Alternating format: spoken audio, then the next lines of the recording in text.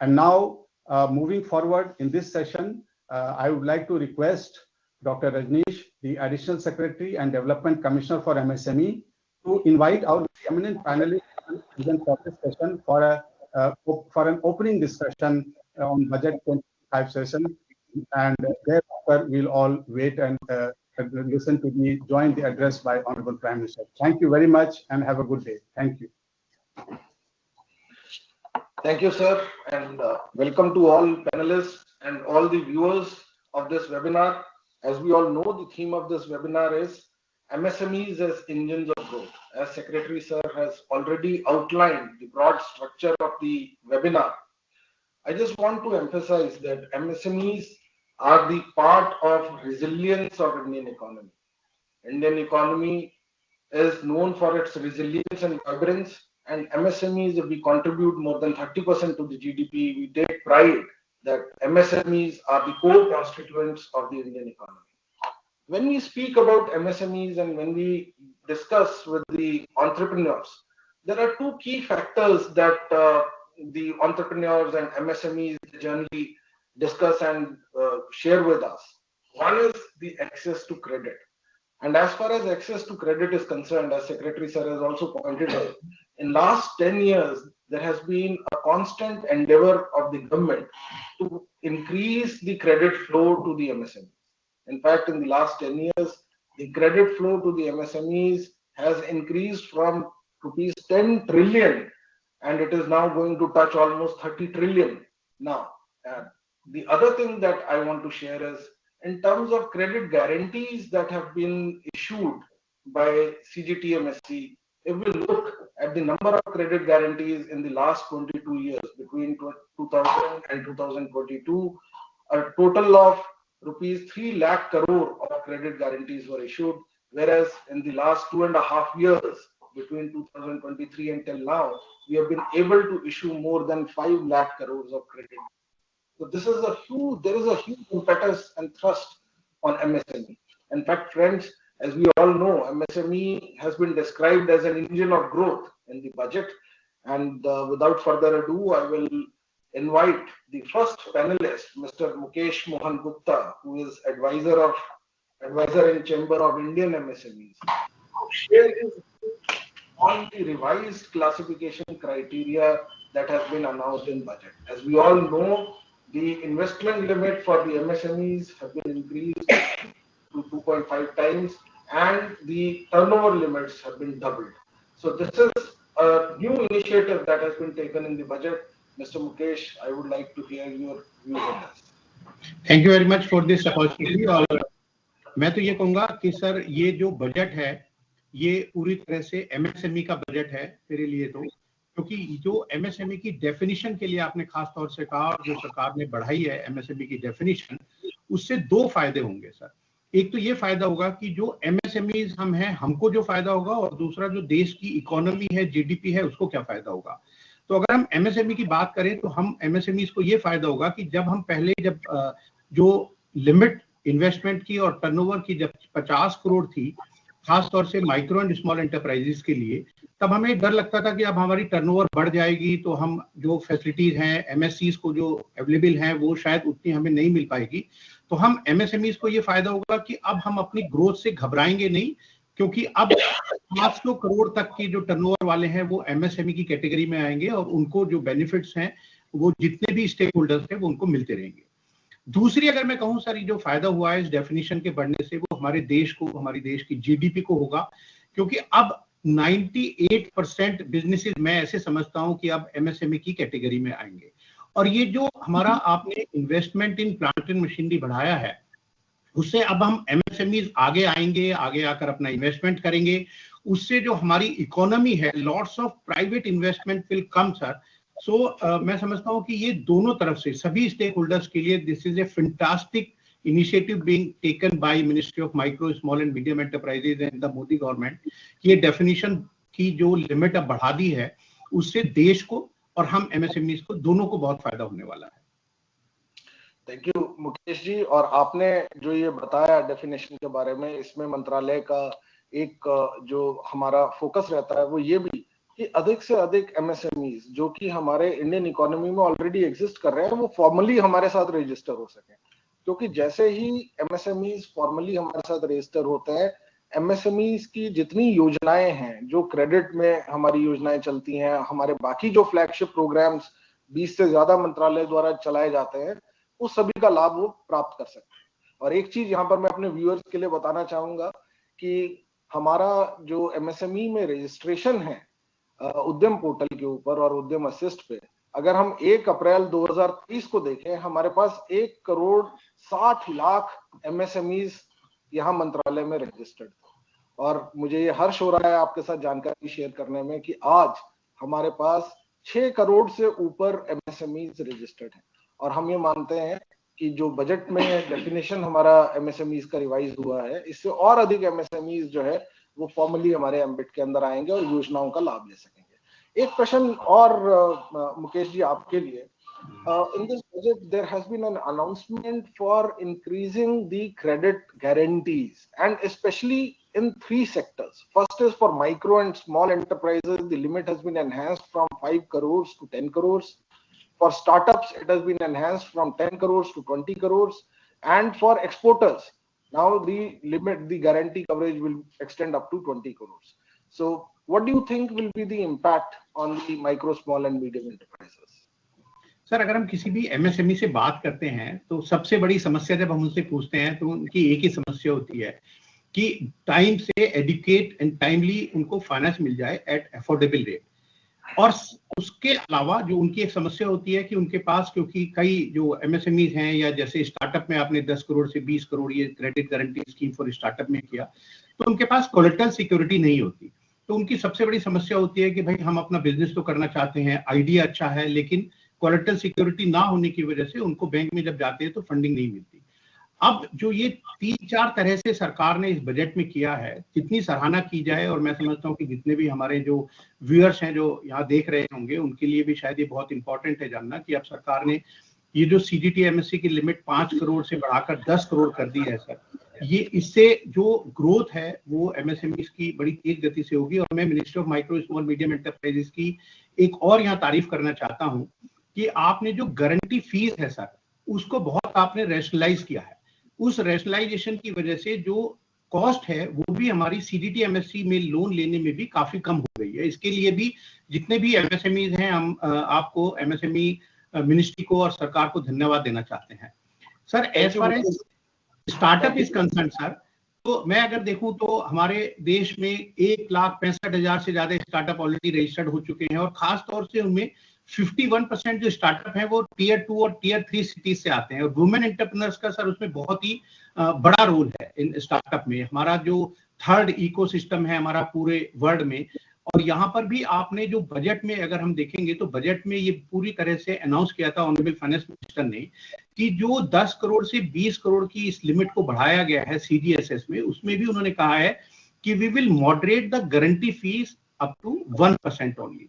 साथ में आपने स्टार्टअप को फंड ऑफ फंड दिया है 10,000 करोड़ रुपए का, लगभग 91,000 करोड़ रुपए पहले ही कमिट हो चुके हैं थ्रू द AIF। मैं समझता हूं कि ये बहुत ही बड़ा एक सपोर्ट है माइक्रो स्मॉल मीडियम एंटरप्राइजेज और स्टार्टअप के लिए सर इस बजट में। Thank you Mukesh ji, and this is basically a whole of government approach. Whatever is being done is through a whole of government approach that we adopt in Government of India, and we want to thank Ministry of Finance and the Hon'ble Prime Minister for these initiatives. Now, moving on, we have Mr. Manoj Ayyappan, who is the Joint Secretary from Department of Financial Services. We were just now speaking about the role of credit and the importance of credit for the growth and development of micro, small and medium enterprises. Manoj, you work in the Department of Financial Services, so you deal with the financial institutions. In this budget, there are 3 specific announcements that have come about. One of the announcements is about providing credit card with value of rupees 5 lakhs to the micro enterprises. And in the first year, 10 lakh such cards are to be distributed. So this is a very new initiative. So can you please elaborate upon this budget announcement and how it is going to help micro enterprises to embark to further grow? And thank you for having me here, sir. So as you said, sir, the credit card scheme for micro enterprises is an innovative scheme which has been announced in the current budget. So if you look at it, sir, as Mukesh ji also told, there have been challenges always in getting the availability of credit to MSMEs, especially to the micro sector. And wherever the schemes are available, they are primarily catering to the term loan requirements of the companies or the MSMEs. So when we look at the micro enterprises, the real large number of the subsegment of the MSMEs, there was a need which was felt that their working capital requirements also have to be looked in detail. So that's the objective behind this micro enterprises credit card scheme. I think that this will help the micro enterprises to access working capital in a very efficient way. So when we look at a credit card, we are not typically looking at a normal credit card. We would like it to be customer friendly in terms of interest rates, in terms of credit availability, in terms of working capital focused, and also for their business expenses. So that's the objective. Also, it's also, if we look at it from a perspective of collateral, we are also looking at saying that this should be linked with the existing guarantee schemes which are available. So that makes it easier for banks also to look at it positively. And what we are looking at is that banks look at an entire digital process for processing this credit card, and so that, and a simplified process where the customer needs to give a basic information and his digital footprints can be used as an input towards assessing the credit limits.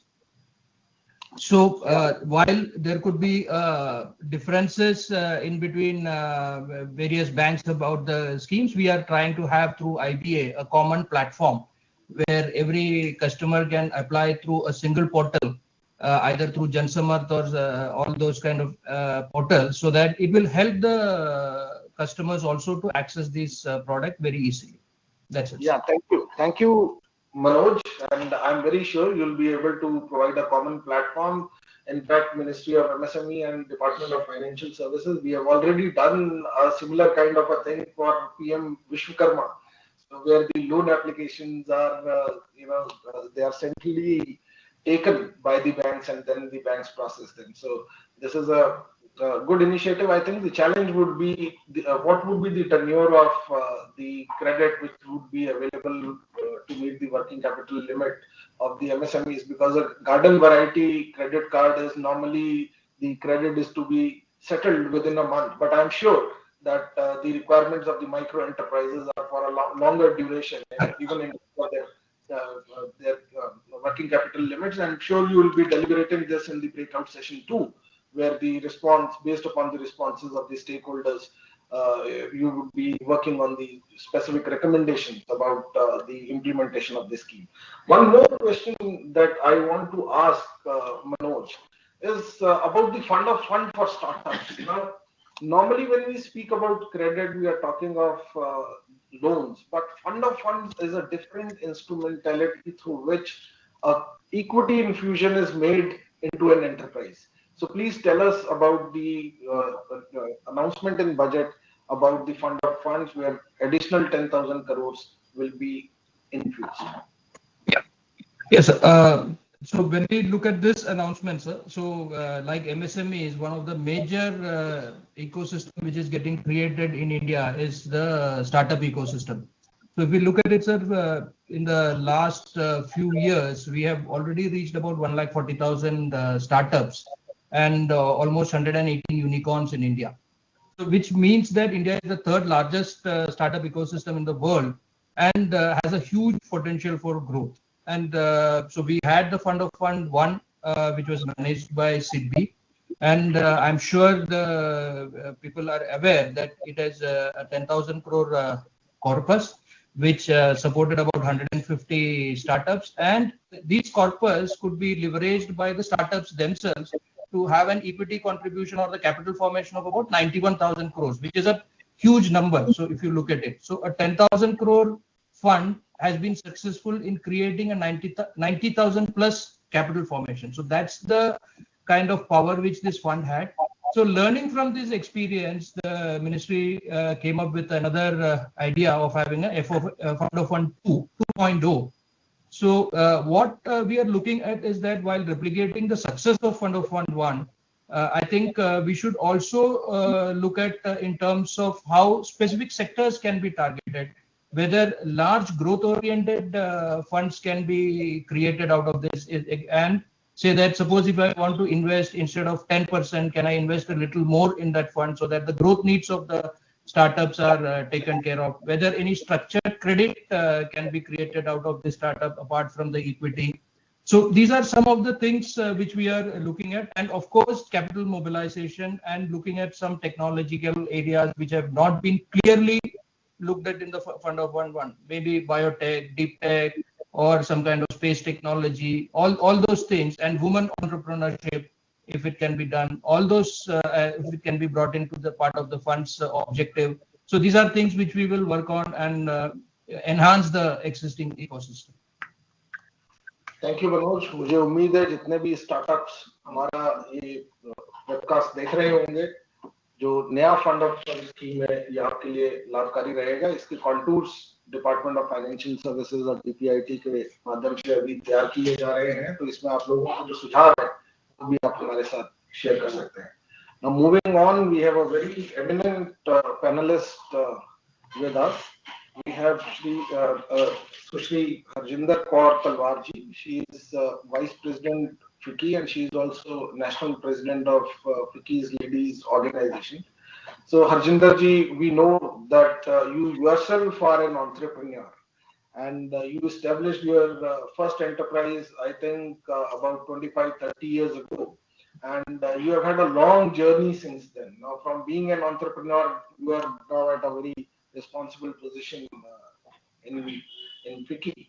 So my question to you is, in this budget, there is an announcement about a new scheme for women, SC/ST and entrepreneurs to provide them with extended credits. So how do you think this scheme is going to benefit the MSMEs, especially those which are owned by women? And these are the first time that the scheme is basically for the first time entrepreneurs, those who are new to it. Thank you, sir, for having me here. Sir, viewers की जानकारी के लिए मैं आपको थोड़ा सा background देना चाहूंगी, क्योंकि मैं खुद एक वुमेन एंटरप्रेन्योर हूं। तो इस साल की MSME अनाउंसमेंट से मैं आपको जरूर ये बताना चाहूंगी कि इससे औरतों को, ओवरऑल बजट से औरतों को फायदा होगा। सबसे पहले तो ये सोच कि एक MSME 500 करोड़ तक का बिजनेस कर सकती है, इसको भारत और वुमेन एंटरप्रेन्योर्स आपको सल्यूट करती हैं, भारत सरकार को सल्यूट करती है। MSME का एम्बिट बढ़ाने से आपने औरतों को और सारे बिजनेसमैन को ग्लोबल मैप पे लाकर खड़ा कर दिया है। ये स्कीम जो आप बोल रहे हैं, जहाँ पे हम औरतों को 2 करोड़ तक का लोन दे सकते हैं या औरतें जो 2 करोड़ रुपए तक की रकम पा सकती हैं, इससे उनको बहुत बड़ी पुश मिलेगी। इस पुश से औरतों की सोच, जो फाइनेंशियल लिमिट से उसकी सोच उठती थी, वो नहीं रुकेगी। CGTMSE भी एक बहुत बड़ी स्कीम है औरतों की बढ़ोतरी के लिए, क्योंकि इंडिया का सोशल सिस्टम ऐसा है सर, जिसमें औरतों को कई बार कोलेट्रल नहीं मिलता। I mean, for collateral, for enhancement, they're always dependent on somebody in their family and they don't want to ask money. So when they want to grow, they want to have their own some way that credit is given, credit help is given to them. So इससे औरतों को बहुत बड़ा फायदा होगा। तो इसके लिए मैं ये बोलूंगी कि जो 500 करोड़ की लिमिट की है, उसे मैं सल्यूट करती हूँ। फाइनेंशियल कैपेसिटी की वजह से औरतों की सोच और ग्रोथ नहीं रुकेगी, और जो मेजर लिए गए हैं जहां पे औरतों को रूरल इंडिया में फाइनेंशियली इंडिपेंडेंट बनाएगा थ्रू एम्पावरिंग SHGs, वो भी एक बहुत बड़ी मूव रहेगी। सो ओवरऑल ये बजट वीमेन लेड डेवलपमेंट के लिए बनाया गया है। Thank you sir.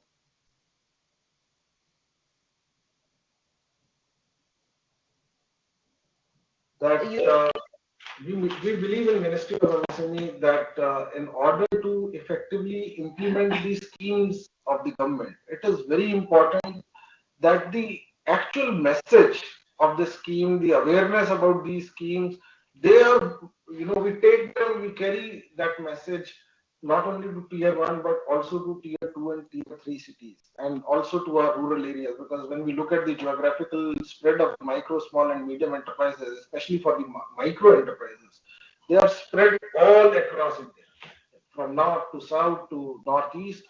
So what do you think should be the right strategy to take these messages to the actual entrepreneurs so that they are actually able to take benefit of these schemes of Government of India? It's with me, sir. Involve the partners, जैसे आप हम लोगों को involve कीजिए, case studies बताइए जहाँ पे औरतों के लिए एक एग्जाम्पल बने और आके उनको बताएं कि ये एक तरीका है आपके आगे बढ़ने का।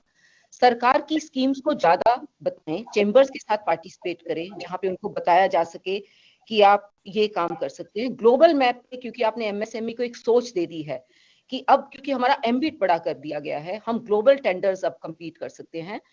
इंडिया की औरत ग्लोबल मैप पे अपने आप को कायम कर सकती है, इंडिया का बिजनेसमैन ग्लोबल मैप पे कायम कर सकता है।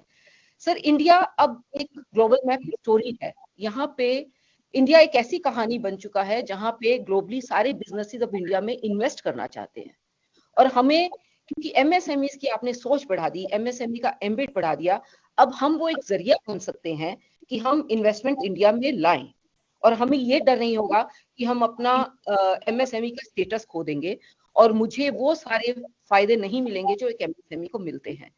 सो मेरे ख्याल से अगर भारतीय सरकार और मिनिस्ट्री ऑफ एमएसएमई इसको एक पार्टनरशिप लेके चले, जहाँ पे आप बिजनेस को इन्वॉल्व करें, जहाँ पे आप ग्लोबल प्लेटफॉर्म्स को इन्वॉल्व करें, जहाँ पे आप केस स्टडीज लाएं, जहाँ पे आप मेंटर्स लाएं और इसको एक्सटेंड करें, आप सक्सेस स्टोरीज बताएं, तो जो रूरल वीमेन है वो भी उससे प्रभावित होंगी, क्योंकि हर औरत आज अपने पांव पे खड़ा होना चाहती है सर। कोई औरत नहीं चाहती कि वो किसी पे डिपेंडेंट हो, और ये उसका धर्म भी है कि वो आज अपने पांव पे खड़ी हो और फाइनेंशियली इंडिपेंडेंट हो।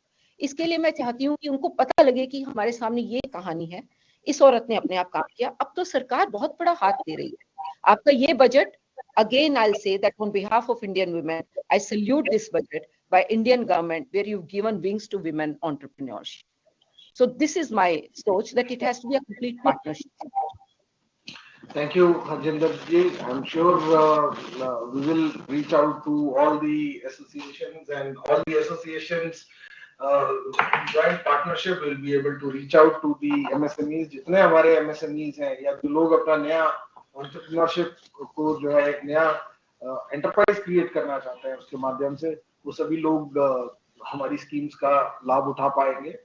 Now we have Mr. Srinivas, who is Joint Secretary from DPIIT.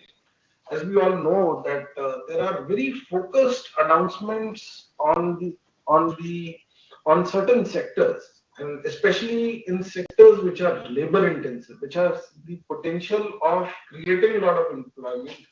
And in this context, Srinivas, I want to ask you that there is this announcement on focus product scheme for the leather and footwear sector.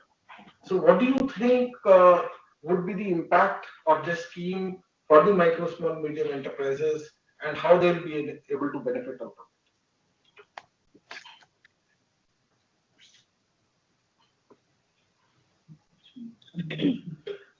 Srinivasi, we cannot hear you.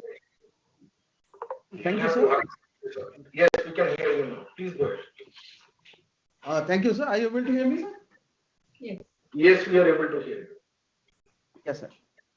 Sir, actually, first of all, I want to highlight this. MSMEs are basically the backbone of our economy, and they have been involved in the complete, they are contributing significantly to our nation employment, innovation, support, and productivity. Now, as far as the leather and footwear sector is concerned, the budget 25-26 has contributed significantly to this to empower MSMEs and drive sustainable growth. And if you see the leather industry, that it's a key part of India's economy, and it contributes around 2% to the India's GDP, and it is high. It is a labor intensive sector, providing employment to large sector of Indian population, and that drives the Indian output and exports. And if we see the various leather industries, they are leather and footwear industries. They have a pan-India footprint across the India, starting from Punjab, West Bengal, Karnataka, Tamil Nadu, Rajasthan. So they have got.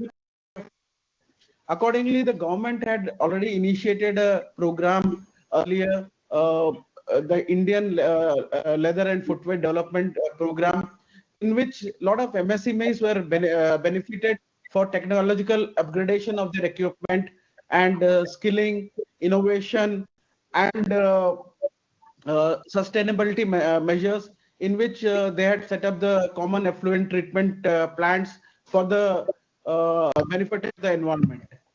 Now, being a labor-intensive sector, the focus of the government was to take measures for employment and entrepreneurship in this sector. So, as a part of this program, this focus product scheme for leather and footwear sectors has been announced by the government for providing basically a structure to the sectors. Now, as of now, this sector is little bit more of an unorganized sector, with MSME contributing to 95% of the market industry. So, to make it more organized and structures, and developing cluster-based development and transforming the production landscape of footwear, this focus product scheme aims to establish a robust component ecosystem, improvise supply chain while boosting domestic manufacturing with high technology and high value products. It also targets the footwear component design and machinery required for manufacturing non-leather footwear. So basically, whatever the sectoral disabilities are there, this scheme plans to overcome and create a plug-and-play infrastructure. And additionally, it underlines the prime motto of making India self-reliant by promoting brand Bharat. And I definitely feel that this scheme will benefit the footwear and leather industry and MSME in particular, sir. Yeah, thank you, Srinivas. It is a huge mandate, I think, on DPIIT and all of us to design a scheme through which the MSMEs can take benefit, because in the budget, the expectations are the scheme is going to create employment of 22 lakh and turnover of 4 lakh crores and exports of more than 1 lakh crores. So it's a huge impact scheme, and I'm sure in the breakout session 3, there will be deliberations that you will be having, and you will receive the feedback and responses from the stakeholders as to what should be the contours and the design elements of the scheme, and how this can be actually made useful for the micro, small and medium enterprises. Srinivas, one more question I want to ask you, and this is about the announcement in the budget to make India a global toy hub. So we see that in every Indian family there are toys, and now we want that the toy sector has to come in focus. It has been in focus, actually. Government has taken a lot of measures, but now the idea is to take a leap forward and make it a global hub for toys. So what are your views on this, and how can MSMEs participate in this?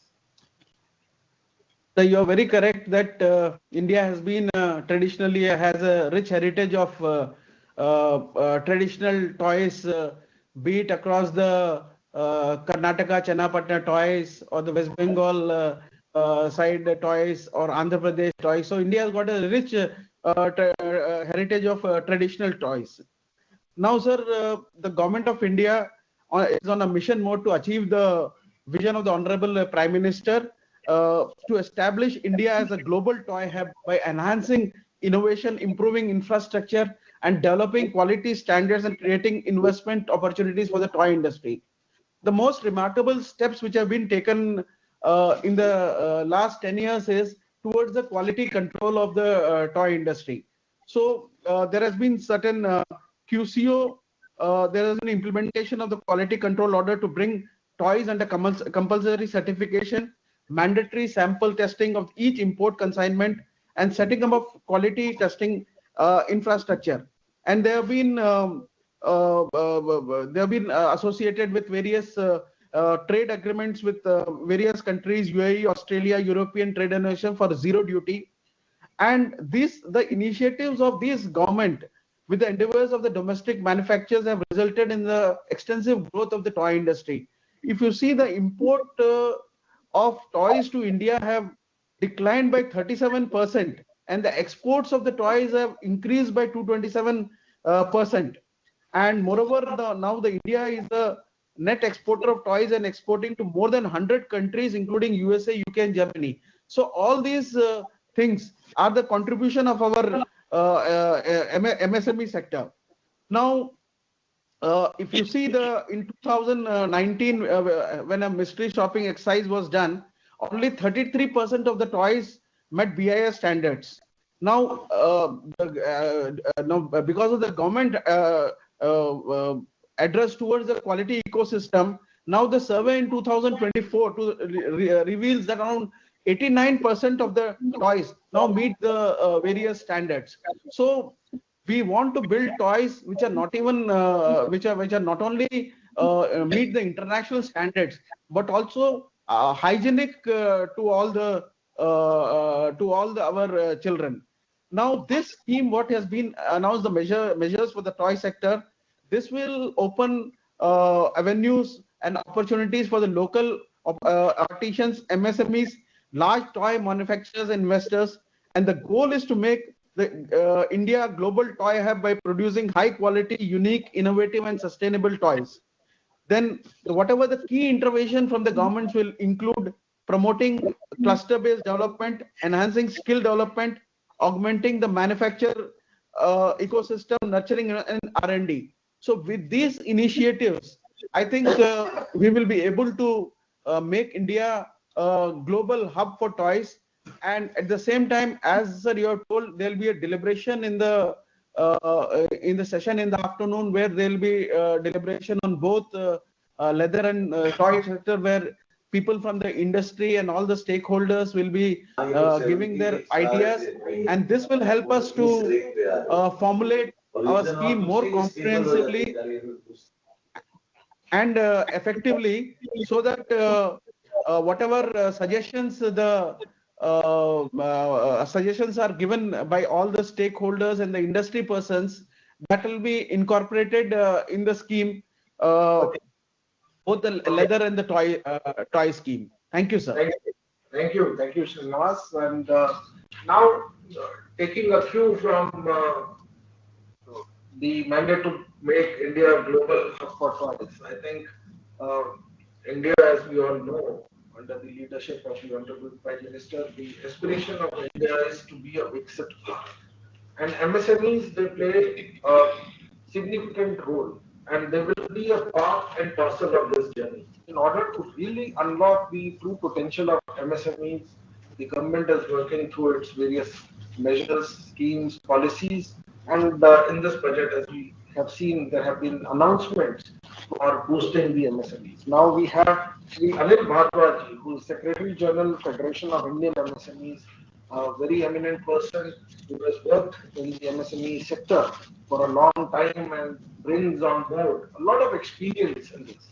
So my question to you, Anilji, is, in making India a Viksit Bharat, what do you think is the role of MSMEs, and what do you think the budget announcements that have come out, how it will help in unlocking the true potential of these Indian MSMEs? Namaskar. Sir, at the outset, I would like to thank the Prime Minister and the Ministry of MSME for giving this opportunity, and especially the Prime Minister for this unprecedented importance that he has given to the sector and has come out to address and leading from the front. Sir, if India is to become Viksit Bharat, there is no doubt that the backbone has to be the MSME sector. That means they need to grow, they need to be scaled up, and they become world beaters. And the budget has created kind of a roadmap in this regard. So current budget stands out, sir, on 3 counts. One is demand creation. As you know that first is demand creation, and the second is the capacity building initiatives announced in the budget, and third is the creating enabling environment. So coming to the first, as we all know that Honorable Finance Minister has announced an income tax relief that would release approximately 1 lakh crore rupees in the hands of Indians, and that would increase the demand. And after the demand is created, now there are MSMEs, domestic companies, who would be able to exploit that by scaling up their operations.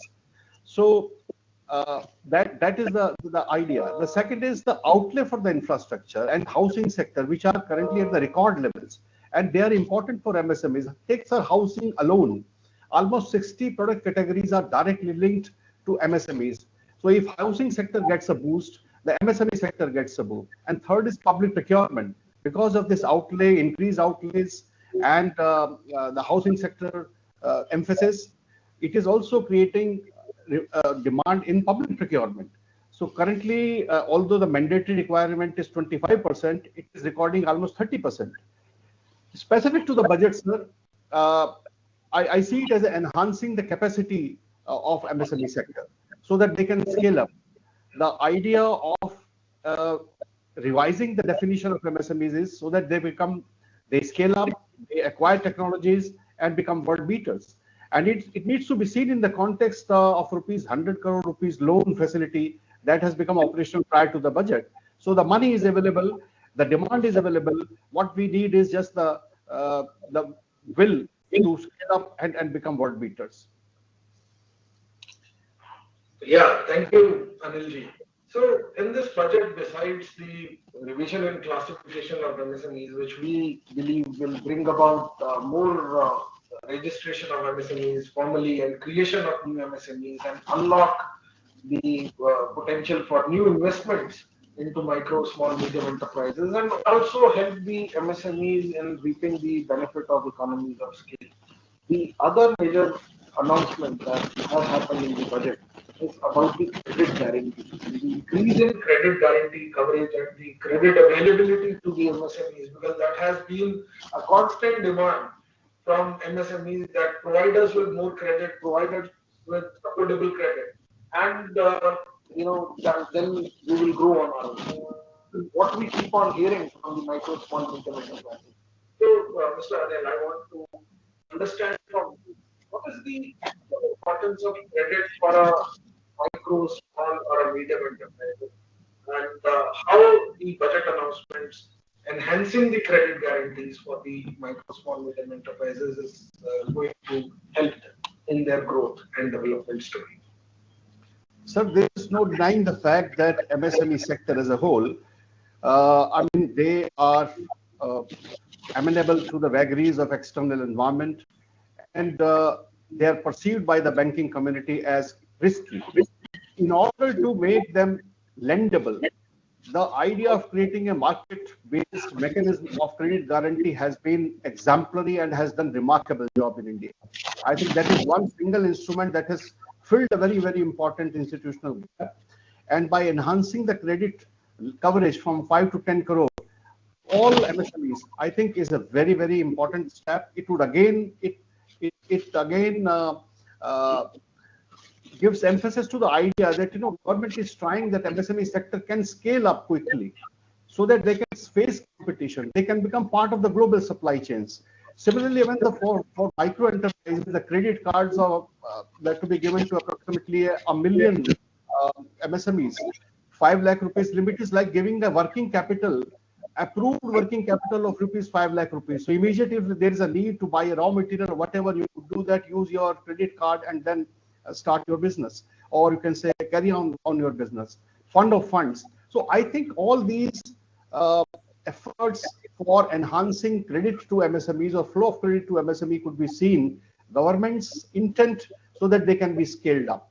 And similarly, in this context has been the third part is that creating an enabling environment where emphasis is on manufacturing mission, where whatever problems are there, that could be identified and that would be intended to be solved. Yeah, thank you, Anilji, for highlighting the importance of credit for the MSMEs. And moving on, there is this announcement in budget about National Institute for Food Technology, Entrepreneurship and Management in Bihar, which is to be set up. We have Shri Minaj Alam, who is Additional Secretary in Ministry of Food Processing Industries. So Minaj, I want to ask you, this National Institute for Food Technology, Entrepreneurship and Management to be set up in Bihar, and especially with two core focus in mind. One is to enhance the income of farmers, and second is to provide opportunities for skilling and enhancing entrepreneurship for the youth. So tell us, what is the vision of the ministry? How do you think this institution is going to help the micro, small and medium enterprises in the food processing sector?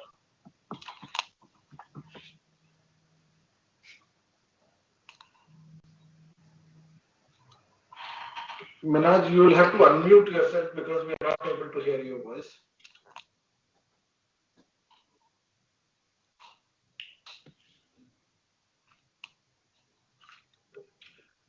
We are still not able to hear your voice.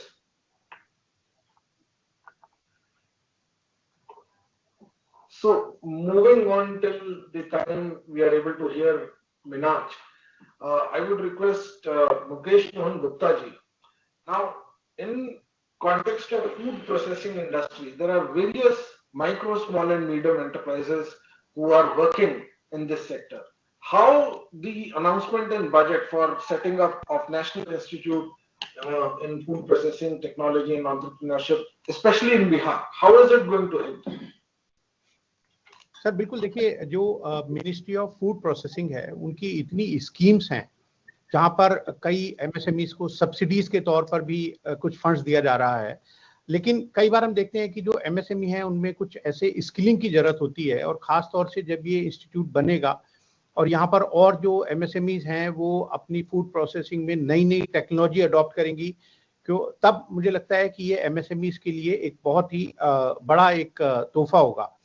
यहाँ मैं sir एक बात और कहना चाहता हूँ, अभी हम बात कर रहे थे जैसे क्रेडिट गारंटी फंड की, बट हमने देखा कि एक समस्या और आती है एमएसएमईज के सामने कि जब वो बैंक में लोन लेने जाते हैं तो अधिकतर हमारी बैलेंस शीट तो सर बैंकेबल ही नहीं होती, क्योंकि हमारी जो रेशो हैं वो बैंक जाके कहता है कि भैया देखो हमारी जो लोन पॉलिसी है उसमें तो लिखा है कि आपकी डेट इक्विटी रेशो ये होनी चाहिए, करंट रेशो ये होनी चाहिए, आपका प्रॉफिट ये होना चाहिए। मैं बधाई देना चाहता हूँ मिनिस्ट्री ऑफ फाइनेंस और ministry of micro small and medium enterprises को, आपने हमारी जो ये सबसे बड़ी समस्या थी, जो गारंटी से भी ज्यादा बड़ी समस्या थी शायद, क्योंकि अगर हम गारंटी भी दें तब भी बैंक कहता था कि भैया कोलेटरल सिक्योरिटी दे दोगे तब भी हम आपको फंड नहीं कर सकते, क्योंकि आपके जो रेशो है ना वो हमारी जो लोन पॉलिसी है वो मैच नहीं करती। मतलब ये हुआ कि हमारी जन्म पत्री और उनकी जन्म पत्री मिलती नहीं थी, सर वो गठबंधन कैसे हो। तो ये अनाउंस किया गया बजट में कि भाई अब जो फंडिंग होगी माइक्रो स्मॉल मीडियम एंटरप्राइजेस को वो कैश फ्लो बेस्ड लैंडिंग होगी, जिसकी काफी समय से हम डिमांड कर रहे थे कि आपके पास हमारा जीएसटी का डाटा है, आपके पास हमारा बैंक स्टेटमेंट है, आपके पास हमारी क्रेडिट ब्यूरो की पास हिस्ट्री है, तो आप हमें हमारी कैश फ्लो बेस्ड लैंडिंग के हिसाब से दिया जाए। अब मुझे लगता है कि प्राइवेट बैंक जब ये कर रहे थे, लेकिन ऑनरेबल फाइनेंस मिनिस्टर ने अब कहा है कि पब्लिक सेक्टर बैंक के लिए भी एक नया असेसमेंट सिस्टम हम करेंगे जिसमें कैश फ्लो बेस्ड लैंडिंग होगी, और बहुत सारे बैंक्स ने अभी डिजिटली लोन सैंक्शन करने शुरू कर दिए हैं सर। तो रियली हम सभी जितने भी एमएसएमईज की तरफ से, मैं जो भी हम एमएसएमईज हमारे मेंबर हैं या जो भी एमएसएमईज इस वेबिनार को, इस वेबकास्ट को सुन रहे हैं, उन सब की तरफ से मैं समझता हूं कि ऑनरेबल प्राइम मिनिस्टर को, ऑनरेबल फाइनेंस मिनिस्टर को और ministry of micro small and medium enterprises को, आप सभी ऑफिसर्स को, हम सब की ओर से बहुत बहुत धन्यवाद और बधाई। Thank you. Coming back to audible now? Yeah. Minaj, as I've mentioned, Minaj is Additional Secretary in Ministry of Food Processing and Industries. And in this budget, Minaj, there is an announcement of setting up of National Institute of Food Technology, Entrepreneurship and Management in Bihar, with the core aim of increasing income of farmers and also providing increased opportunities on skilling and entrepreneurship for the youth. So how do you think this is going to help the MSMEs? Yeah, good morning. Thanks, everybody. Now, this NIFTEMs, we have two NIFTEMs now. One is in Kundli, Sonipat in Haryana. Other is in Thanjavur in Tamil Nadu. Now, these institutes provide specialized education. They foster research, innovation, and promote knowledge sharing with industry players, farmers, policy makers, and the public.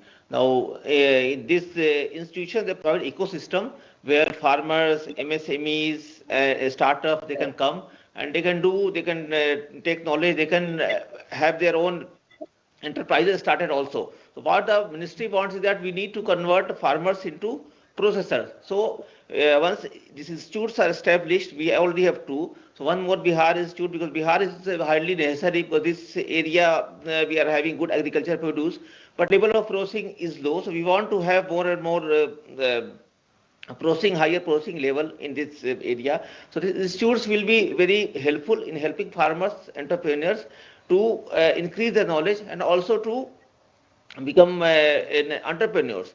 And we already have higher demand for skilling also, and there is rising demand for food technology graduates in India. So we already have whatever two institutes are providing, that is not sufficient, and this institute will also provide local level benefits also, because students from Bihar, they go across the country for getting skilling and getting degrees.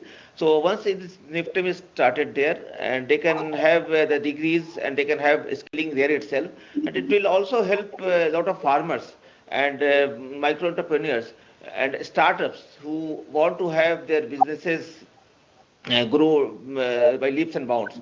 So this will be a very good opportunity. Now we are in touch with Bihar government. We want to get land first, and after that we can have this infrastructure creation in time to come. So there was always demand for more and more such institutes. So this is the first institute that started after the two NIFTEMs have been declared INIs, and in 2021. So this is a great achievement. We are this new institute in Bihar. Thank you, Minaj. And we believe in micro, small, and medium enterprises, and that the journey to establishing an enterprise actually becomes from an idea. And we have seen transition of a lot of artisans, craftspersons under PM Vishwakarma who have now set up their enterprises and are now a part of formal ambit of micro small enterprises.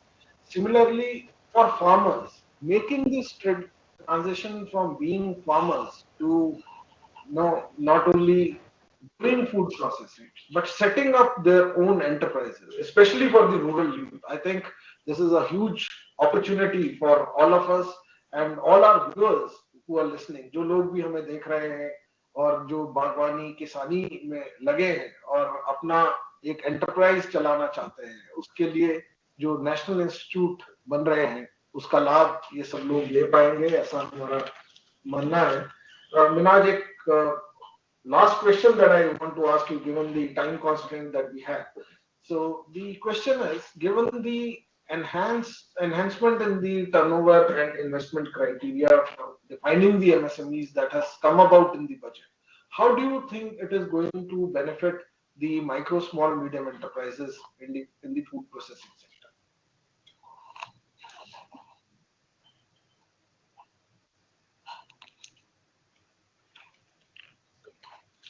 So you'll have to unmute yourself, Minaj. Somehow we are not able to hear you.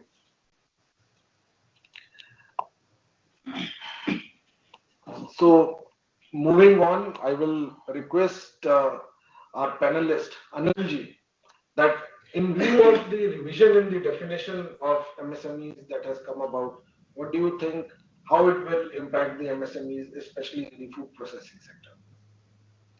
Sir, in food processing also, the question is of scale and standards. The announcement of the definition and announcement also, for example, of the institute, actually it addresses both these questions of scale and standards. So food is one sector where the standards and especially quality standards are strictest. And if you want to be part of the supply chain, then you need to have, you would be complying the standards as well as you should be having the scale.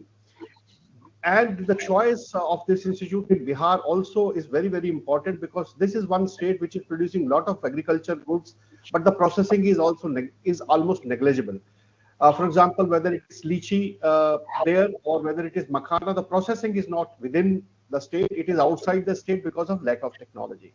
So I think the definition needs to be seen that it is providing an enabling provision or capacity building provision so that they can scale up. And secondly, sir, there were 2-3 other reasons why revision of this definition was very, very important and was critically required.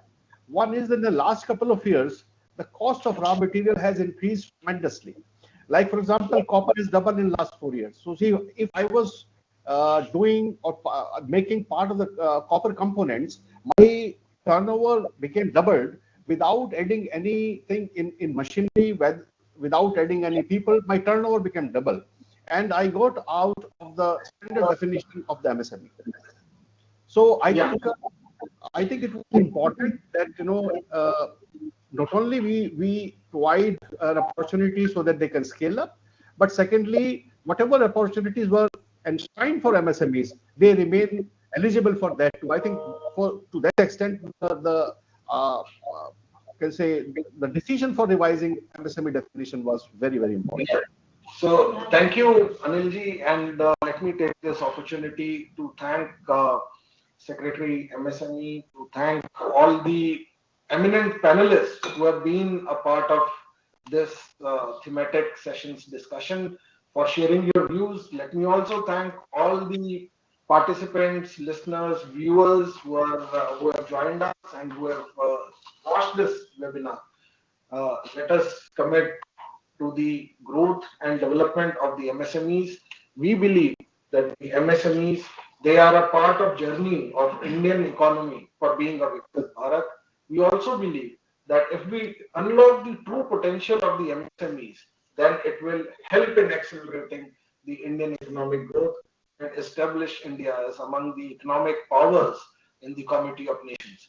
So with this, let me thank all of you once again. And we are now going to have address by the Honorable Prime Minister.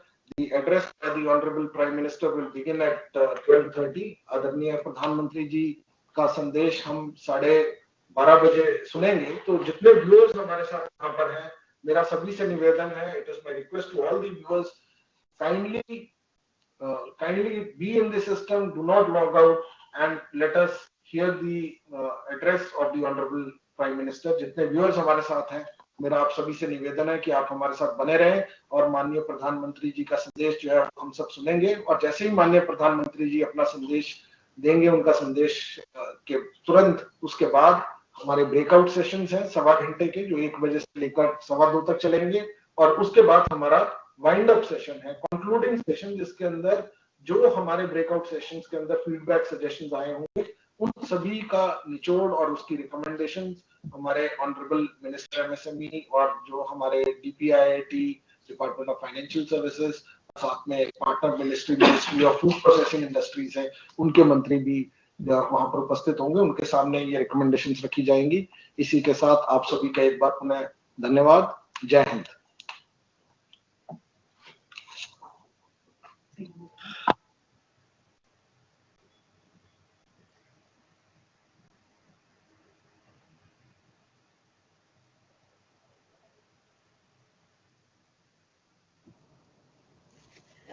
So very well moderated. Thank you. And आप mute पे हैं शायद sir.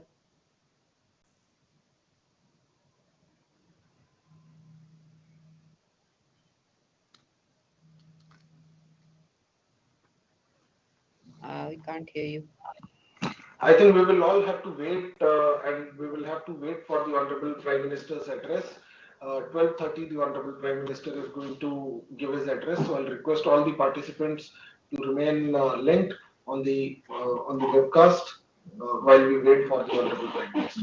Same link. Thank you, sir. Thank you, sir.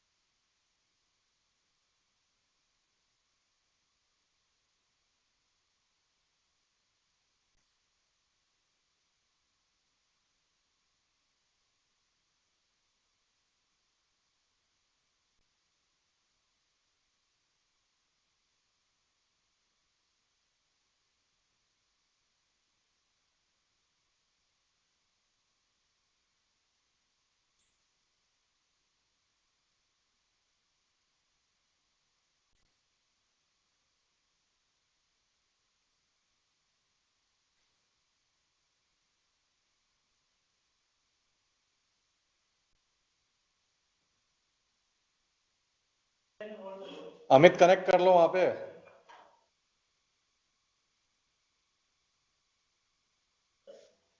ठीक है, secretary financial services, आपको audio मिल रही है?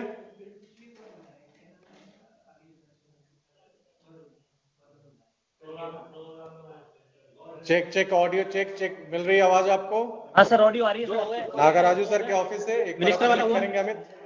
सर, ऑडियो मिल रही है आपकी? मिनिस्टर ठीक है, आप एक बार उधर से चेक कराओ अमित। सर 2 मिनट दीजिए, 5 मिनट दीजिए, क्योंकि बहुत सारे सेशन को मत करें, बस 5 मिनट दीजिए। सर टाइम कम है, हमारे पास 10 मिनट बचे हैं केवल।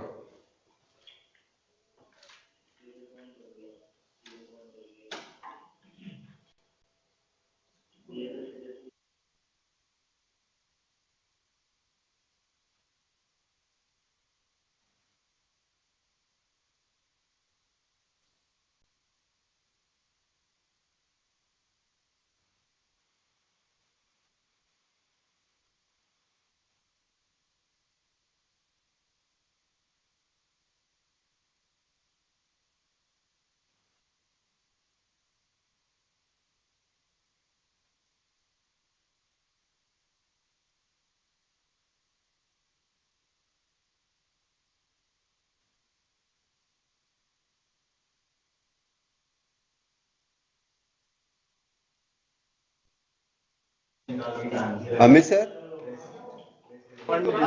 जी संजय सर। सर हमारा सेक्रेटरी ऑफिस नहीं दिखाई दे रहे। आ गए सर, आ गए सर, अभी कर रहे हैं।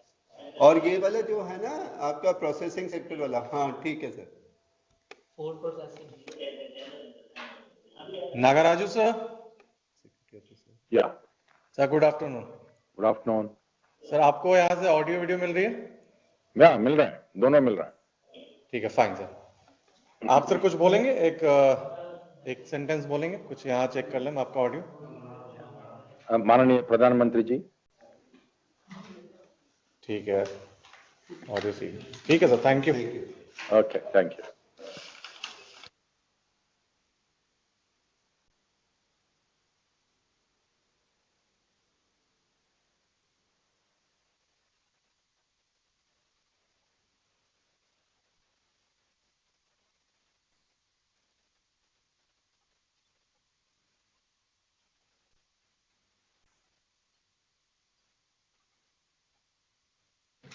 Amit sir.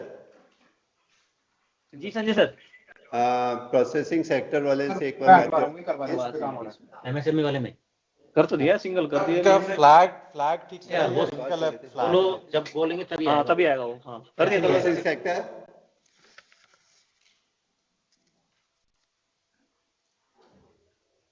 Ministry of food processing सुन पा रहे हैं?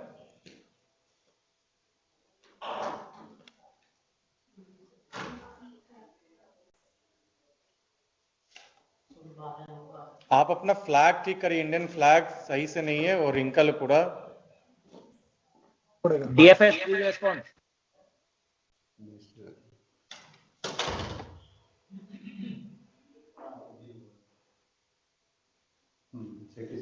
या तो फ्रेम टाइट करा लीजिए आप। सेकंड साइड में फ्लैग करवा देना। नहीं ये हाँ वो वाला सही करेंगे ना, तो वो नीचे उसमें चला गया।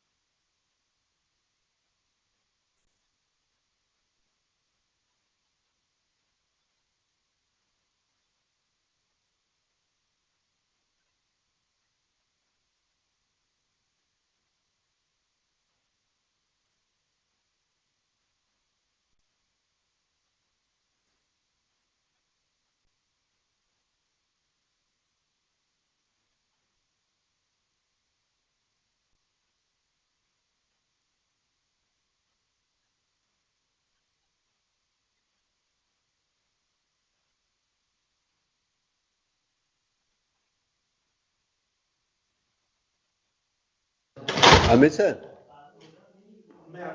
हाँ जी sir.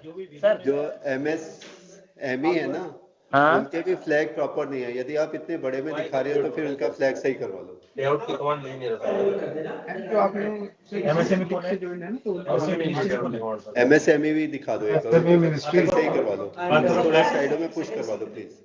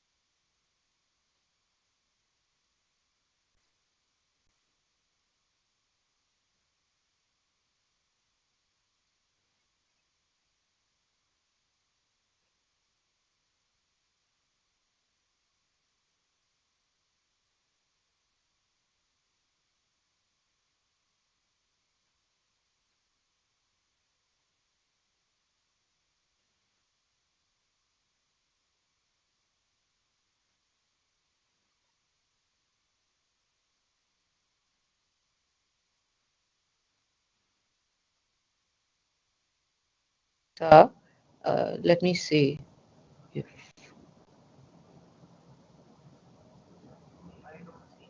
let me find out.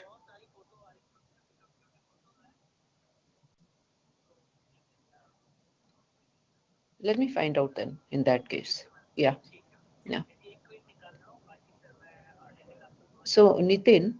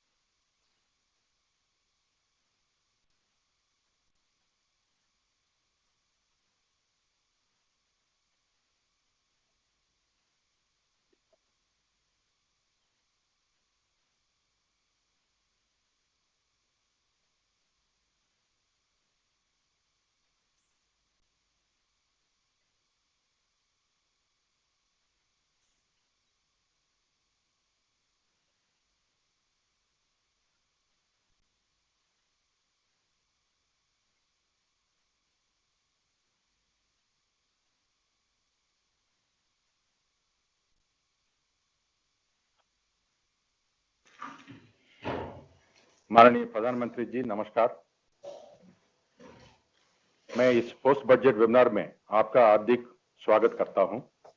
आज इस वेबिनार में 3 विषयों पर स्टेक होल्डर के साथ विचार विमर्श तथा मंथन होगा। एक है MSMEs as an engine of growth. Secondly, manufacturing, exports and nuclear energy missions. And thirdly, regulatory investment and ease of doing business reforms. मैं माननीय प्रधानमंत्री जी का आभार व्यक्त करता हूं कि आपने अपने बिजी शेड्यूल के बावजूद इस वेबिनार को समय दिया। अब मैं आपसे निवेदन करता हूं कि कृपया हमारा मार्गदर्शन करें। धन्यवाद। नमस्कार। कैबिनेट के मेरे सभी साथियों, फाइनेंस और इकोनॉमिक एक्सपर्ट्स, स्टेक होल्डर्स, देवी और सज्जनों, मैन्युफैक्चरिंग और एक्सपोर्ट पर यह बजट वेबिनार हर दृष्टि से बहुत ही महत्वपूर्ण है। आप जानते हैं, यह बजट हमारी सरकार के तीसरे कार्यकाल का पूर्ण बजट था। इस बजट की सबसे खास बात रही अपेक्षाओं से अधिक डिलीवरी। कई सेक्टर्स ऐसे हैं जहां एक्सपर्ट्स ने भी जितनी अपेक्षाएं की थी उससे बड़े कदम सरकार ने उठाए और आपने बजट में देखा है। मैन्युफैक्चरिंग और एक्सपोर्ट को लेकर भी बजट में महत्वपूर्ण फैसले किए गए हैं। साथियों, आज देश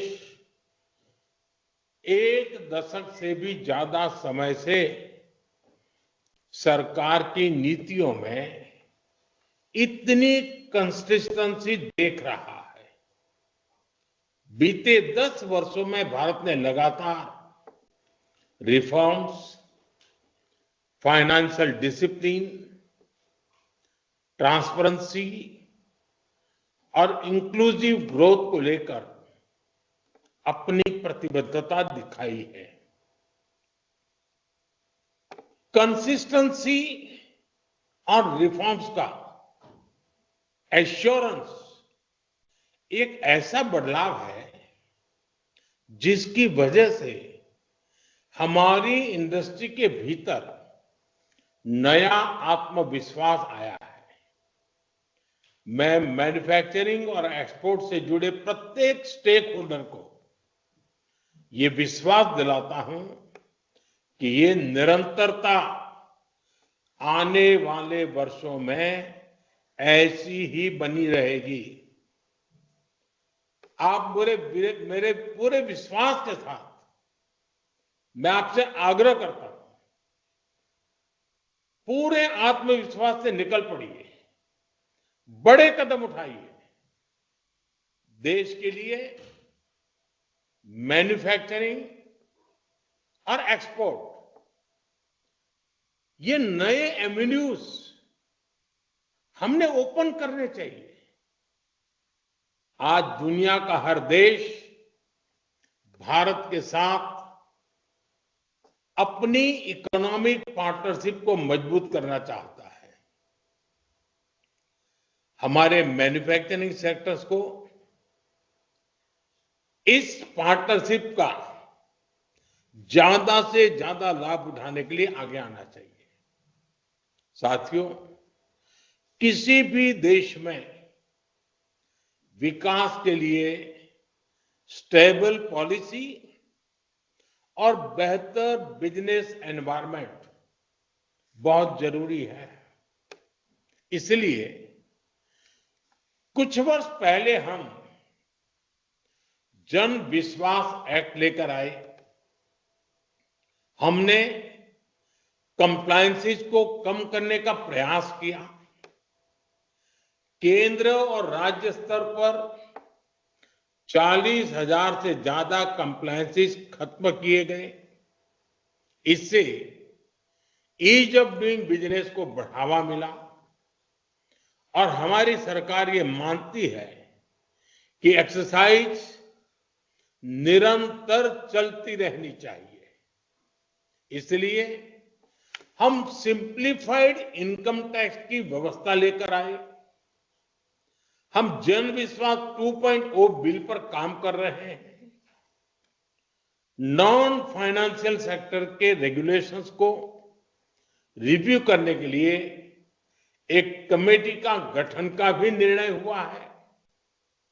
हमारा प्रयास है कि इन्हें मॉडर्न, फ्लेक्सिबल, पीपल फ्रेंडली और ट्रस्ट बेस्ड बनाया जा सके। इस एक्सरसाइज में इंडस्ट्री की बहुत बड़ी भूमिका है। आप अपने अनुभवों से उन समस्याओं की पहचान कर सकते हैं जिनके समाधान में ज्यादा समय लगता है। आप प्रोसेसेस को और ज्यादा सरल बनाने के सुझाव दे सकते हैं। आप गाइड कर सकते हैं कि कहां पर टेक्नोलॉजी का उपयोग करके हम जल्दी और बेहतर परिणाम हासिल कर सकते हैं। साथियों, आज दुनिया राजनीतिक अनिश्चितता के दौर से गुजर रही है। पूरी दुनिया भारत को एक ग्रोथ सेंटर के तौर पर देख रही है। कोविड संकट के दौरान जब ग्लोबल इकोनॉमी में मंदी आई, तब भारत ने ग्लोबल ग्रोथ को रफ्तार दी। ये ऐसे ही नहीं हो गया। हमने आत्मनिर्भर भारत के विजन को आगे बढ़ाया और रिफॉर्म्स की अपनी गति को और तेज किया। हमारे प्रयासों से इकोनॉमी पर कोविड का प्रभाव कम हुआ। इससे भारत को तेज गति से बढ़ने वाली अर्थव्यवस्था बनाने में मदद मिली। आज भी भारत ग्लोबल इकोनॉमी के लिए एक ग्रोथ इंजन बना हुआ है। यानी भारत मुश्किल से मुश्किल हालातों में अपने रेजिलियंस को साबित कर चुका है। पिछले कुछ वर्षों में हमने देखा है कि जब सप्लाई चेन डिस्टर्ब होती है तो उसका असर पूरी दुनिया की अर्थव्यवस्था पर पड़ता है। दुनिया को आज ऐसे भरोसेमंद पार्टनर की जरूरत है जहां से हाई क्वालिटी प्रोडक्ट्स निकले और सप्लाई रिलायबल हो। हमारा देश ये करने में सक्षम है। आप सब सामर्थ्यवान हैं।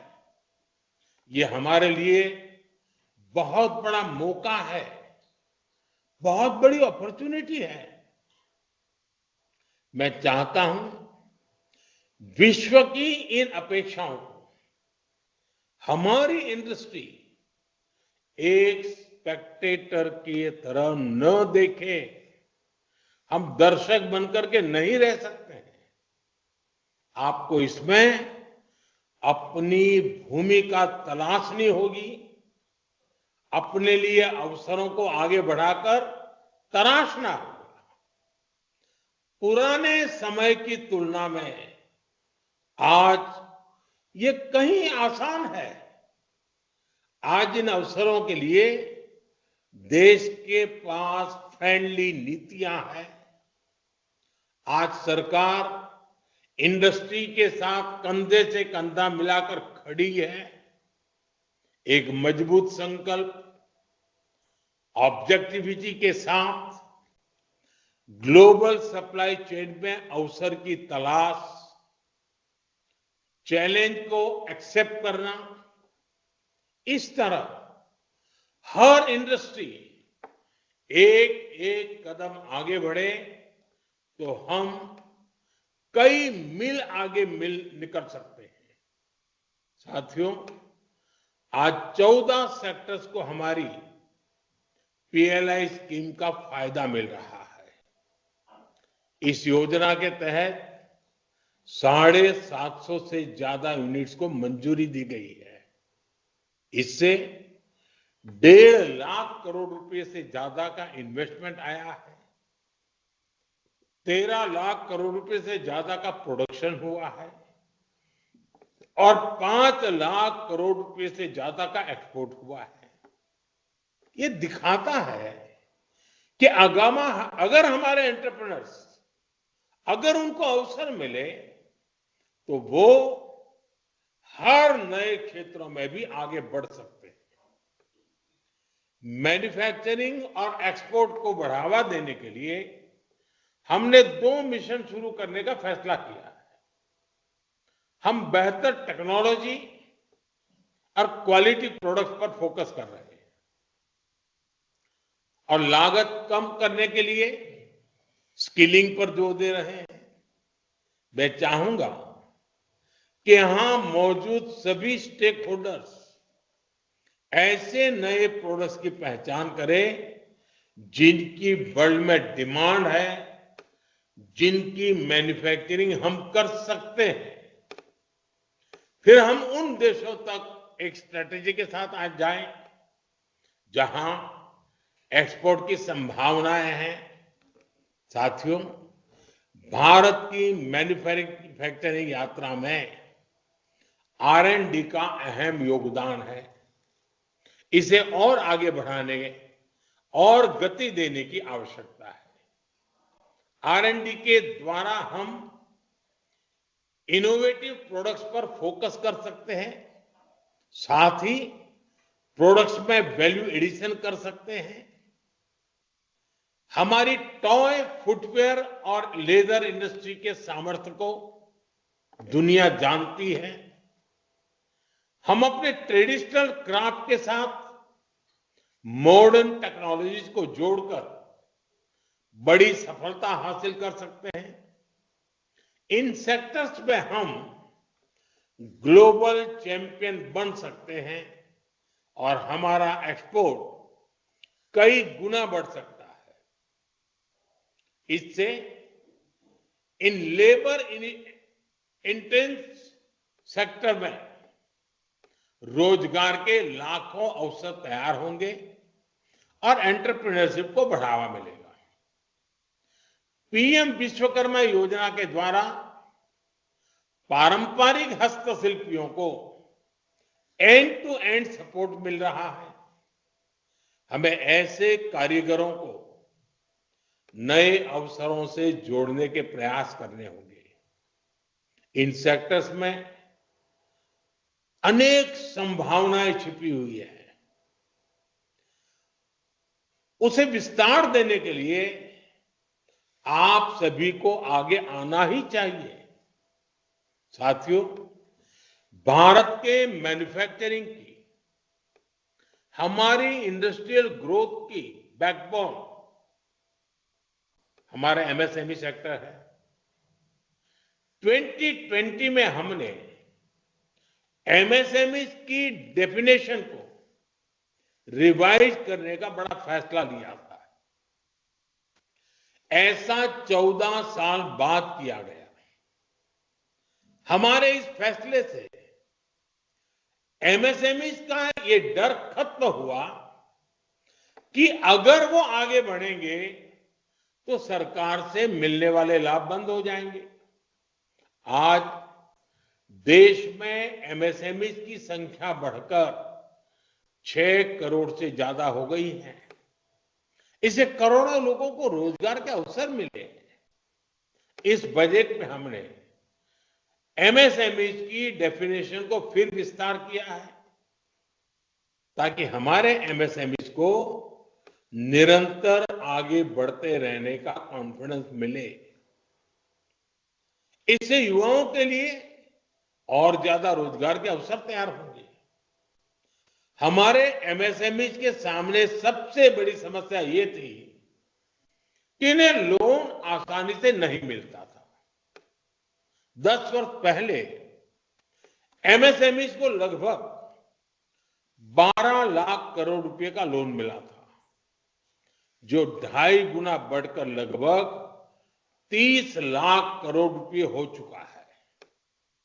इस बजट में एमएसएमई के लोन के लिए गारंटी कवर को 2 गुना करके 20 करोड़ रुपए तक किया गया है।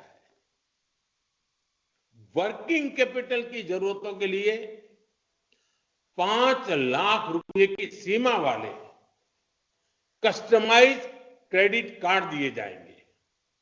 साथियों, हमने लोन पाने की सुविधा दी, साथ ही एक नए तरह के लोन की व्यवस्था तैयार की। लोगों को बिना गारंटी लोन मिलने लगा, जिसके बारे में उन्होंने कभी सोचा भी नहीं था। पिछले 10 वर्षों में मुद्रा जैसी बिना गारंटी लोन देने वाली योजनाओं से भी लघु उद्योगों को मदद मिली है। ट्रेड्स पोर्टल के द्वारा लोन से जुड़ी कई समस्याओं का भी समाधान हो रहा है। साथियों, अब हमें क्रेडिट डिलीवरी के लिए नए मोड विकसित करने होंगे। हमारा प्रयास होना चाहिए कि हर एमएसएमई की पहुंच लो कॉस्ट और टाइमली क्रेडिट तक हो सके। महिला, एससी और एसटी समुदाय के 5 लाख फर्स्ट टाइम एंटरप्रेन्योर्स को 2 करोड़ रुपए को उसका लोन दिया जाएगा। फर्स्ट टाइम एंटरप्रेन्योर्स को सिर्फ क्रेडिट सपोर्ट ही नहीं चाहिए, बल्कि उसे गाइडेंस की भी जरूरत होती है। मैं समझता हूं इंडस्ट्री को ऐसे लोगों की मदद करने के लिए एक मेंटरशिप प्रोग्राम बनाना चाहिए। साथियों, निवेश को बढ़ाने के लिए राज्यों की भूमिका बहुत अहम है। इस वेबिनार में राज्य सरकारों के अधिकारी भी मौजूद है। राज्य ईज ऑफ डूइंग बिजनेस का जितना बढ़ावा देंगे, उतनी ज्यादा संख्या में निवेशक उनके पास आएंगे। इसका सबसे ज्यादा फायदा आपके ही राज्य को होगा। राज्यों के बीच ये कंपटीशन होना चाहिए, कौन इस बजट का ज्यादा से ज्यादा फायदा उठा पाता है। जो राज्य प्रोग्रेसिव पॉलिसीज के साथ आगे आएंगे, कंपनियां उनके यहां निवेश करने पहुंचेगी। साथियों, मुझे विश्वास है कि आप सभी इन विषयों पर गंभीरता से विचार कर रहे होंगे। इस वेबिनार से हमें एक्शनेबल सॉल्यूशंस तय करने हैं। पॉलिसी, स्कीम और गाइडलाइन तैयार करने में आपका सहयोग महत्वपूर्ण है। इससे बजट के बाद इंप्लीमेंटेशन स्ट्रेटेजीज बनाने में मदद मिलेगी। मुझे विश्वास है कि आपका योगदान बहुत उपयोगी सिद्ध होगा। आज दिन भर की चर्चा से जिस मंथन से अमृत निकलेगा, वो जिन सपनों को लेकर के हम जा रहे हैं, उन सपनों को पूरा करने का सामर्थ्य देगा। इसी अपेक्षा के साथ आप सबका बहुत बहुत धन्यवाद।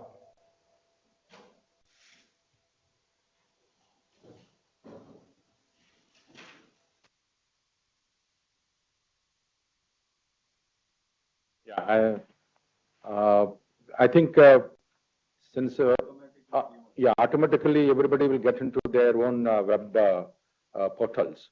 I think we can start at 1:15 and on team 7. On team 7. Thank you. Thank you.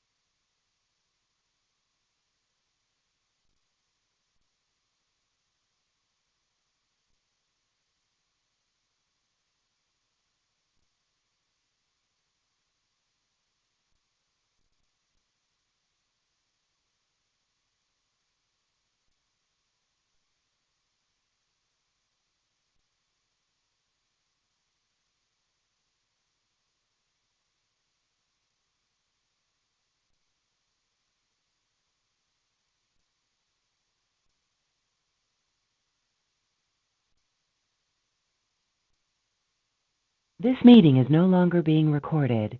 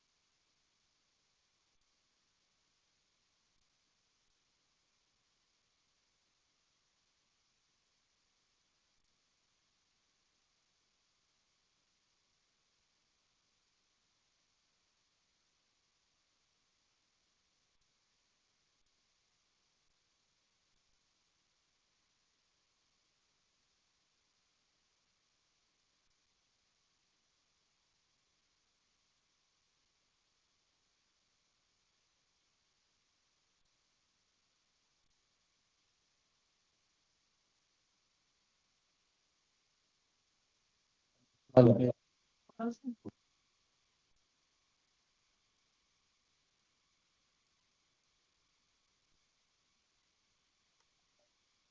I audible? Yes, yes. Okay. Well, sir. Mic testing issue with us. Mic test. Audio test करके one by one. Give out 2 minutes more. Test करके one of you are exactly start. All of you. Raymond sir, can you hear us? Yes, sir. Yes, sir. I can hear you, sir. Sir, I think all the panelists kindly check This your meeting is being mic, recorded. whether it audible you are in. Yes, it's audible, sir. It is God. Sir Razak? Yes, sir. Audible. Audible. Okay. Mr. Atish Chavan? Yeah, am I audible, sir? We can hear you. Dr. Sriram? Yes, sir. I'm here. Dr. Mohan is here. Razak. Mr. Manoj? Yes, sir. Mr. Manoj? Yes, sir. I'm here. Your voice is little big. Please keep your mic little. Okay, I will closer. adjust, sir. I Thank will you. adjust. Yeah. Mr. Abdul Wahab? Mr. Wahab?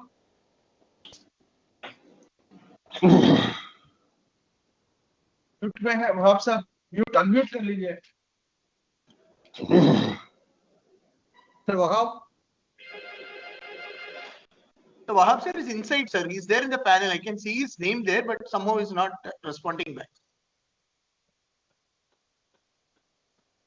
I think he's muted. Let me just call Wahab.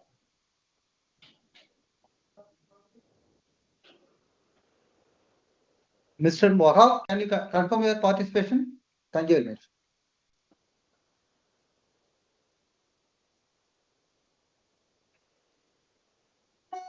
He may have gone. He may have.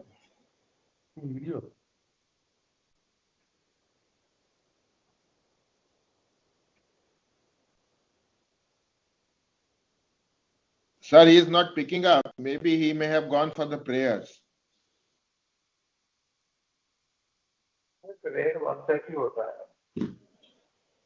Sir, he's not picking up, sir.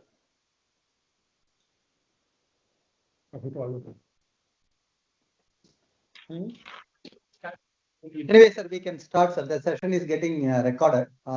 It is starting from 1 p.m. to 2:15 p.m. For panel discussion, and 45 minutes for 2 rounds of question answer from the moderator, and another 30 minutes allotted for the active participant to ask questions. So I'm the moderator and the Executive Director, Council for Leather Exports. Along with us, our joint secretary, Mr. Srinivas from DPIIT has joined today's proceeding. So good afternoon to all of you. Thank you very much for joining. On behalf of footwear and leather industry, wholeheartedly we thank Hon'ble Prime Minister of India for his wonderful guidance and support for this leather and footwear sector. We also take this opportunity to thank our Hon'ble Finance Minister, Hon'ble Commerce and Industry Minister, Hon'ble MSME Minister for their support to this industry. We also thank Secretary Department of Commerce, Secretary DPIIT and Secretary MSME and other joint secretaries and other members of the government for supporting this industry in a very, very big way. Thank you very much for joining today's panel discussion. It is a breakout session 3. It is strategies and measures for footwear and leather sector. If you recollect, if you've gone through this budget announcement in the last this year budget, there is para 33 and 34 directly talks about this sector. The para 33 talks about labor intensive sectors, which is pointed out by Hon'ble Prime Minister also right now. So para 34 talks the budget announcement says like that. To enhance the productivity, quality and competitiveness of India's footwear and leather sector, a focused product scheme will be implemented. The scheme will support design capacity, component manufacturing and machinery required for production of non-leather quality footwear, besides the support for leather and footwear products. The scheme is expected to facilitate employment for 22 lakh persons, generate turnover of 4 lakh crore and exports over 1.1 lakh crore. To promote employment and entrepreneurship opportunities in labor-intensive sector, our government will undertake specific policies and facilitation measures. In addition to that, the budget also reduces the basic custom duty from 10% to nil on wet blue of leather import, and also the export duty on crust has been reduced 20 to 0%. With this small introduction about the budget announcement, we are going for strategies and measures for footwear and leather sector. So the current turnover of the industry, as you all know, it is around 24 billion. 19 billion is our domestic production and 5 billion is our export. And we employ currently 4.4 million people across India. So we need to double our target, our employment generation and export and domestic turnover, we need to double by 2030. That is the target given to us by Government of India. With this small introduction, I will start today's meeting.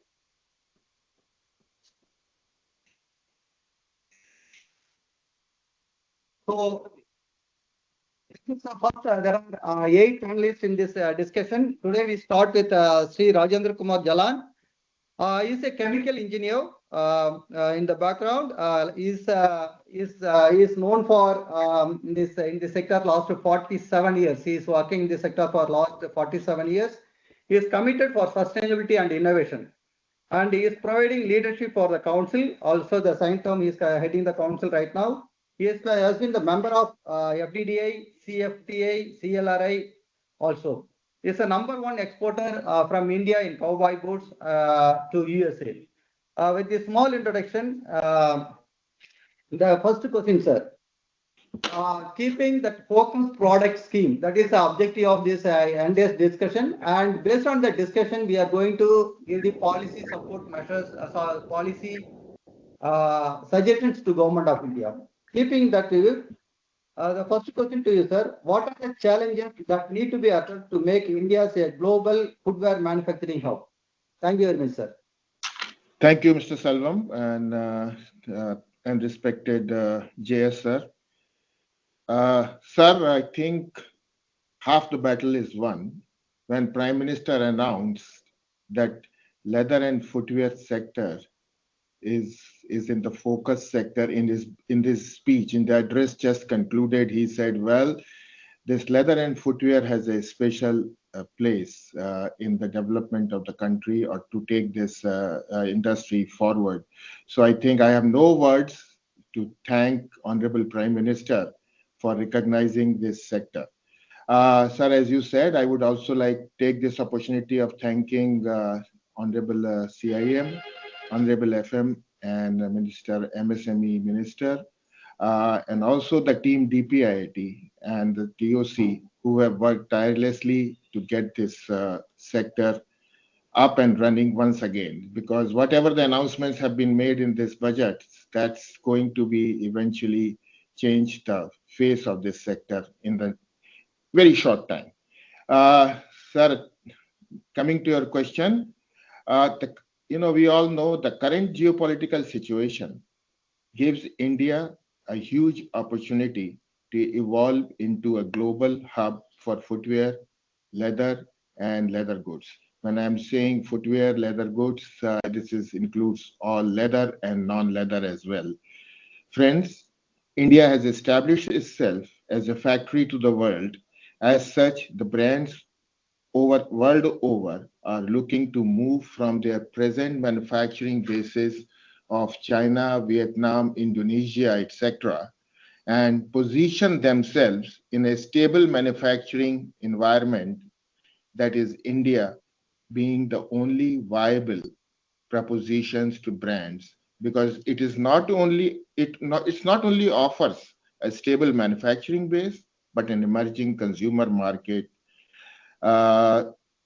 due to its young demography and a very young employable workforce, comparing to China at 50, Vietnam at 45, and Indonesia, I'm told, at 40. So That's a huge advantage. What we have, we probably our employable age is around young population is only 29.5 years of age. Uh, I need everybody's support and help to take this industry forward to attract the foreign direct investments by telling the huge dividends or which huge advantages what we have vis-a-vis other countries. And let's do this and become a major footwear destination for the world. So one thing I would like to point out with my experience that so far our focus has been primarily on the men's footwear and not the special kinds of footwear.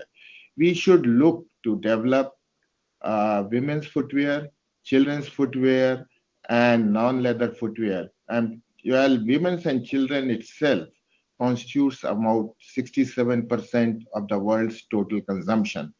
Besides non-leather footwear, which is now in thing, and everybody is talking about non-leather footwear because of its comfort, and the young generation is all going forward for this non-leather footwear. I believe in order to make India a global footwear manufacturing hub, we need to focus towards development of complete ecosystem of components, allied products, machines in existing and upcoming clusters. Work towards carbon neutrality and circular economy. Market brand Bharat aggressively. Encourage foreign direct investments, joint ventures in this sector to this our new India. A focus product scheme, as ED sir has said, Mr. Selvam, announced in the Para 34, will be a game changer in achieving this goal. Thank you very much. That's for me at this time, and we will take it forward as it goes, sir. Thank you. बहुत बहुत धन्यवाद sir, हमने अच्छा बताया that it has come to the knowledge of Hon'ble Prime Minister of India also. So that itself a told that is half of the work already done. आपने बताया sir ये तो FTA का ध्यान देना है, joint venture and also components का भी component ecosystem का भी ध्यान देना है.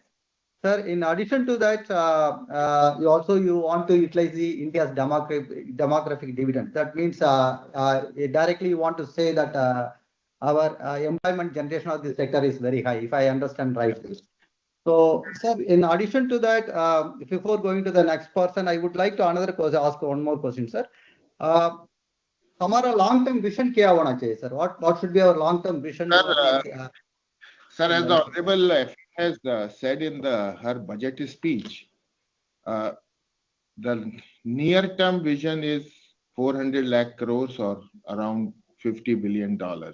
I'm talking in totality. But I have just worked out, means we are all talking about 2047.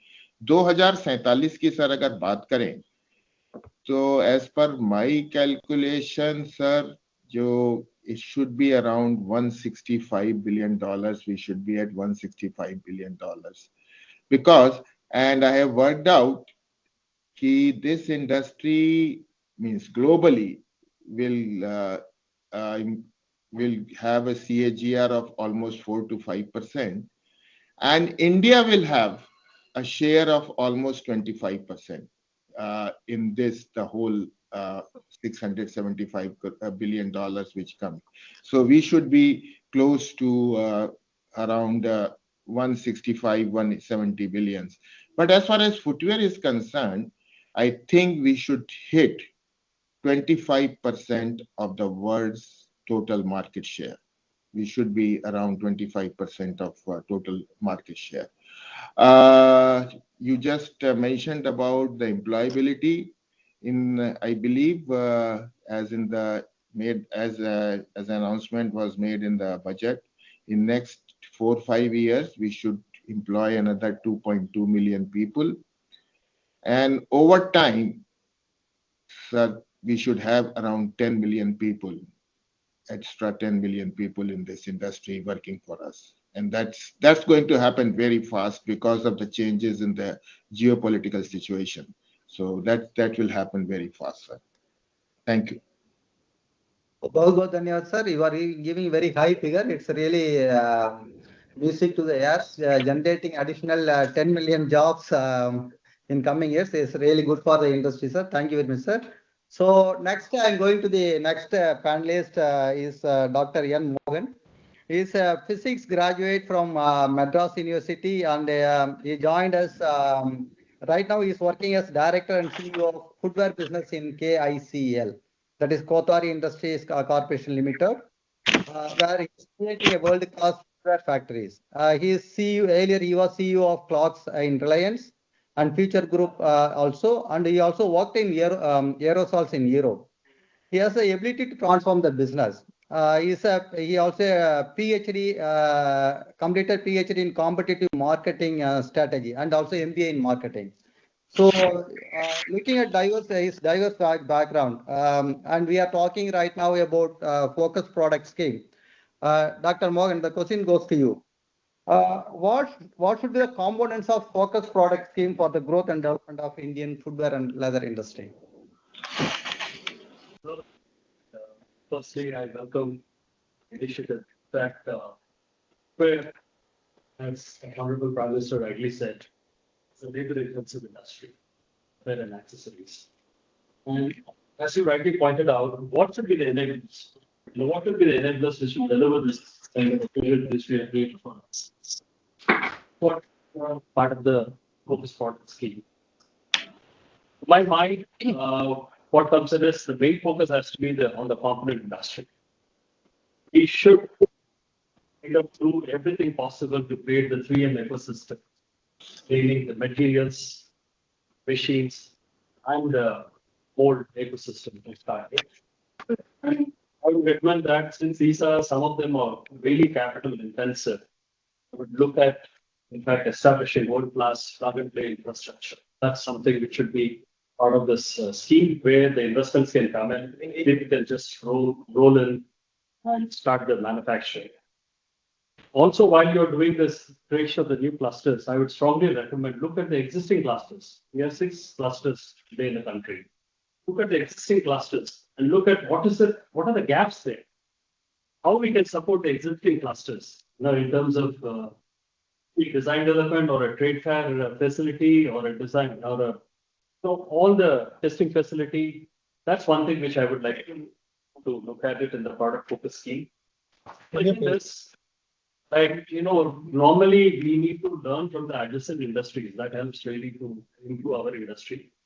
One of the things is the example followed in the auto industry, especially this, the development of machinery from the perspective of developing the machinery. You can kind of look at incentivizing completely long-term kits, CKD kits. To start with, the machinery manufacturers can using the CKD route and eventually develop the parts in India. That's something, which the auto industry has been successfully doing in this country. So that is something which we should consider. The last thing which I would like to kind of mention to you is promote brand Bharat. It's something which we have to consciously take an effort, and we should present ourselves differently in the international press, completely different, and we should present a new energy, like the Hon'ble Prime Minister in his speech said, new confidence. That's what I call the new confidence. That's what he mentioned, the word new confidence. That should be saying, we should, in the way we present ourselves, the way we display our products and everything, we should have that vibration of new confidence.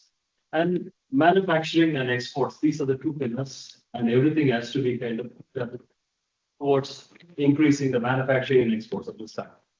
The last is there are certain things which I would say that are happening in the market, in the world market, like I mentioned in the previous forum also about the footprint, and many of the brands are now telling what are the CO2 emissions of the brand. Or every shoe produced, A6 is one example. Like that, all the other global brands are also eventually doing that. So that we should kind of look at how we can support the sustainability. Number one, creating the awareness of sustainability. Number two, supporting the manufacturers, handholding them, how we can kind of evolve. And third is, of course, how we can kind of continuously offer them support in terms of innovation, in terms of product and services. These are the elements which I thought, to summarize, number one, please focus a lot on the component industry, look at CKD route on the machines especially, look at creating the molds here in India. Materials, we can get the ministries together, the raw material is the industry, basically the microfiber and the PU. Technical textile much because if you look at it, almost 85% of the global consumption today is along with the footwear industry. So these are some of the things we have to bring in, and the scheme should kind of reflect levers which will help us to kind of develop the vision. So I would like to conclude. Thank you very much again for giving the opportunity. I would like to thank the GS for. Thank you very much, Dr. Mohan. I think you have exhaustively covered the entire all the components. What all the new subscriptions should be included in the focus product scheme. Thank you very much for your exhaustive reply. So then I'll go to next our panelist is we can say CLRI is a backbone for our leather and footwear industry. It has been really brought so much revolution in our industrial growth and development. Now it is headed by Dr. Sriram. He is having more than a decade of experience in CLRI itself.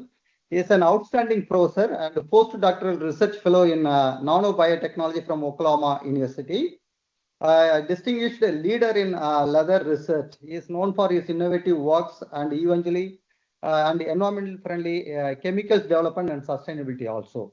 He is a role model and inspiration for young students in this CLRI. So he joined today as an eminent panelist. Dr. K. Sriram, we are talking about focus product scheme. So how do you think, how should this scheme support sustainability and innovation parameters in this sector? Thank you, sir, for having me in the panel. Let me first emphasize that, when we talk about sustainability, let us not just talk about environment, let us also talk about the economic viability of whatever we do environmentally, and also the social acceptability component. So the first thing that I would like the scheme to support is the 3-0 concept, which I would like to say, which means zero liquid, zero solid, and zero gas emissions. Now, in the tannery sector, we talk about zero liquid for quite some time now, but whether you take the tannery sector or the footwear sector, we have the solid waste to be handled. And when we talk about the non-leather footwear, we have to handle the gaseous emissions also. So we need some kind of real support to handle all these emissions. And some of these waste, the solid waste in particular, has to be converted into value-added chemicals and flowed back into our industry itself. And this would require a lot of capex coming in to recycle within the industry or within the new clusters that we are planning. And therefore, that support needs to come in. And one of those areas where the industry would really want is the investment on green energy, so that the running cost of these recycling systems or waste management systems would come down. So green energy needs to be supported. The zeros needs to be supported on one side. Coming to the economic viability, which is more of the innovation component, which we have all been talking about. Today, we are talking about more of smart footwear and those kind of things. There are technologies available, sir, both in India and abroad. There's a lot of IP living there, but how much of them can we translate to industrial practice? I think we need to have a system. The scheme needs to support those innovations which are sitting in the labs, and how do we translate them to the industry? That bridge the valley of technology death. That is the valley which we need to support, not creation of new and new technologies. I think there we would be able to do something through the scheme. That's something which I'm looking at. Coming to the economic viability, sir, I think the value addition would come the moment we say that our industry is sustainable. When we talk about the sustainability part, we need to showcase ourselves as someone who can produce it in a very friendly manner. This would mean that we get the cheap raw material, try to make the final product in India, which would then mean industrial scale demonstrations. We may have to fine tune the Western technologies or other technologies to India. And this is where the industrial parks should have some facilities, common facilities where we can upgrade. Last but not the least, sir, the thing which I would like to also address is that it was spoken about. I think we need a national look into the carbon, energy, and water footprint. We should understand where our entire industry is. There might be someone who is doing excellently well, maybe better than the global benchmarks, but we may also have people who are very, very low in the level. And how do we give separate focus to each one of these people and convert them into a nationally benchmark? Because we are talking about brand Bharat. Automatically, we want everyone to be maintaining the levels high. We don't want one small people to be told that we are not doing it great. So let us look at it from these points of view. I think we were all talking about what next after 2047. I think we should have a commitment from our industry that we will go to neutral carbon footprinting, 50% plus reduction in energy and water footprint, and keep our marks very, very high so that nobody can question us where we are. I think we should set the goals for the future so that everybody would come to our country and buy their material. Thank you very much, sir. Sir, you are muted, sir. Dr. Sriram, can you hear me? Yeah, please. Yes, sir. Yeah, it's all very new thoughts and new insights आपने बताया. Actually 3-0, that is also very new concept. Zero liquid, zero solid, zero gas. And also you spoke about not only environmental sustainability, also spoke about economical sustainability. That is also very, very important for this industry is concerned, because 98% of this industry falls under MSME category. That is very, very important issue you highlighted. And also carbon footprint, also you highlighted a very interesting points to take a lead from this industry. So in addition to that, I would propose one more question to you. That is, what needs to be done for this sector, especially in R&D initiative and quality upgradation in footwear and other sectors, especially quality upgradation? Sir, the quality upgradation part, I think what we need to do is to create a database of the material that our industry is working with. To me, the quality has been more of an ignorance or not knowing what to buy while you put it onto your product. So if we can create a library of materials whose quality is known, automatically the end product quality is assured. So this is something which I think nationally we may have to work with the industry, create a library of materials which are meeting the international standards, if I may say. If we can do that, then it will be a guidance. And I think we should also go to the industry, do some roadshows of what material they should use in their products, many of which I think is not doing well because of ignorance, especially in our lower end cottage or those kind of industries. So I think if we can do that, quality assurance will automatically come in. Thank you very much, Doctor. It's really a wonderful idea you have given that. Anyway, most probably we'll come back to you then how to generate this quality database also. Most probably you can take the lead also in future. Thank you very much. So the next eminent panelist who proved his capabilities in the field is Mr. VKC Mr. Razak.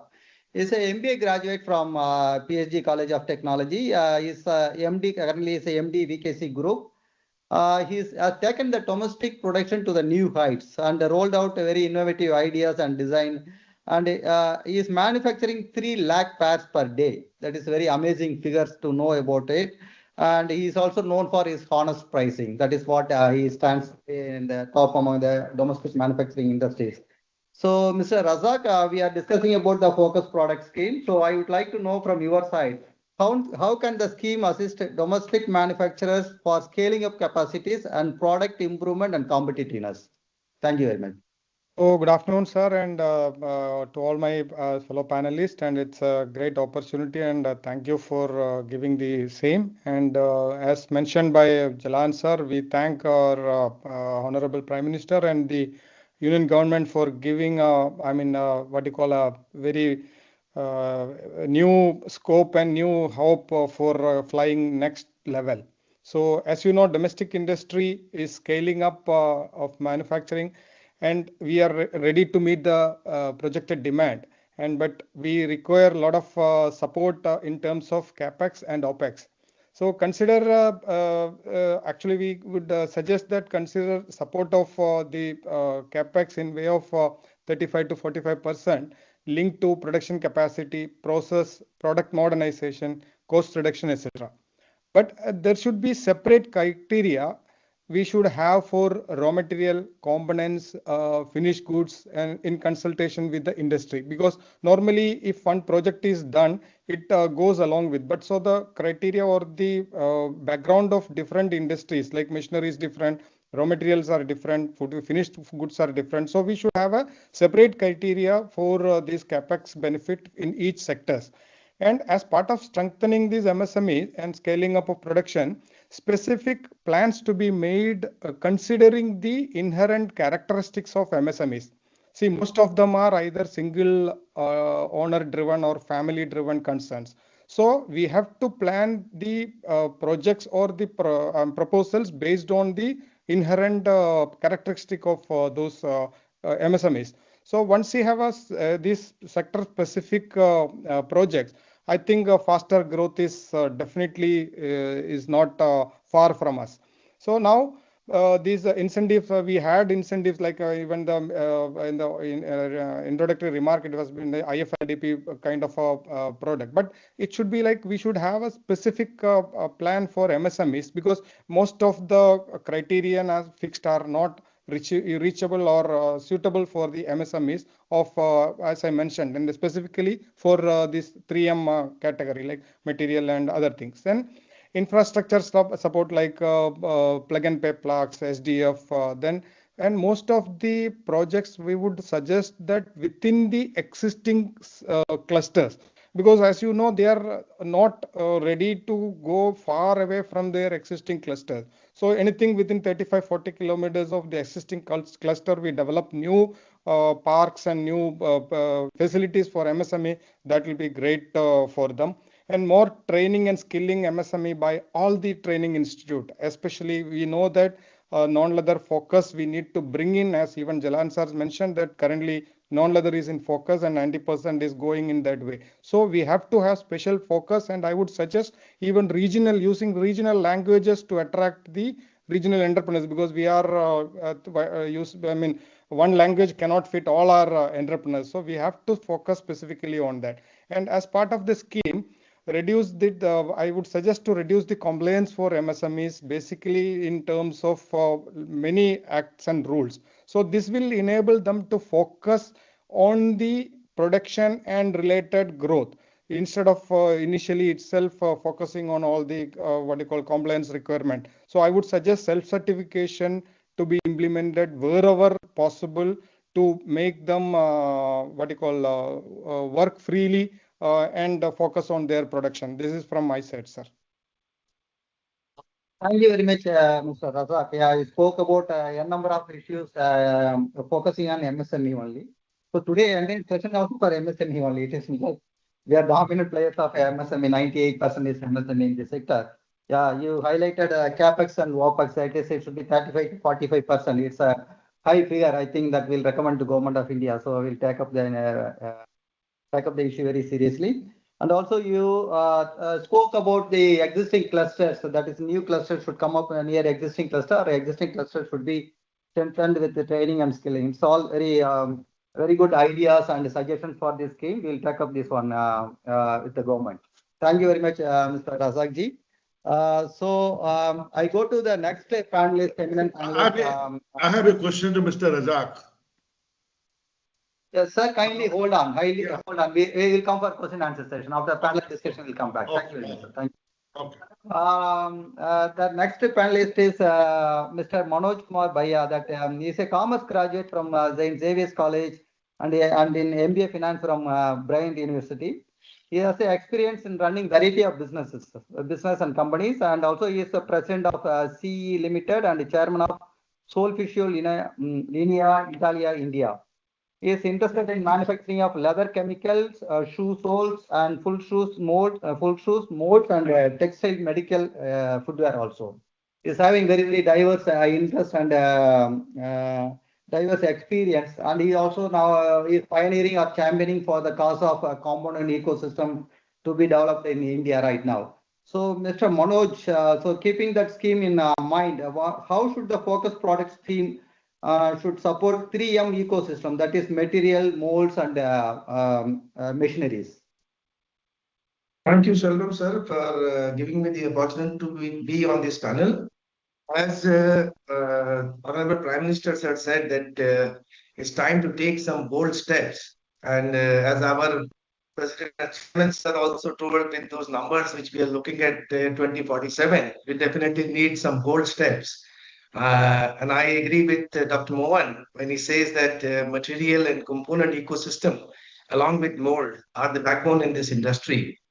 So material and components are capital intensive, and we need to bring scale to maintain steady and consistent supplies. Therefore, it's important that we encourage FDI in this sector.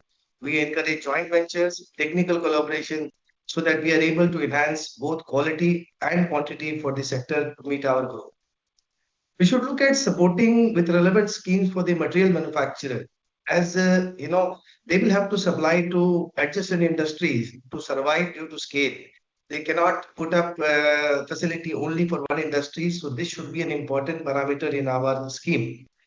We have to allow import of critical raw materials at concessional duties till domestic manufacturing scales up, so that the component people are able to provide globally competitive prices while our infrastructure for material gets ready.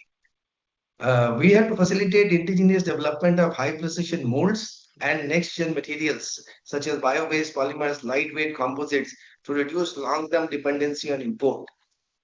Material and mold making is requires a highly specialized workforce. We must establish focused skilling program, build competencies in this field. This skill building initiative should be linked directly with the focused product scheme, ensuring workforce readiness as we scale up domestic production. This is from my side, sir. Thank you very much, Mr. Manoj. Actually, some of the bold steps you highlighted that we have to go for it, even zeroing down of import duty of some of the raw materials, so that till development of our domestic industry. This is really very good insights. Anyway, we'll take this one also. We'll take one of the important recommendations for our scheme. So, and also in addition to that, if you're able to highlight when compared to Vietnam or China or Germany, even Italy, so how these machinery manufacturing industry can be well developed or advanced in India? Sir, as we all know that today machinery, 90% of the machinery is imported into the country from China, Vietnam, Germany, etc. We need to have really specialized incentive schemes to bring this machinery manufacturers here, along with localization directive norms to encourage creation of this industry.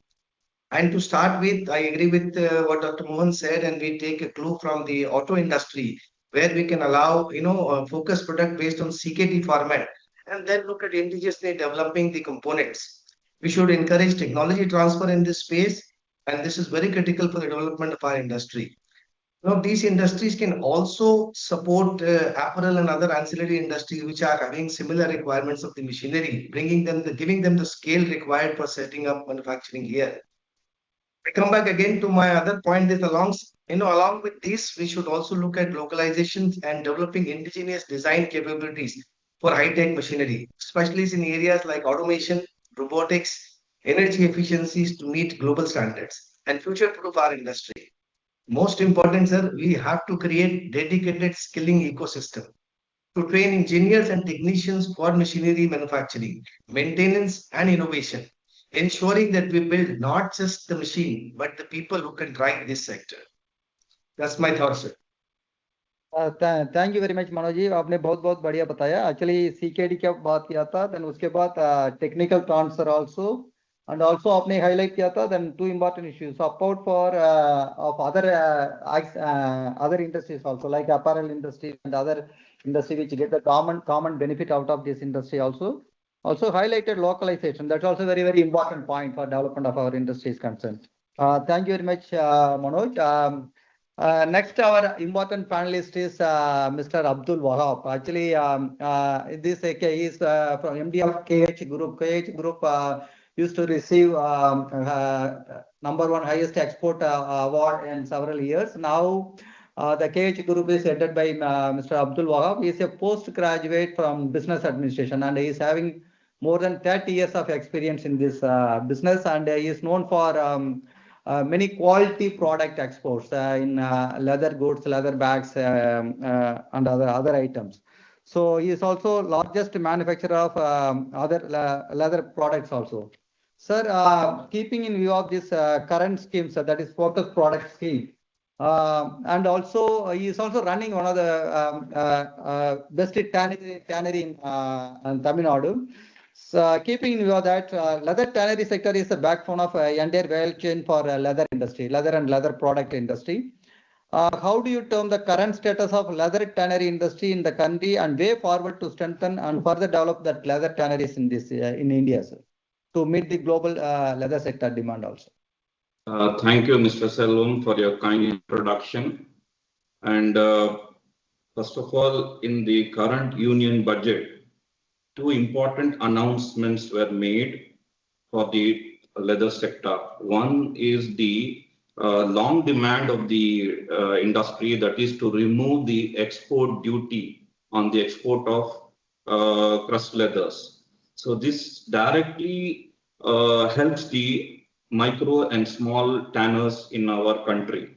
Apart this, the budget also announced removal of import duty on the finished leather, which is some finished wet blues. The duty removed on the wet blues, which is used for certain materials, especially for footwear and handbags, which is not available in our country. So these two announcements, plus the focus product scheme announced for the footwear and leather, is clearly sets the standards and the growth trajectory to achieve the $50 billion for the country. So I like to thank our Honorable Prime Minister as well as our Honorable Finance Minister for the scheme, which is very much helpful for our MSME 97% centered industry, that is the footwear and the leather.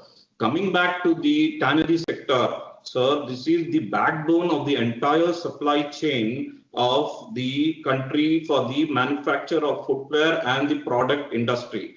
So, but our tannery sector, unfortunately, being are very small, traditional, making more artisanal kind of products. So what we need to go is, from keeping in view of the very high ambitious project and target and goal, we need to completely modernize our tanneries, upgrade them, and as well as expand them. This requires a very high capex. And apart that, there is a big new opportunity coming from the new FDIs that have been announced by the sports footwear, which is the non-leather segment. So there are high machineries, expensive machines are available, wherein these PU and PVC kind of materials, coating can be done on fabric or on the waste. So these kind of new avenues of investment opportunity are there for our tanning sector, which they must look at both leather as well as the non-leather opportunities. So this requires a high capex, and we need to definitely be geared up, and our footwear focus product scheme must inform. And just one last thing to highlight what our director, Dr. K.J. Sriram, highlighted is the high intensive energy being consumed in our tanneries as well as the footwear. This is directly gives a very high costing challenges to our industry. Apart this costing challenge, all the brands, because of their SDG goals, Sustainable Development Goals, their commitment to their customers that we need to be reduce carbon or carbon neutral. So in that case, we need to, as a manufacturing, we need to invest in green energy. We need to, and so this is not just an option, but it's not a choice, but a necessity if we need to be a long-term player. As just to say, our company itself, in the next 5 years, we have given a commitment to all our brand that we will become green energy. So this requires a very high capex. So I would request that our focus product scheme focus on this particular aspect as well, sir.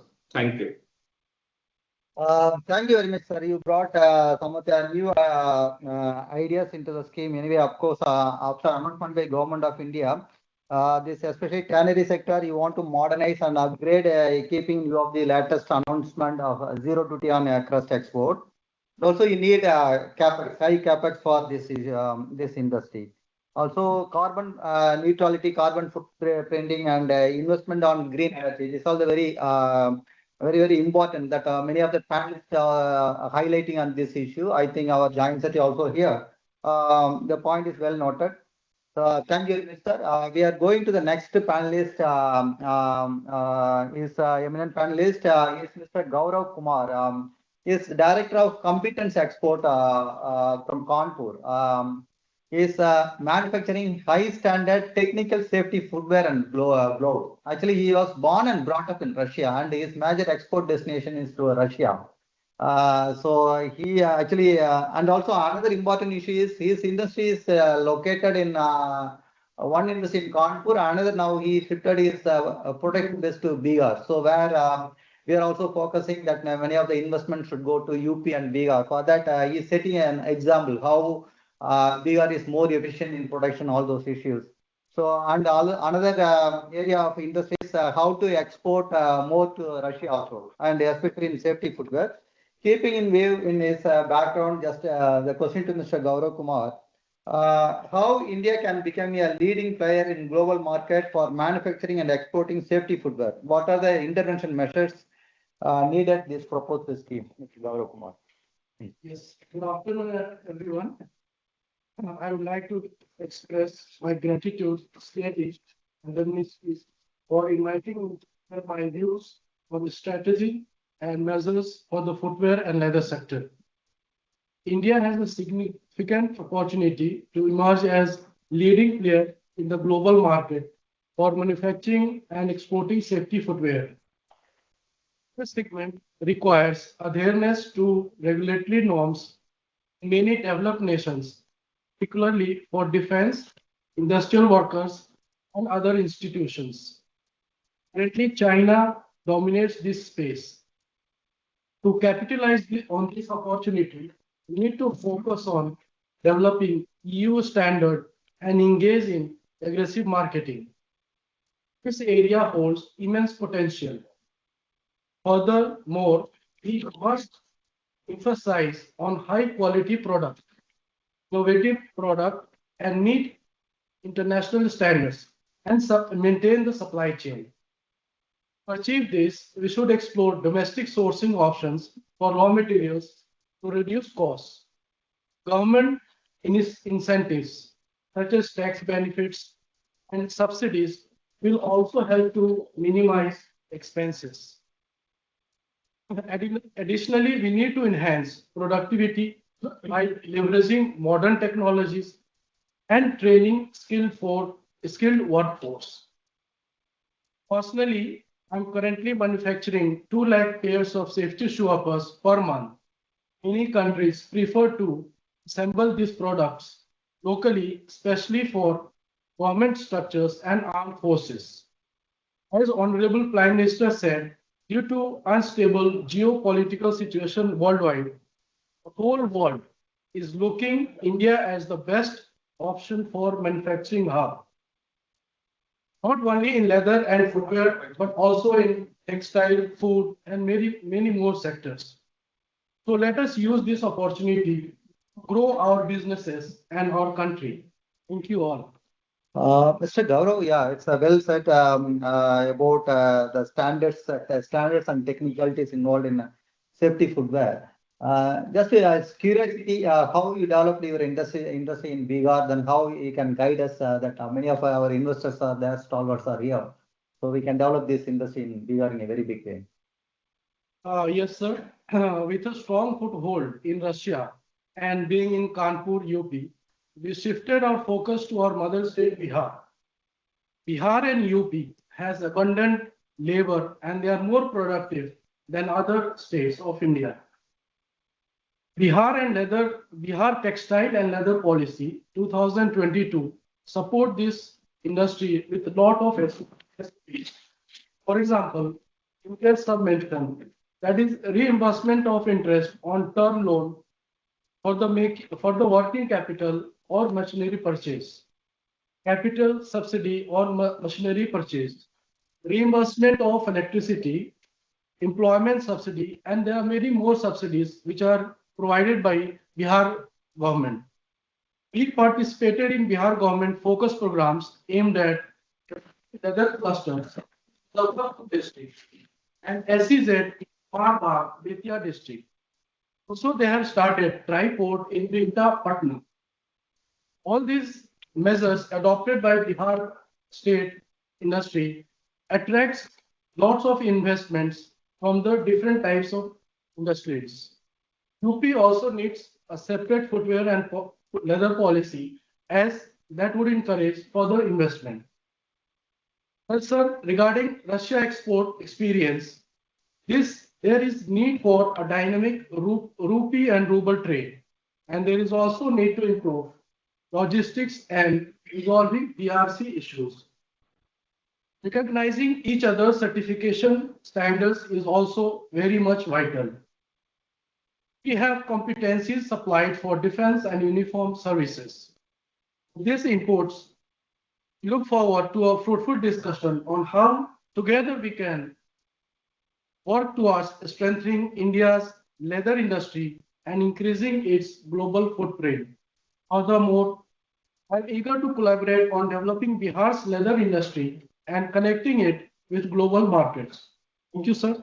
Thank you very much, Gaurav. You say that Bihar government footwear and textile policy is the most attractive point for you, that for development of this industry. Okay, we'll take up this to our members also.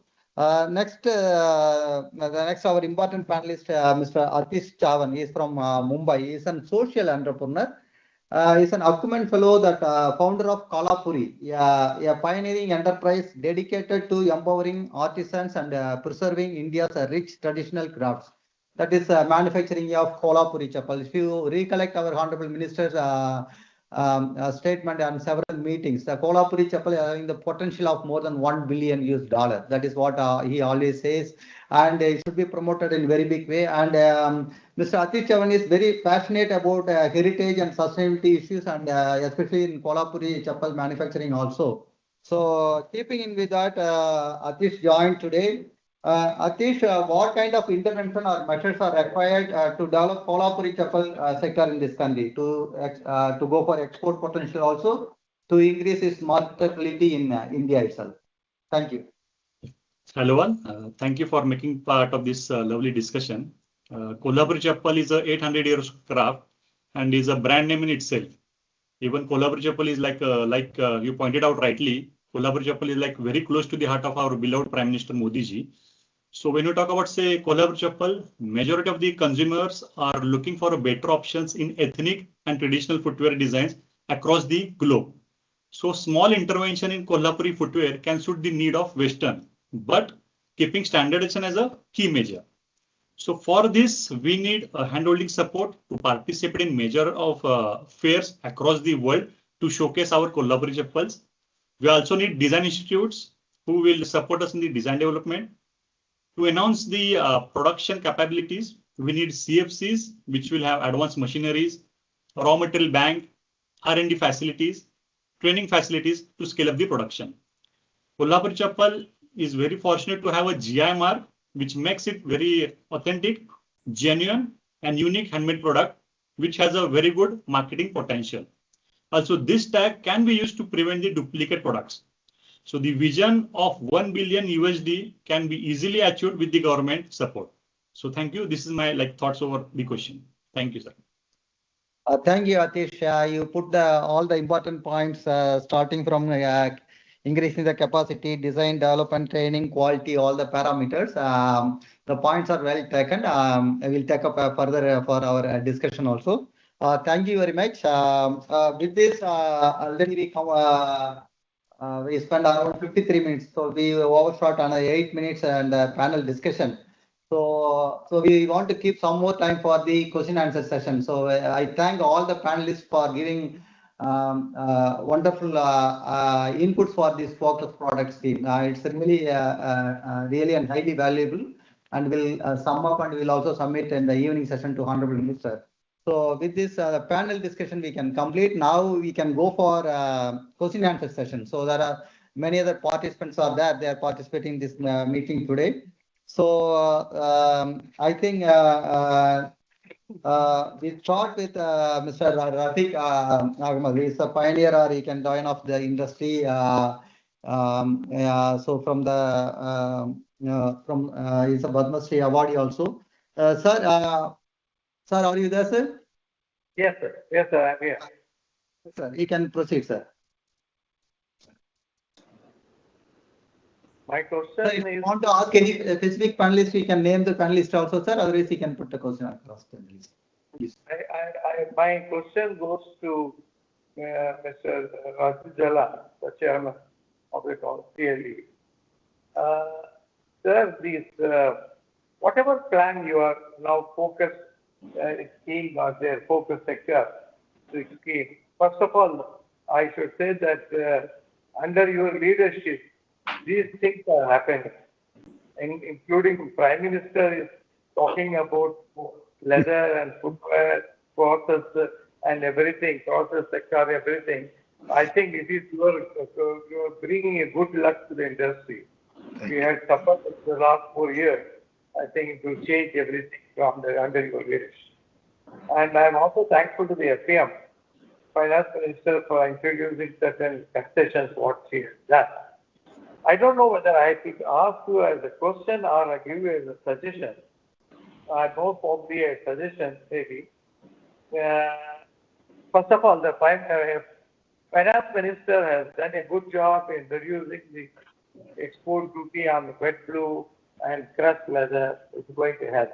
But one thing she has missed is, which is very important, has been that import duty on finished leather has been reduced. That is going to be a big hurdle in the future for growth. The number you are talking like 165 billion, 50 billion, and everything.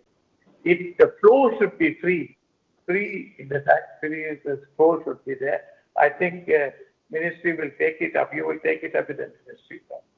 Talking about the focus product scheme, you're talking about mega park. Mega park, yes.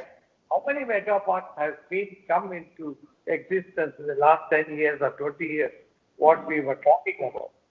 Must be, we have to focus on that and see how that can be done, how it can be made simple way to create a mega park. Before creating a 130, 150 acre of mega park, you should start with a smaller park within the park and start that quickly without waiting for the 3 or 4 years to finish the whole park. The first year program itself should take in more industries inside. That way they have to plan. Secondly, my thinking is housing arrangement, like in China, where the workers are being kept inside within the compound or near the factory, that some arrangement has to be made. And that will attract rural women to come and stay in the factory. More employment can be generated. These are my suggestions. And secondly is that all the parks should be under the labor mapping must be done. Population mapping must be done. You should not get a park which is cheaper in near far away place where there is no population, no workers can come. That has to be mapping has to be done. Population mapping has to be done. Then only we can do that.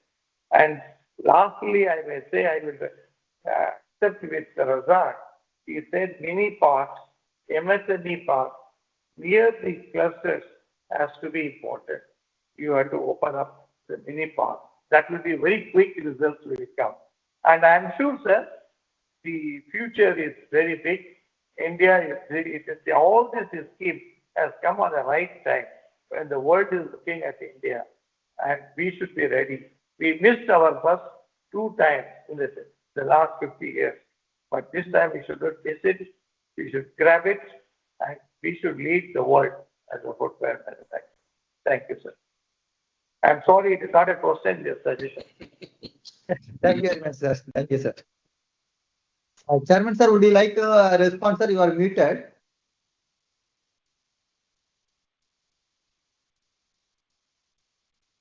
Sir, briefly, sir, I will just respond. What I think any suggestions coming from the elders is always welcome.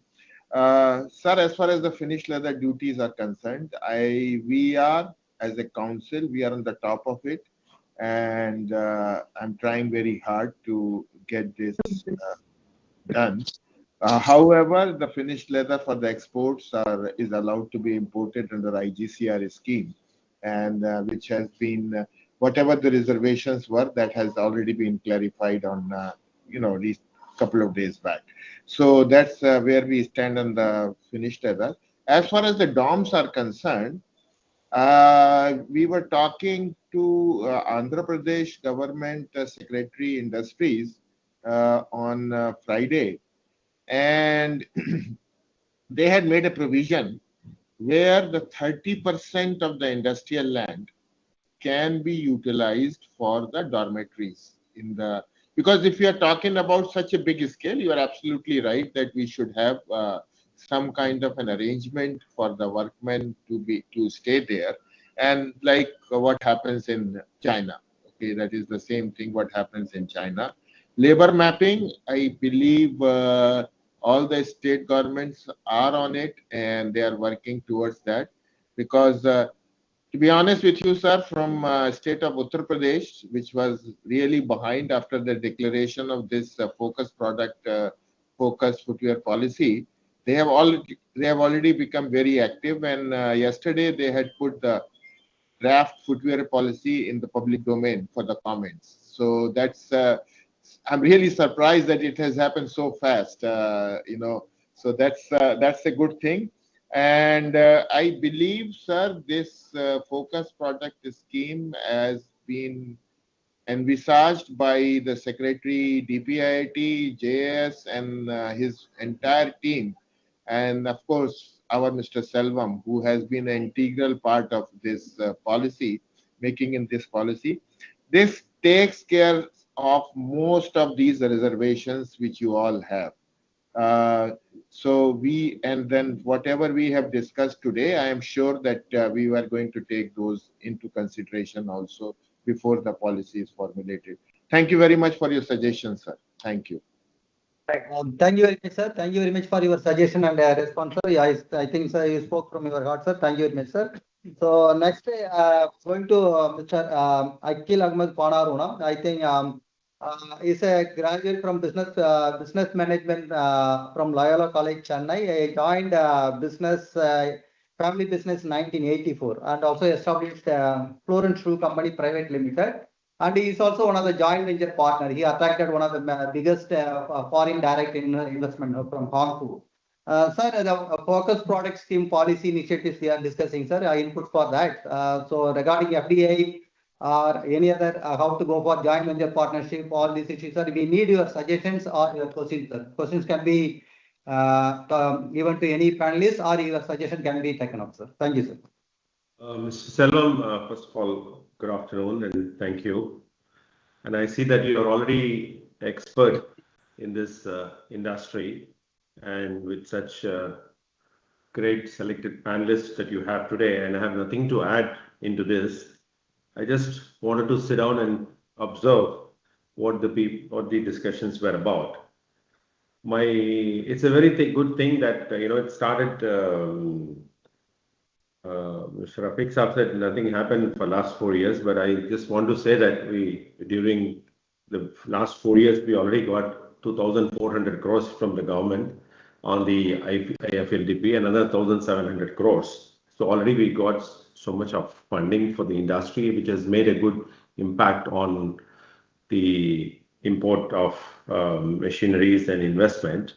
And these industries, Taiwanese who have come all because of the footwear policy, which was given by the state governments like Tamil Nadu, and also the IFLDP scheme announced by the DPIT. Therefore, whatever the scheme that you are going to be launched and announced by the Honorable Prime Minister and Honorable Finance Minister, we really warmly welcome these initiatives, and I'm sure that under your directions, you would be able to justify all different industries, especially as you know that it is not only the footwear, it's also leather goods, it's also the finished leather, it's also the you also have the leather garments, which is also suffering from export growth. So when you make any policy, it has to cover all segment of the industry, including the leather footwear, non-leather footwear, everything, so that every sector benefit from this. And this is only to you, Mr. Selvam. Thank you. Thank you very much, sir. Any suggestion for attracting FDI, sir? FDI, yes, as you know that under the Make in India scheme, way back in 2014, I was also involved in that period of time, and then we have been doing a lot of exercise in promoting, and thanks to our Honorable Prime Minister, because of his initiative, his reputation, his stature in the world, we had able to generate so much of investment today. Normally, if you do it yesterday, it doesn't come tomorrow. So, it has taken years to come. Similarly, I think you must also allocate certain funds on India promotion, so that we can do the same exercise as we did in 2014, which we are seeing the result today. So to attract more investment, especially from Taiwan, Korea, Japan, and these countries. As you know that in America and Europe, they are not manufacturers left. They are all dependent on the subcontractor with the Taiwanese and Indonesians and Thailand and countries like that. So we should have a special package given to the industry as such to promote Make in India, Made in India concept. This will also additionally help in your package which you are going to unveil very soon. I am confident that with 2,700 earlier and 1,700 after that, and now the 4,000, I don't know how many thousand crores has been allocated. I think you should ensure that my only request is that it spread not only to the footwear, it spread to all sector, MSME, everyone gets benefit out of it. Thank you. Over to you. Thank you very much, sir. Chairman, sir, would you like to add any points on this suggestion, sir? I think, sir, well said. I think Mr. Akil has very well said, but we all need to work collectively as an industry to bring in FDI in our country with the announcement of the focus product scheme, and also Prime Minister's commitment towards leather and footwear industry, as we have seen in his address because he is really focused about what he wants to do something about the leather and footwear industry. So I believe that all the energy should be for everybody, and including Mr. Akil Ahmed, from wherever you can get more foreign direct investments and some anchor, if not that, then some anchor investors.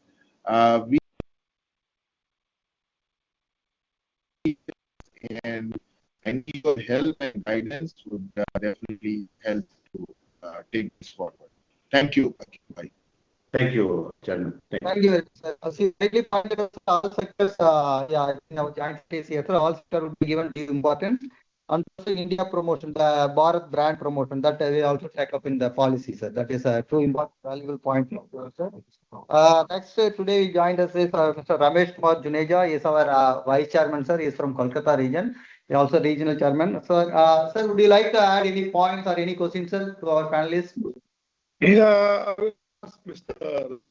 Since he whole knowledge about the domestic market, what are the key factors that we need to take care to build a huge domestic for footwear and leather goods and accessories as the domestic industry is slated to grow? I need your Yeah, sir. This is I think, direct question to me, and I really like to answer that in a different way. See now with the penetration of internet and this number of smartphone in our country, there is no bifurcation between domestic and international market. So it is almost the same these days. So whatever earlier, if you can recall earlier days, if anything comes, any new fashion comes in Milan or any other part of the world, it takes years to come to our capital or the metros.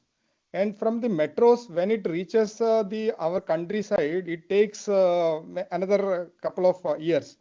But now the situation has completely changed, and whatever is there available, the next day you are open to that kind of a new fashion, especially for the youth. So you have to be on your toes to meet their expectation. So the main what your challenge is that you find out what is their requirement, how they are thinking, what fashion they are aspiring for. So once you are ready to go for that, then your domestic market and along with that international market is definitely going to grow to multi-folds. But there are challenges within us. We have certain like limitation, but currently, as the Prime Minister has announced the new proposal, I think we are all very much hopeful that we will be able to go into a next level. Because you know that for you are sitting in Calcutta, I am sitting in one end of the country. So if some exporter wants to come and see a product, or domestic person want to see what is there in that cluster. So what we would suggest is, let us have a cluster wise or product display center where everybody can come in and see what is available in those markets. So we can, and every manufacturers, be it MSME or other category, they can display their product. And we should have, because we have another some in there, and already Manoj Bhaiya already mentioned that we have to think of a 360-degree on raw material, semi-finished goods, components, and the finished product. See, it's not only one product. If you reduce the tax, there is no going to benefit. It has to be right from the raw material, components, and the finished good. It should be 360-degree. And for the export, we know that we are going to compete with countries where they are providing 13 to 15% of incentives. So we should also have that kind of incentive to compete with the international market. So once we club everything together, and most importantly, you need to create a brand and you create a aspiration around your brand. In that case, you don't have to go back, and definitely you are going to go ahead. And again, the channels are more important. You have our traditional distribution channel and the latest new D2C, that is our e-commerce segment, wherein you need to be present for, especially for the youth.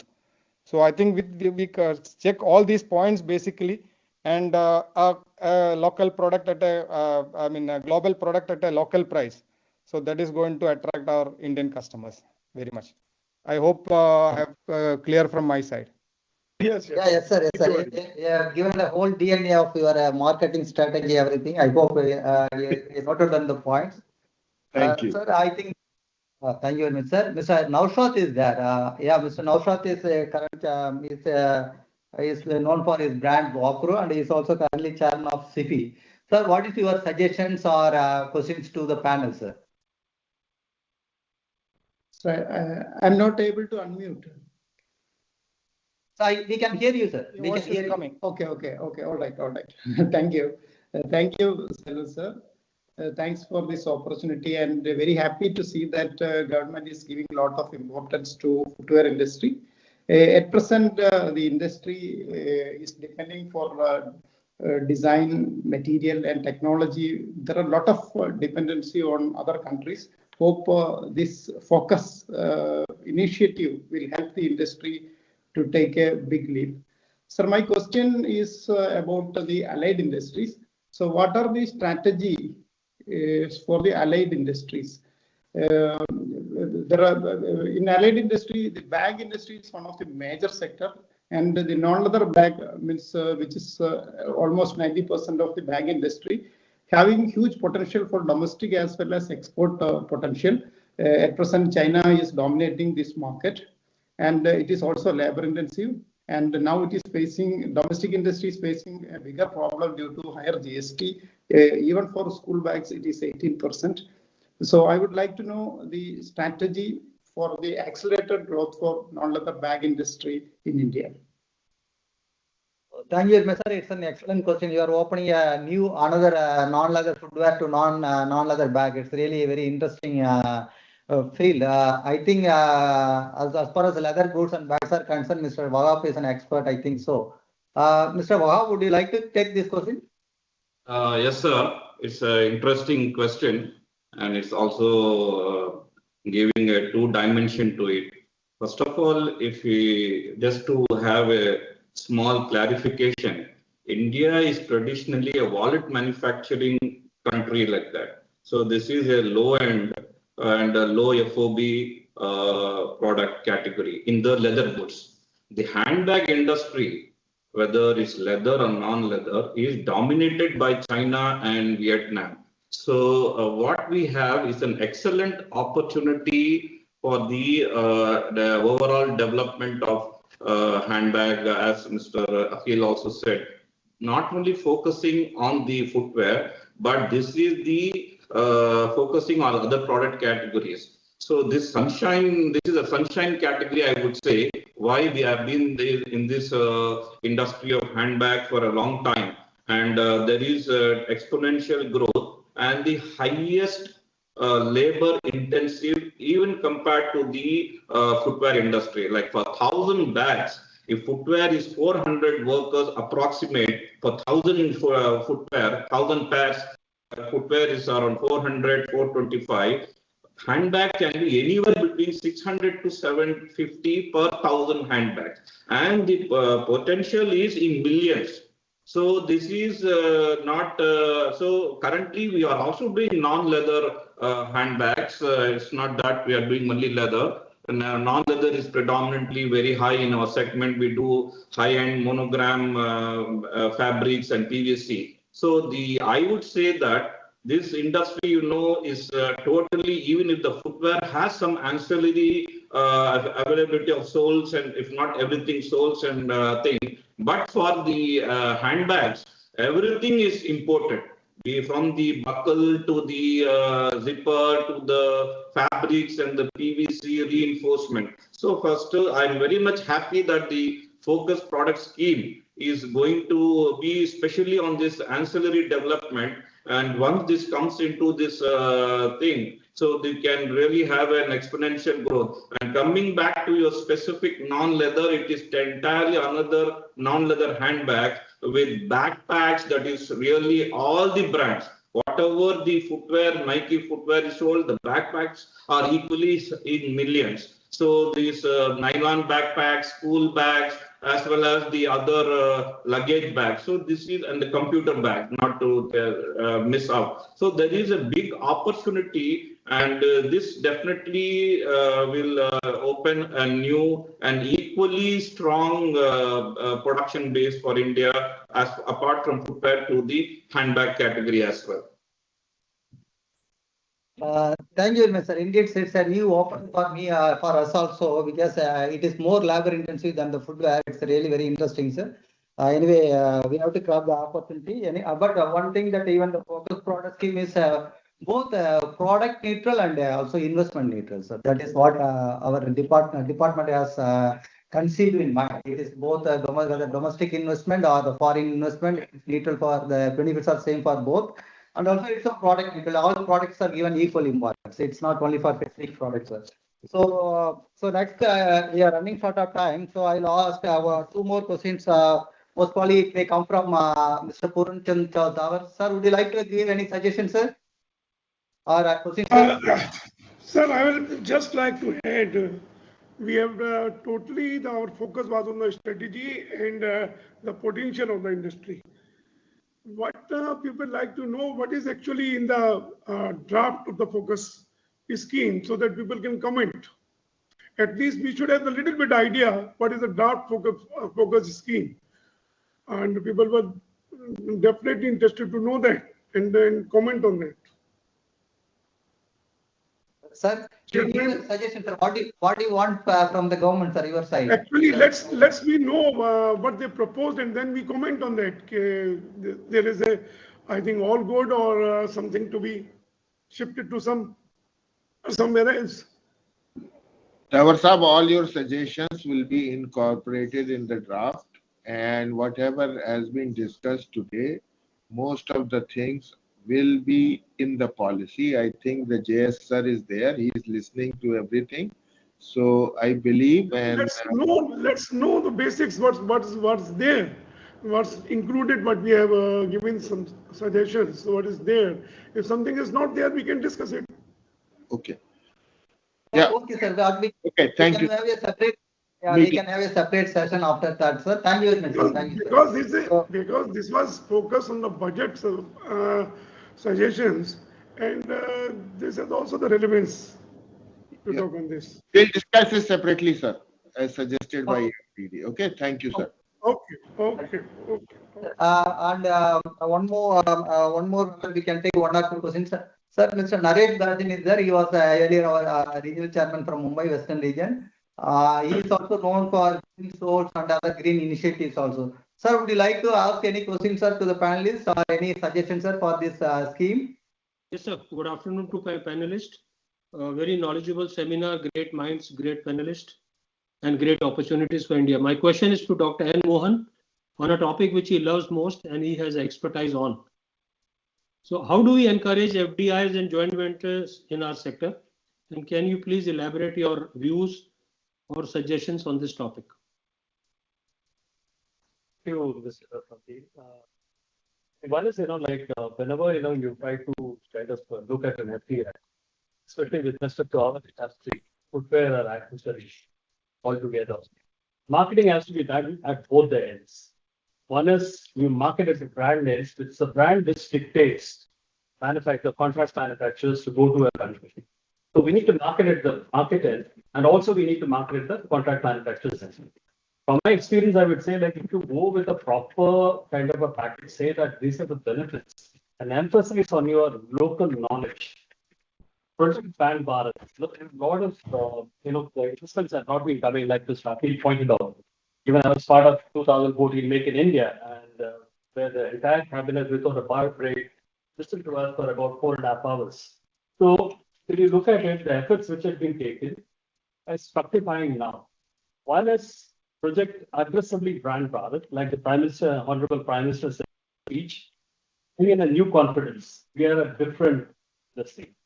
Emphasize on ease of business, ease of doing business. Quote some examples. Like I was involved in a factory which, from the date of conceptualization of the project, within 14 months, we've been able to take the product out. Look at the speed and look at the ease of, quote such examples of the ease of business in India. It's a different India. Now, these are the things which brings the confidence to the, especially the manufacturers in Taiwan. And why I'm talking about Japan and Korea is because of late it's the athleisure which is ruling the world, the fashion athletics, you can call that category footwear, I'm saying. And like my colleague Mr. Wahab pointed out, for non-leather bags, that is also a big opportunity. Many of them are willing to come to India. But we need to kind of put in an impression that we are completely different. This is a different India with a new confidence, new measures. And the first step the government of India has done is to bring in a policy, a focused product scheme. That's the right step in the right direction. So that will kind of help us to encourage more FDIs to come into this country. And this, we need to kind of emphasize our local knowledge. Here to create a confidence, like here to protect you. Your investments are safe. That's the kind of message which we need to do consistently and constantly. And the third point which I would like to summarize is market at both the ends. Market at the marketplace where the brands are located in America or Europe, and market at the contract manufacturer side, be it Korea or even Taiwan or even Japan. That's what I would like to say. And we have a phenomenal opportunity, and especially from the, again, my favorite topic is the component industry and the materials ecosystem. If that is there, nothing can prevent us from achieving this vision of $50 billion US by 2030. Thank you very much, Mr. Dr. Thank you, sir. Thank you very much, Dr. Morgan. And is there any other member who would like to ask only one question? We are running, already putting the time 6 minutes over. Yeah. Otherwise, I can sum up and conclude the session.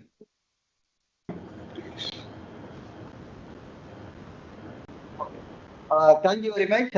Anyway, it is now it is 1:21, so we have to complete by 1:15. So thank you very much for all the panelists. Before concluding, I want to just sum up what we got the inputs for this focus product scheme. Of course, all the points are very valid points. It's well taken. It has given a comprehensive idea how the policy should come out. And also we will be making the same whatever we discussed, whatever we got the inputs from your side. We'll be making the presentation to Hon'ble Minister at 3:30 p.m. 3:30 p.m. today. There would be an address by Hon'ble Finance Minister, Hon'ble MSME Minister, and Hon'ble Commerce and Industry, Minister of State for Commerce and Industry also. So I would like to, I request all the panelists and the active participants, other members also kindly join that meeting also. To sum up this one, what I understanding also, and also we will get the feedback. If you want to add points, we'll take up later on also tomorrow. So the capex and opex incentive to establish any greenfield or brownfield investment, that is very necessary for establishment of this industry. So that should be very important, and also that should be more for the component ecosystem to develop. So the opex or capex incentive should be higher for the component or material ecosystem should be developed. And also park development, there are different ways from Babuji and others also, whether it's a footwear park, a new green park, or a brownfield park, that should be considered. And also existing clusters should be strengthened. What Mr. Manoj spoke about that one. Also, that will be, and Razak also spoke about that one. Razak spoke about MSME sector, importance for MSME sector. Yeah, we already we are talking about MSME sector only. It is a major benefit will go to MSME sector only. And many highlighted skilling, training, all these issues. Yes, it is part of the proposal. At least we need to skill or train minimum 4 to 5 lakh people on different categories, that we need to do it. And there was an emphasis for Bharat brand promotion, both within India and also outside India. That is what Mr. Akhil also said, that we have to promote to attract more FDI in Bharat brand promotion. And marketing, there are two issues. Marketing, there are two. One is a new product. That is one important item came out of this meeting is non-leather bags. That is very important item. That new product we should venture out. And also new market, that is Russia and other places, new market also we should enhance our activities. And also we should go for the innovation, certification, green energy. This is almost all the panelists spoke about that one. And Dr. Sriram also highlighted some other 3 zeros. That is very new idea. That should be, I think, should be a part of policy also. We'll take up that one. So these are some other points. If some other points I missed out, I will recapture it and put forward in front of Honorable Minister. And if you like to add some more points also, kindly text me in the WhatsApp. Otherwise, you write to edcl @clindia.com. We'll take up. So with this, I would like to conclude this session. Before concluding this session, I want to make it as a commitment from our industry side, from footwear and leather industry side. At least we'll commit. No person on Bharat or Earth should walk barefoot. At least in future, you keep it. That should be our aim of our industry. At least no person on the earth or Bharat should walk barefoot. That is without footwear he should walk. That should be our objective of whether policymaker or industrialist or academician, anybody. So we should move towards that direction.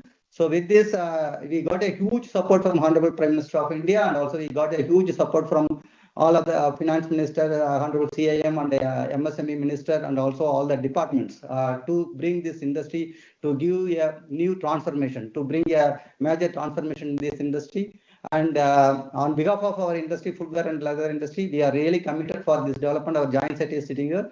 So we are sure this industry will flourish, and this is a very sunrise industry for the sector is concerned. With this, I conclude today panel discussion. I thank you very much, everybody, to participate in this meeting. Thank you.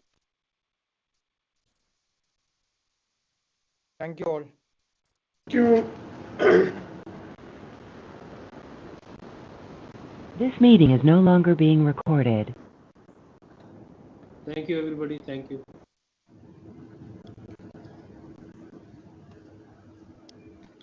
Thank you. 3 o'clock again.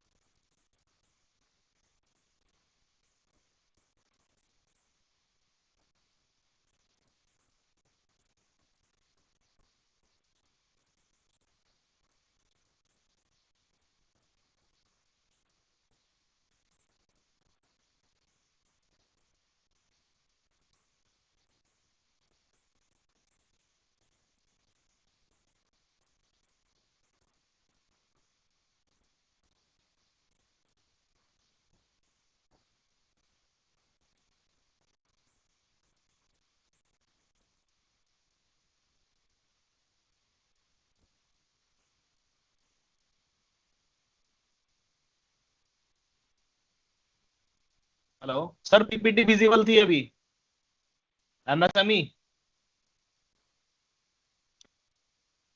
Yes sir, yes sir, ठीक है, visible थी, visible थी।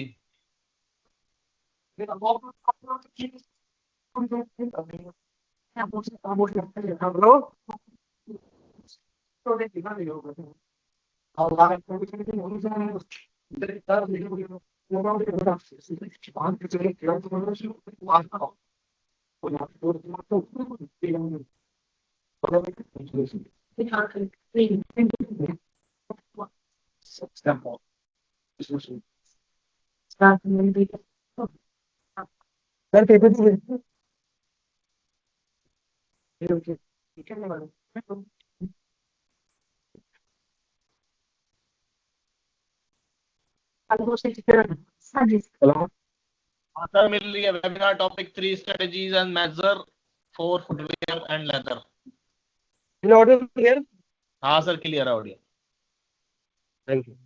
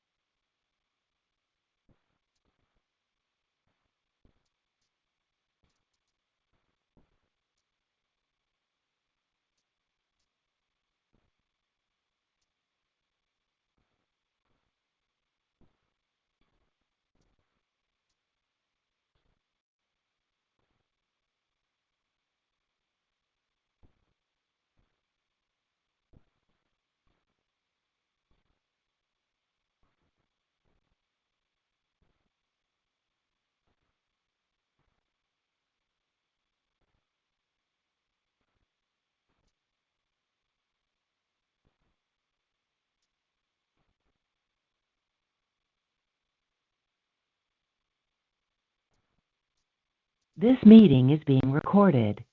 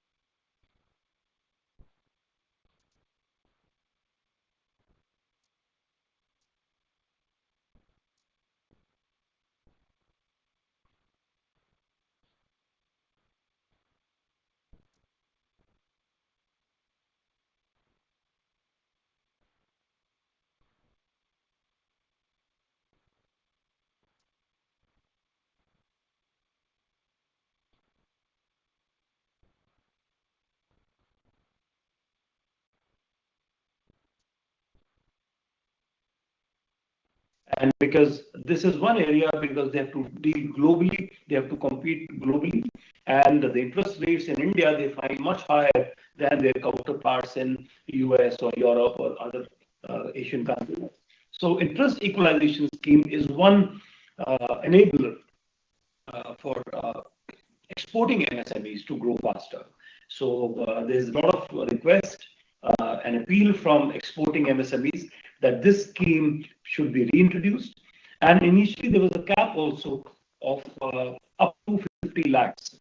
So in fact, the request is to enhance that also to up to 1 crore, so that more technologies, higher cost technologies can be introduced to this sector, and more investments can be made by the entrepreneurs, and they can compete and grow globally. Second suggestion which has come from this group is that a sub-target of 2.5% within the target of 40% overall credit lending for the priority sector should be. Idea is to ensure that the bankers will also look at exporters, and with a target of 2.5% as a sub-target. This would bring bankers focused on SME exporters, and this would help. So these two suggestions mainly from the exporting MSMEs. Women entrepreneurs have their own challenges. Collateral security availability is of course a major challenge for them, and this budget has a lot for them. This budget is focusing on women, SC/ST entrepreneurs, especially the first-time entrepreneurs, and loans up to 2 crore collateral free would come to them. And the request from women entrepreneurs, especially from the northeastern states, is that a lower guarantee fee in CGTMSE is called for. So we request CGTMSE and other policy makers to see if a lower fee for women entrepreneurs, SC/ST entrepreneurs, can become part of this overall scheme. For CGTMSE, the entrepreneurs at the grassroots, narrated a lot of gaps. When they reach out to the branch level people, the credit managers in remote bank branches, they are not really welcomed without collateral. So while on one hand, CGTMSE is a huge success and millions of entrepreneurs across India, especially in the micro, the Mudra, the PM Vishkarma Yojana, they have availed benefits from this. But fast growing MSMEs, when they go to the branch level, and especially if their earlier loans are with collateral security, they are unable to get enhanced without collateral security.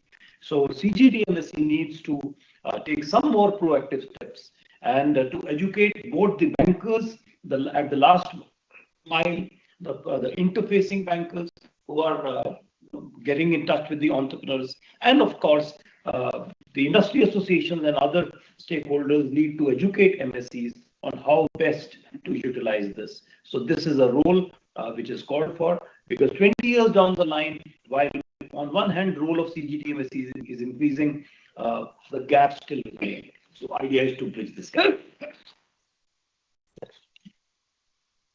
Fifth suggestion is to introduce a fund of funds for equity finance in the manufacturing and other fast-growing MSMEs. We find that existing fund of funds is doing excellent job with startups. There's a new fund of funds being announced for the startups, but little money to the MSME sector is flowing through the equity route. The only route available for the MSMEs is the debt route. So idea is that can be introduced a fund of funds that can focus on equity finance for fast-growing good MSMEs, so that they get the better valuation when they get SME IPOs and bring out come out for listings. Another idea could be that the present fund of funds, we could earmark a 20% of outflow. You can call it a sub-target of existing fund of funds that should flow to the manufacturing and other fast-growing SMEs. And next suggestion is that can we create a CGTMSE type of guarantee program for equity investment, so that the investors are enthused and feel more secure when they invest in manufacturing and other fast-growing MSMEs. So these three things should ensure that equity finance also flows to the MSME sector. Next suggestion is that we need to have a redressal mechanism to address issues of credit access in case of denial of funds from any bank or denial of CGT MSE. Entrepreneurs want a redressal approach. They should also be focused on self-help groups working especially in the micro and the women empowerment areas. And so how we could support thousands or millions of small entrepreneurs, micro entrepreneurs and women entrepreneurs through the self-help groups. And lastly, we must enhance and leverage the role of industry associations, the MSME associations, which are across India. They have a very wide reach, and they are the first point of contact for any entrepreneur. So there should be schemes that should enhance and leverage their role so that overall all the government schemes yield much better result. Thank you so much. Thank you, Rajivji, for a very lucid and a very concise and very pinpointed set of recommendations. So your group was interested with the two main budget plans. The first was the revision and definition of MSMEs, and second was the credit guarantees and the coverage for the micro, small, medium enterprises. The group has come out very well on the recommendations for the credit part of it. So in this, since we have the ministers also and we have secretaries of Government of India, Ministry of MSME, Department of Financial Services, DPIIT and MOFPI, you would also want to know what was the general sense and what was the general response on the revision and the classification criteria for MSMEs. What was the group's experience? Okay, by and large, entrepreneurs are excited about this. They find that they have now continued access to the government procurement programs, because whenever a category changes, even though you have issued a notification in 2022 that for 3 years the non-tax benefits would continue, and yet this particular widening of this classification has emboldened MSMEs. So they are able now to invest better, bring in more technologies, because the investment limits have been revised by 2.5 times and turnover limits by twice. So large number of entrepreneurs who were missing out on various benefits of MSMEs, especially the 45-day payment, because the minute an entrepreneur grows beyond a small to medium, such an entrepreneur is excluded from the payment protection policy. So this scheme supports that to a wide number of entrepreneurs. Enterprises up to 500 crore are now medium. So there's a lot of enthusiasm, a lot of positivity. There is one fear only that some entrepreneurs have raised, that because now that the priority sector lending includes small up to 100 crore, would micro lose out on the banker's interest? That perhaps is only a fear which the policymakers and the bankers need to address. Of course, there are schemes like PM Vishkarma and other schemes which are 100% covered under CGT MSE. So we don't think that any entrepreneur would be left out. However, more would get the benefit, and that is what this is really going to make a lot of difference.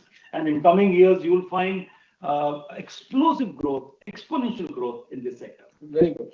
Thank you. The Honorable Prime Minister also made a reference to the enhancement in the definition which was done. In fact, the Honorable Prime Minister very, in a focused way, he emphasized that the present definition of MSME, it was notified in the year 2020, and the revision in 2020 was done after 14 years. And this new revision, which has come about through the Union government's budget, has come about in a span of 5 years, and it will open up new vistas for more investment, new vistas for higher turnover for the MSMEs, enabling them to reap the benefits of the economies of scale. And one thing about the MSME sector that I want to emphasize is that the schemes of the Ministry and Government of India are demand-driven. So it is not that one section gets something and the other one loses out. So by increasing the ambit, even as far as the financial flow of credit is concerned, I think the micro, small and medium enterprises, they all will be able to benefit. Thank you for your views. The second breakout session was on empowering startups and the first-time entrepreneurs. And this session was led by a very eminent panelist, Ms. Anjali Bansal. She is founder of Venture Capital Funds. And may I now invite Ms. Anjali Bansal, the moderator for breakout session 2, to kindly share the views and to share the recommendations of the group. Anjali ji.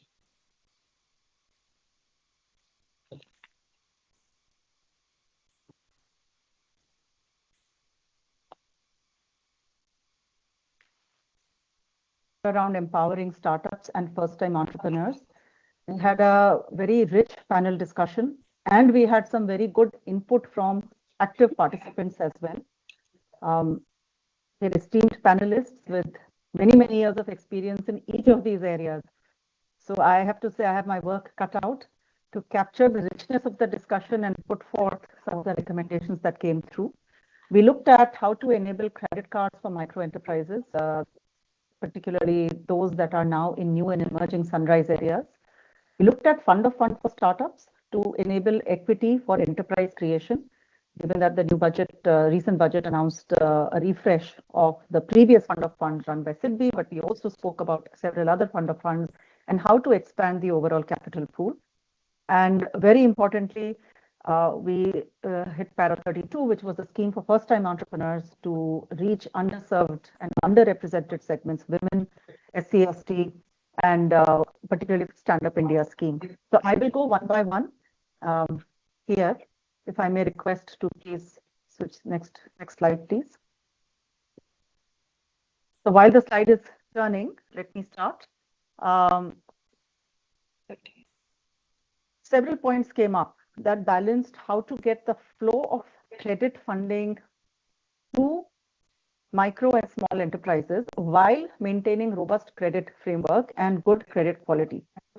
So one of the key things that came up was integrating the alternative credit related databases to create a unified interface to ensure efficiency in providing support and automatic verification and dynamic credit scoring. So to use the new alternative credit mechanisms for underwriting. It was also felt that digital tools should be integrated to support expense tracking, invoicing, GST tax compliance, business advisory, financial planning. So the whole robustness of the enterprise itself can be underwritten. Credit guarantee support can be used to subsidize interest rates and underwriting criteria. Sensitizing ecosystem stakeholders and building capacity was an important element because in our interactive discussion, it was felt that while the intent may be there, the tools and the mindsets may not all be there. And so the new capacity creation is required. Pursuing collaborations with NBFCs, with fintechs for much wider geographic distribution to underserved regions, as well as enhancement of eligibility and underwriting. And this would be particularly to address the last mile. So the schemes are there, the capital is available, how to get it to the last mile. And then also to keep the balance between risk and return.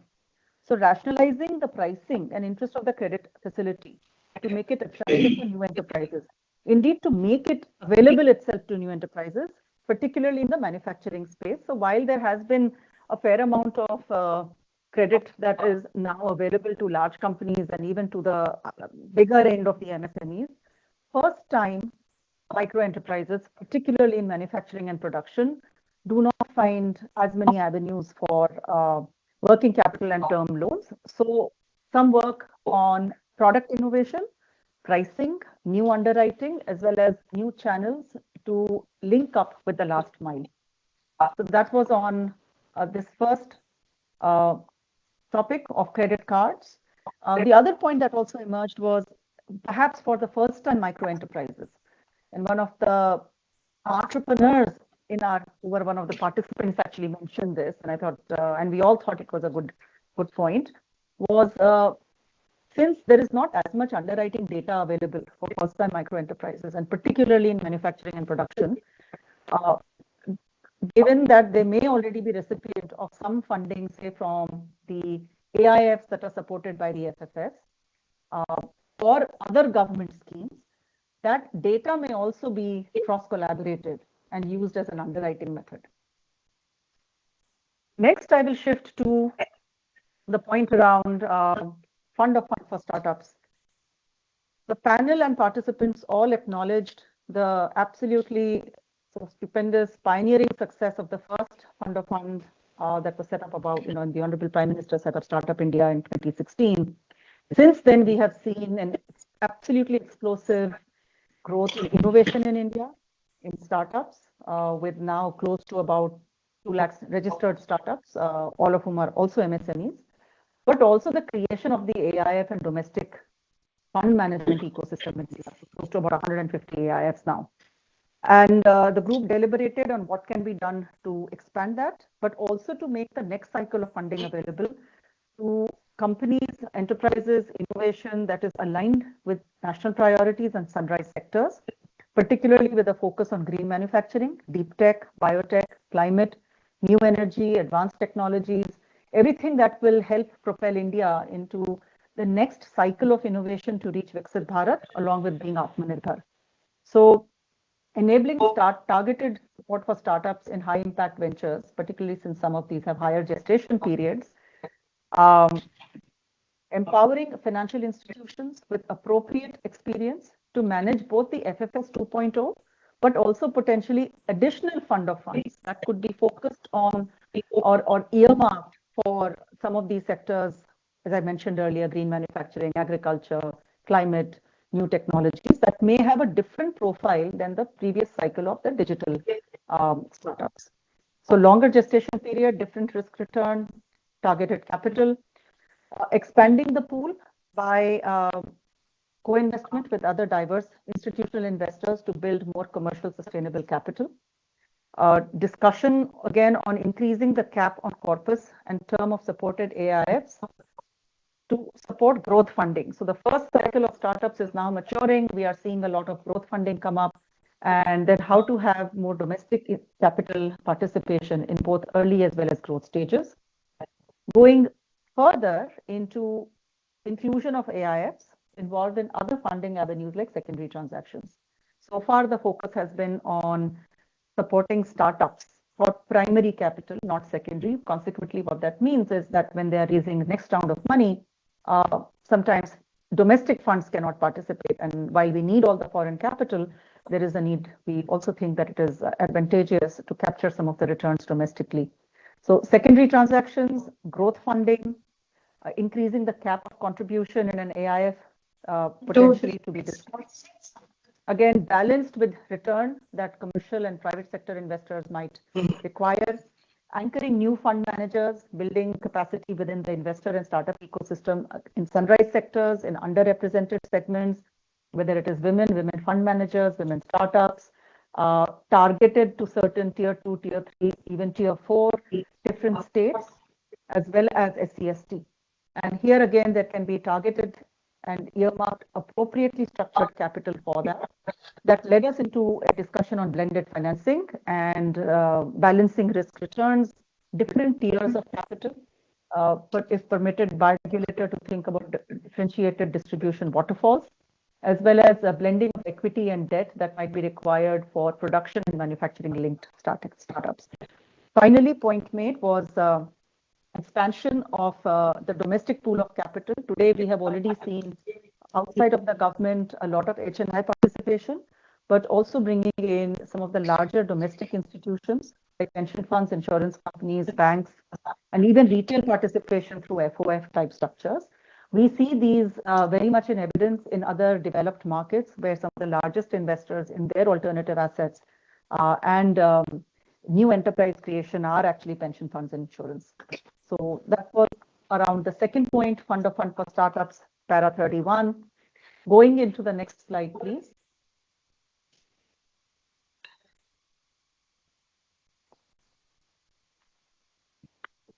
This was extremely important element of the Honorable Prime Minister's vision of one is the whole of government approach, the whole of Bharat approach, and Sabka Vikas, Sabke Saath. So being very inclusive and sustainable in our development goals, and thus bringing in support, both funding as well as capacity creation and mentorship for women, scheduled caste, scheduled tribes, and first-time entrepreneurs. The recommendations from the group after a very good discussion were as follows.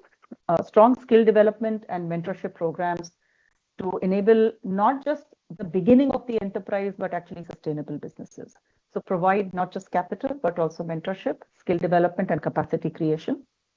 Sensitizing ecosystem stakeholders, formulating a charter for each stakeholder to contribute responsibly. So we collectively achieve the broader objectives and bridge the existing gaps. Perhaps for this segment, there could be a minimal processing fee and annual guarantee fees for credit guarantee mechanisms, so to make it easier to access. Even the previous discussion, the previous session addressed the point around women not having adequate collateral and assets to be able to put against or securitize against credit. And hence, credit rating mechanisms for women, SCSTs, and those with sort of low current asset capacity. And new mechanisms for manufacturing and greenfield projects. Grievance redressal mechanism and monitoring by key ministries and departments, so that the feedback coming from the field and from customers is very readily absorbed and can be acted upon. Integration with other central and state subsidies and other capacity building schemes. Again, here we see the thought process that these should not run in silos, but there should be a lot of collaboration across various government ministries, government schemes. And today data allows us to do that. Linking the AGF to outstanding amounts only, exploring waiver of project site as a primary security, and perhaps again, as we mentioned earlier, alternative methods of credit scoring. Enabling technology assistance to improve business operations. So we have seen that micro and small enterprises are often lower on the technology adoption curve because they do not have the means to be able to implement new technology solutions, such as online marketing, digital payments, or even digital marketplaces. Here, some of the digital infrastructure being built, whether it is UPI, ONDC, and other such portals that the government operates across various ministries, can be utilized. And finally, complementing the credit support by capacity creation, so that there is a greater understanding and access to new age businesses, entrepreneurship, startups, and overall linking across the ecosystem. So I will pause there. And again, thank you to all the panelists. And particularly, we actually had several micro entrepreneurs who participated and offered their comments as well. So thank you to all. Thank you, Anjali ji. You have given a very comprehensive and a very rounded view of the budget announcements that were deliberated in the breakout session 2, which was on empowering startups and first-time entrepreneurs. I think startups and first-time entrepreneurs, they would be the key drivers to add on to the economic growth of India. So some of our viewers who are watching this session, they would be interested in knowing that if they are a startup or if they want to, start a startup, and if they want to access some equity. So what is the mechanism? Is the existing mechanisms for access to equity through the AIFs and the fund of fund, is it determined or handled more through the AIF route, or it should be democratized so that the startups who want to apply for getting some kind of equity, at least they are able to present their case? Your thoughts on this? So there is, right now, in practical reality, it all goes through the AIFs, because each fund, as an AIF fund, has a strategy and a mandate. And so they screen a startup, they underwrite them, and they decide whether they should be invested or not. However, going forward, given that we are seeing such growth here, and across the various government ministries, one of the things that came up was targeted fund of funds. So whether it's for defense tech, for space tech, for manufacturing, there could be a portal that could be operated, say, by a Startup India. Startup India already runs a portal, which is a Bhaskar portal to support startups. And again, marketplace and linking of capital with startups could also be offered there. I think that could be a very useful facility. Yeah, if I may say something, Sanjeev Biknan here. So the mandate of the fund of funds is to fund other funds. It is not to fund startups directly. That is by definition. So अगर you want to fund startups directly, तो वो separate VC fund होगा. And that can be run by SIDBI, but that's a separate sort of exercise, sir. And SIDBI already has a fund on that. It's called SIDBI Venture Capital Fund, which is off their own balance sheet and also part of the startup fund of fund they have taken. So it's a separate entity SIDBI already has, just for the knowledge of everybody. So SIDBI does have a SPCL, so SIDBI Venture Capital, number one. And two, the government balance sheet money, which is the 10,000 crores previously, and now the new 10,000 crores were designed, as Sanjeev ji just said, to make it fund the AIFs, and which can then further on fund. And there are many other reasons for that, of governance and of capacity and control. Thank you. I think the point made, which is a good one, is that the fund of funds creates other AIFs. The AIFs then downstream, so if the fund of funds are given 20% capital, then they raise another 80%. So there is a multiplier effect there, but they downstream to actual startups. But the point being made, I think there is one of our micro entrepreneurs actually made this point, that could there not be a portal? Why should young companies, whether they are startups or micro enterprises, they're really the same thing, that have very limited resources, founders have a lot of things on their plate. Why should they actually have to go and hunt for money or appoint bankers? If there was a centralized portal that could at least list out funds, and these are the daughter funds of the fund of funds, whether it's a SIDBI fund of fund or the MSME ministry runs the SRI fund through State Bank. There is also BIRAX fund and NABARD. So if there could be a centralized portal which lists out all the daughter AIFs by their strategy and their area of interest or sectoral interest, that would enable startups and micro enterprises to reach out to the appropriate AIFs to fund them. Thank you. Thank you. With this intermediation, so more direct access. This was a question which ignited a lot of responses. And the idea basically is that in Government of India, we all believe in whole of government approach. We believe in breaking the silos. We also believe that we need to also move away from the systems which are existing, which are actually delivering good. But if there is a scope for constructing a better system or designing a better system, which is more democratic and enables the startups and MSMEs, I think it would be ultimately in favor of these, in the growth and development of MSMEs and growth of India. So moving on, we have a limited time. So we will now move to the third breakout session. The third breakout session was on the strategies and measures for footwear and leather sector. The eminent panelists discussed about the issues pertaining to the focus product scheme, and the session was led by Shri R. Selvam, who is Executive Director of Council for Leather Exports. Over to you, Selvam. Please present us with the recommendations of the group.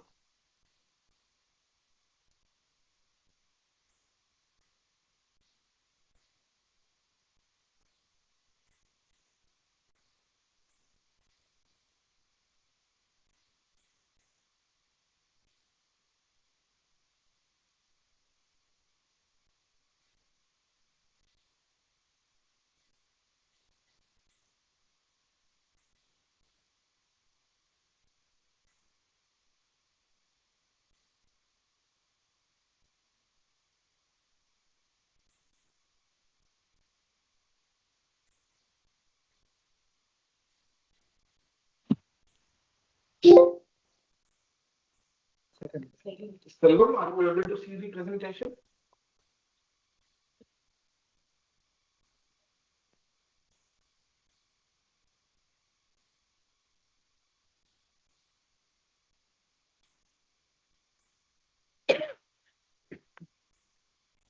Presentation is there, sir, but audio is not. Now we are able to hear your voice. I think your mic was on mute. So if you can unmute yourself and speak up. Yes, Selvam, over to you.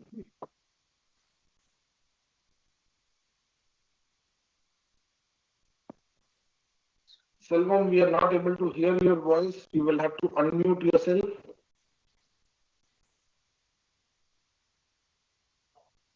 Can you hear us? So, yeah, we can hear you now. Please go ahead. Sir, our current production is 23.69 billion. So which includes 4.69 billion export and 70 billion domestic production. We want to achieve 50 billion as per the budget document also, that is achieving 40 billion in export and 36 billion in domestic. Each achievable. Sometimes we want our top. Even from footwear, we want to achieve 7.78 billion by 2030. It includes 4.78 billion leather footwear and non-leather 3 billion. But otherwise, currently 90% non-leather footwear is consumed in India itself. So other goods include leather jackets, leather boots, leather wallets, harness and saddlery. In that area, we want to achieve 6.22 billion by 2030. And the domestic size also, we want to double the production capacity because there is a huge demand in the domestic size also, domestic industry size also. That is right now we consume around 2 pieces per capita consumption. There is a demand for 4 packs by 2030. Itself will increase the number 2.5 billion current consumption. It will go to 5 billion in 2030. So this is the projection has been calculated and we work out. And in addition to that, we also recently provided employment opportunities for 4.42 million people. And this, if you go with our target rate, they will get minimum 2.2 million employment. It is only plastic. But employment will be given by this industry. And remote for this comes from the increase in the disposable income, also growing middle class, and also internal migration within the urbanization of many cities. There is a huge demand for footwear, especially non-leather footwear. And also fashion awareness among the youth and growing consumer retail, also it is increasing our consumption patterns. Sir, this is we have slow down the pace because I think some of the participants may not be able to properly keep pace with your recommendation. So just slowly if you can speak. Thank you. Thank you, sir. So we have all the stalwarts from the industry, sir. We had a very good interaction. In fact, the panel discussion went off well, and after that, there was a question and answer session also. In fact, we received lots of feedback from the members for focus product scheme, sir, and also we kept this Hon'ble Prime Minister direction. What is the way forward for the MSME sector?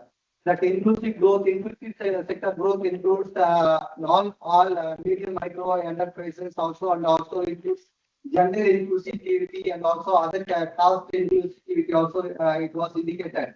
So we kept all these issues in our mind while discussing that one, and also the direction was to approach with a new confidence, that is to increase our production, that is increase our capability and capacity. We also focus on manufacturing and export. It's not only manufacturing to meet the domestic demand, and also to meet the global demand also. That was direction, sir. And also economic partnership with many countries and India to become the global champion. That was the direction of our Prime Minister, sir. We had a discussion also, sir. That after 1 hour discussion, 45 minutes discussion, that industry recommended some of the major points. Actually, everybody highlighted that brand Bharat should be we have both in India and abroad. So that abroad to align investment and also to market our product. That brand Bharat should be highlighted.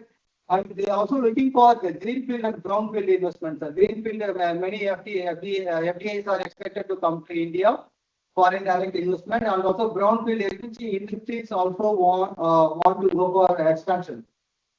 In that, industries lot of capex and OpEx incentives. Being lab-intensive industry, also a highly technical industry that requires lot of machineries are very capital intensive. So they need both capex also, and for working capital they need OpEx also.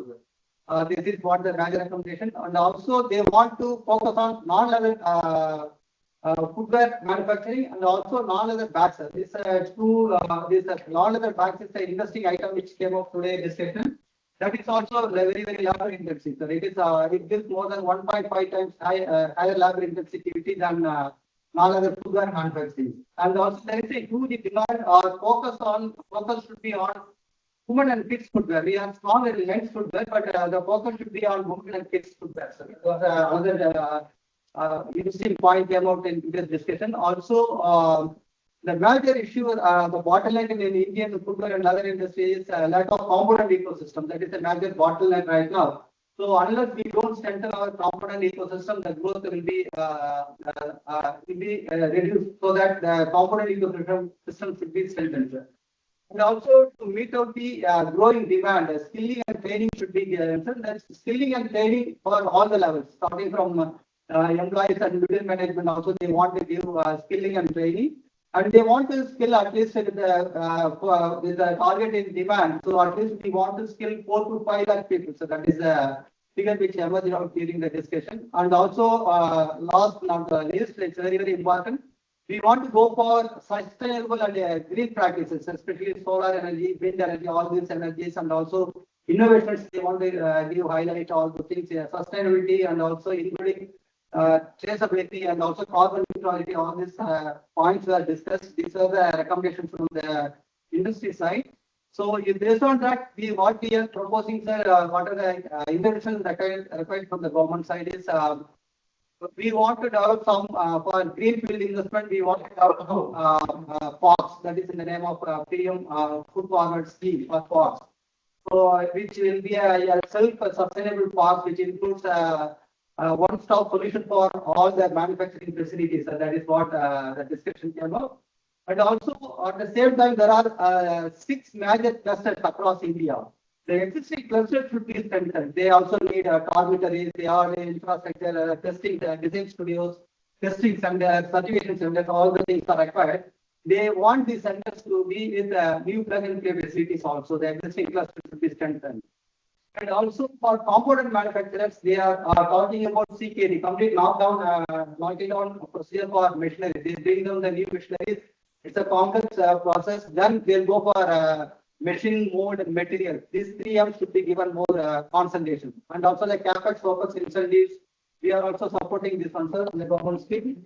And also skilling and training, we want to give more emphasis. And also green practices, sustainability and quality assurance, and design studios and the certification. These are the important parameters which take this industry to the next level. So this should be done. And actually, when some of the raw material or components are developed, which is used for some other industry also. The components which are used for leather footwear industry may be used by the textile industry or toys industry or furniture industry also. So when the scheme is developed, it should be a broad basis. It should not be restricted only to this industry, because it overall strengthens the ecosystem of Indian industries. So that is the issue, sir. And also we discussed Hon'ble PM's direction also inside. So the top 3 proposed recommendations are, we want to go for PM footwear parks. That parks should facilitate large-scale investment and boost industrial infrastructure and support modernization and upgradation, large-scale skilling and promote sustainability, and address cost disability. The cost disability for this sector is around 14% right now, including land of cost of the land and working capital and also electricity charges and everything. For this, the cost disability needs to be addressed. That's why the industry is emphasizing for the OPEX incentive. That is major issue, sir. All the issues should be addressed while we are going for food forward parts, sir. And strengthening the component ecosystem, that is already we discussed, sir. For some of the components, especially raw material for non-leather footwear industry, PU, EVA, we are getting import, and that import duty is very, very high. Even 90% of the raw material comes from abroad. There we are getting the import duty should be reduced till our local industry is strengthened. One anomaly, major anomaly is the SEZ policy. That SEZ policy from the SEZ area to PT area, the materials are taken, the finished product taken, they need to pay at least 38% import duty. Whereas it comes from Asian countries, it is only 5% import duty, sir. So there is a major anomaly in this case, because in that local manufacturing is not strengthened. They manufacture in the For example, the Indonesia or some other country, they import at cheaper rate at 5% import duty. Whereas see that within India and to TV area, it is 30% import duty. Sir, that is another important revealing in today's meeting. So also we want to go for brand promotion, market linkage. Brand promotion, that is brand bar. It is for all the products, not only in India. We in abroad also we want to promote our brand, and also we want to give strong market linkage. This is a discussion which happened, sir, and these are the points which came out of this discussion. Thank you very much, sir. Thank you, sir. Thank you, Sarvam, for a very comprehensive presentation, and the group has deliberated, in detail about the leather and footwear sector. In fact, in the budget, there is a huge mandate for promoting micro, small, medium enterprises in the leather and footwear sector. In fact, it is proposed that 22 lakh, it is mandated rather, that 22 lakh employment will be emanating from leather and footwear sector through the focused product scheme. There will be 4 lakh crore of turnover which will be generated, and similarly an export of 1.1 lakh crore coming out of the leather and footwear sector. So we will, in interest of time, we will move on. We have 2 more participants who will give their presentations. I will request them to be brief. Kindly limit yourself to about 7 and max 8 minutes. So next session was on accelerating growth in the toy industry. So we have Shri Amitabh Karbanda, who is Director in Sunlord Apparels and Manufacturing. Can I request you to share the recommendations of the growth, and especially in context of the making India global hub for toys? Thank you very much, sir. Team, can you please share the presentation? Thank you, sir, for this opportunity to present our case in front of the government and have these deliberations under the umbrella of the Prime Minister's clarion call for the toy industry. A few basic points on the current status of the industry. Sir, we have 25% of the world's children in our country, but we contribute to just about 1% of the world's toy trade. So you can imagine what is the growth potential that is possible in this trade. And as this industry grows, the employment generation possibilities that this offers is unparalleled. For every 1 crore of investment, there is opportunity to generate 78 direct employment. So this, I don't think any other industry has this kind of a parallel. Now, with this background, I would like to discuss some of the points that have been raised today and our suggestions, which have resulted in these suggestions for the scheme for the toy industry. On the soft support part is the innovation and R&D support. Now, institutes like MIT in Massachusetts, Caltech, they all have got media labs which have been the source for a lot of toy companies that have come out from there. It's not just in the electronics or the software, but also in physical toys. And this trend is now coming in India also. We have a lot of IITian-backed companies that have started manufacturing toys and have made a name for ourselves. That means there is a lot of scope which is still unfulfilled that needs to be looked at, and we can go beyond IITs and to focus on industry academia collaboration with various institutes to generate ideas and generate entrepreneurs for the toy trade, and also work on developing manufacturing technology for the toy trade. We are very far behind our neighboring countries in manufacturing technology, and with the help of our technical institutes, we can indigenize a lot of our technology. The other point that has come out is the creativity of children. Like Einstein has clearly said that we can never be as creative as children. The children are not bound by anything. Hence, the idea of having toy labs and play labs in schools, to where the industry can sponsor projects or sponsor products and see how children play with them, how children interact with them. Even things like robotics and STEM-based toys, which can help nurture the next generation of tech entrepreneurs from the country, can easily be achieved by having these toy labs. So this is on the innovation and R&D support. The next aspect that we have is on the cluster development. Now here we have a lot of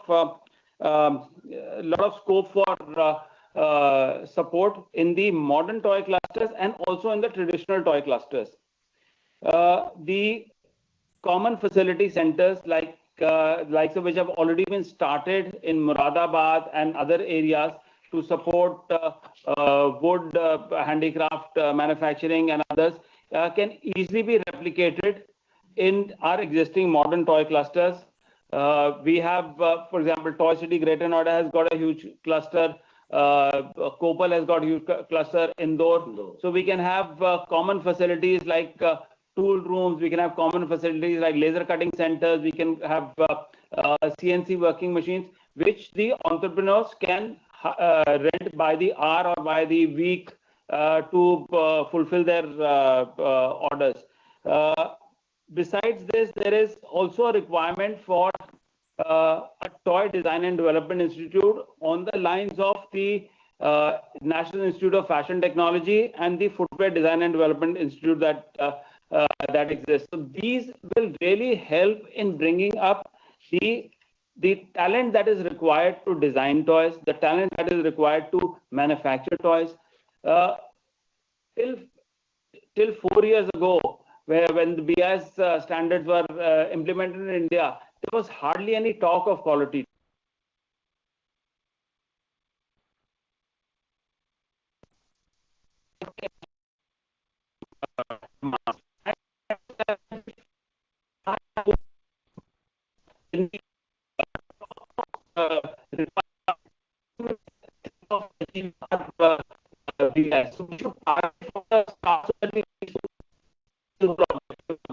So and Development Institute is will go a long way in will be a big step in taking this forward. And also for the traditional toy clusters, the similar common facility centers, training, marketplace, and more importantly, testing support.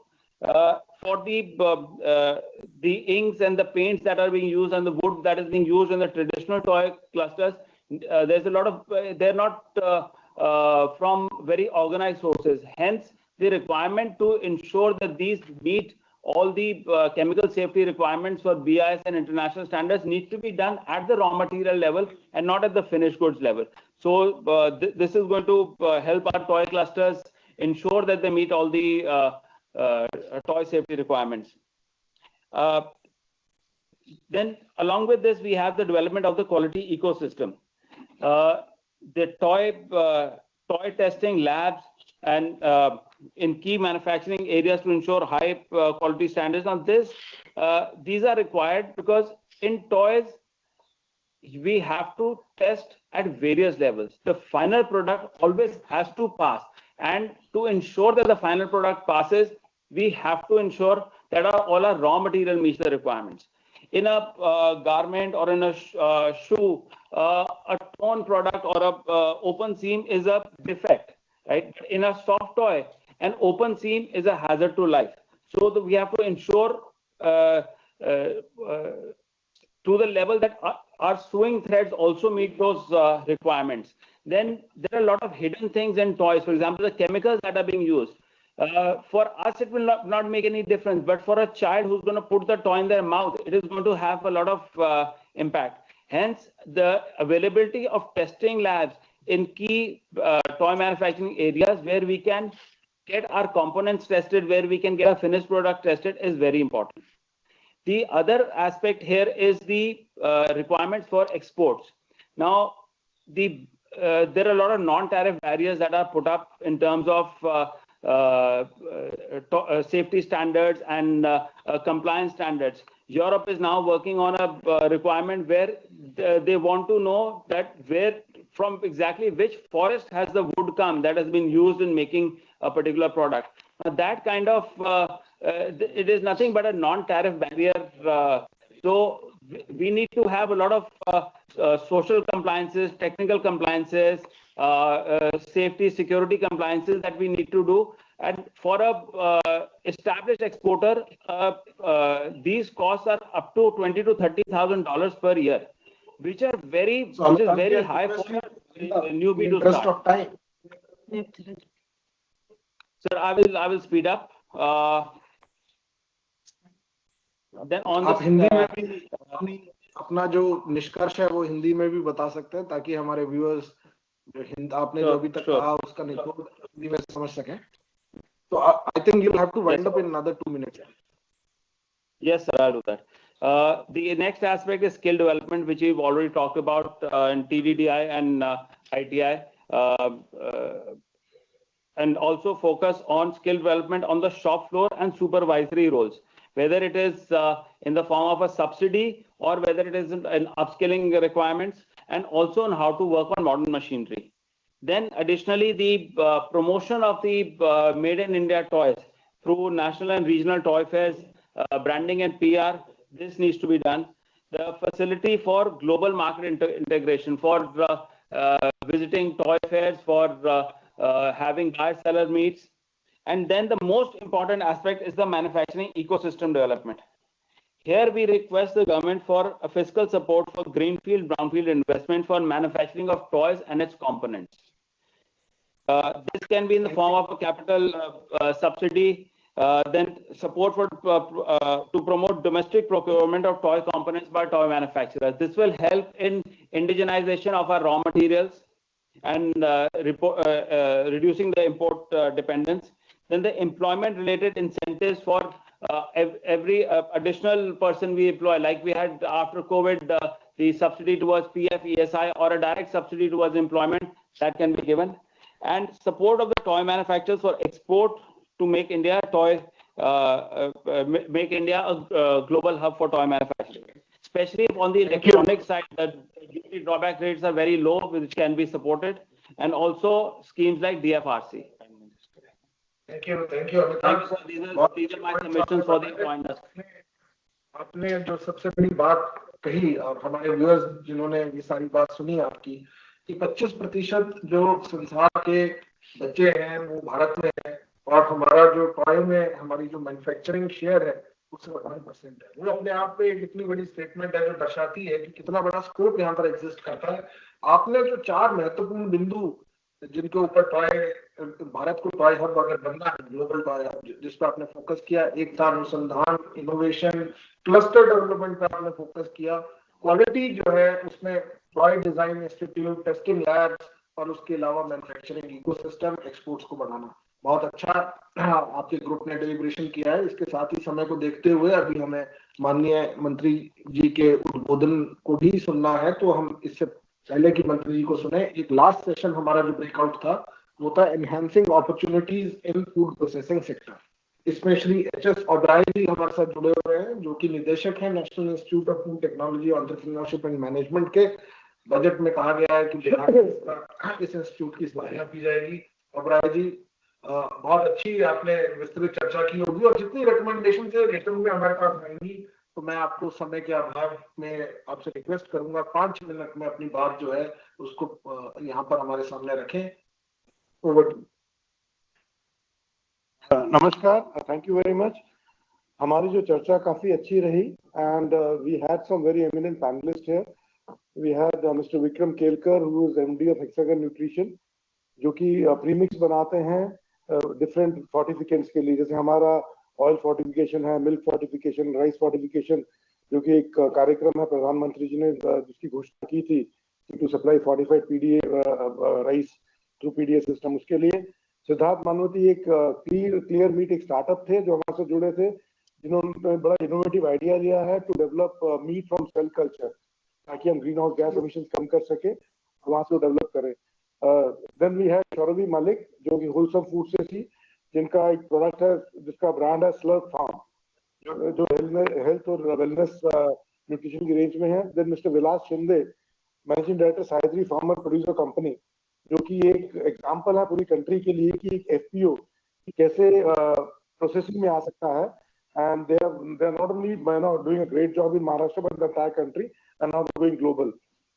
Then हमारे साथ Kanchana madam जुड़ी थी from HUL, who is head of corporate affairs, which HUL doesn't need any introduction. Hindustan Unilever Amit बसीन जी जुड़े थे Marico India से, क्योंकि edible oils में और आजकल न्यूट्रास्यूटिकल्स में एक लीडर है।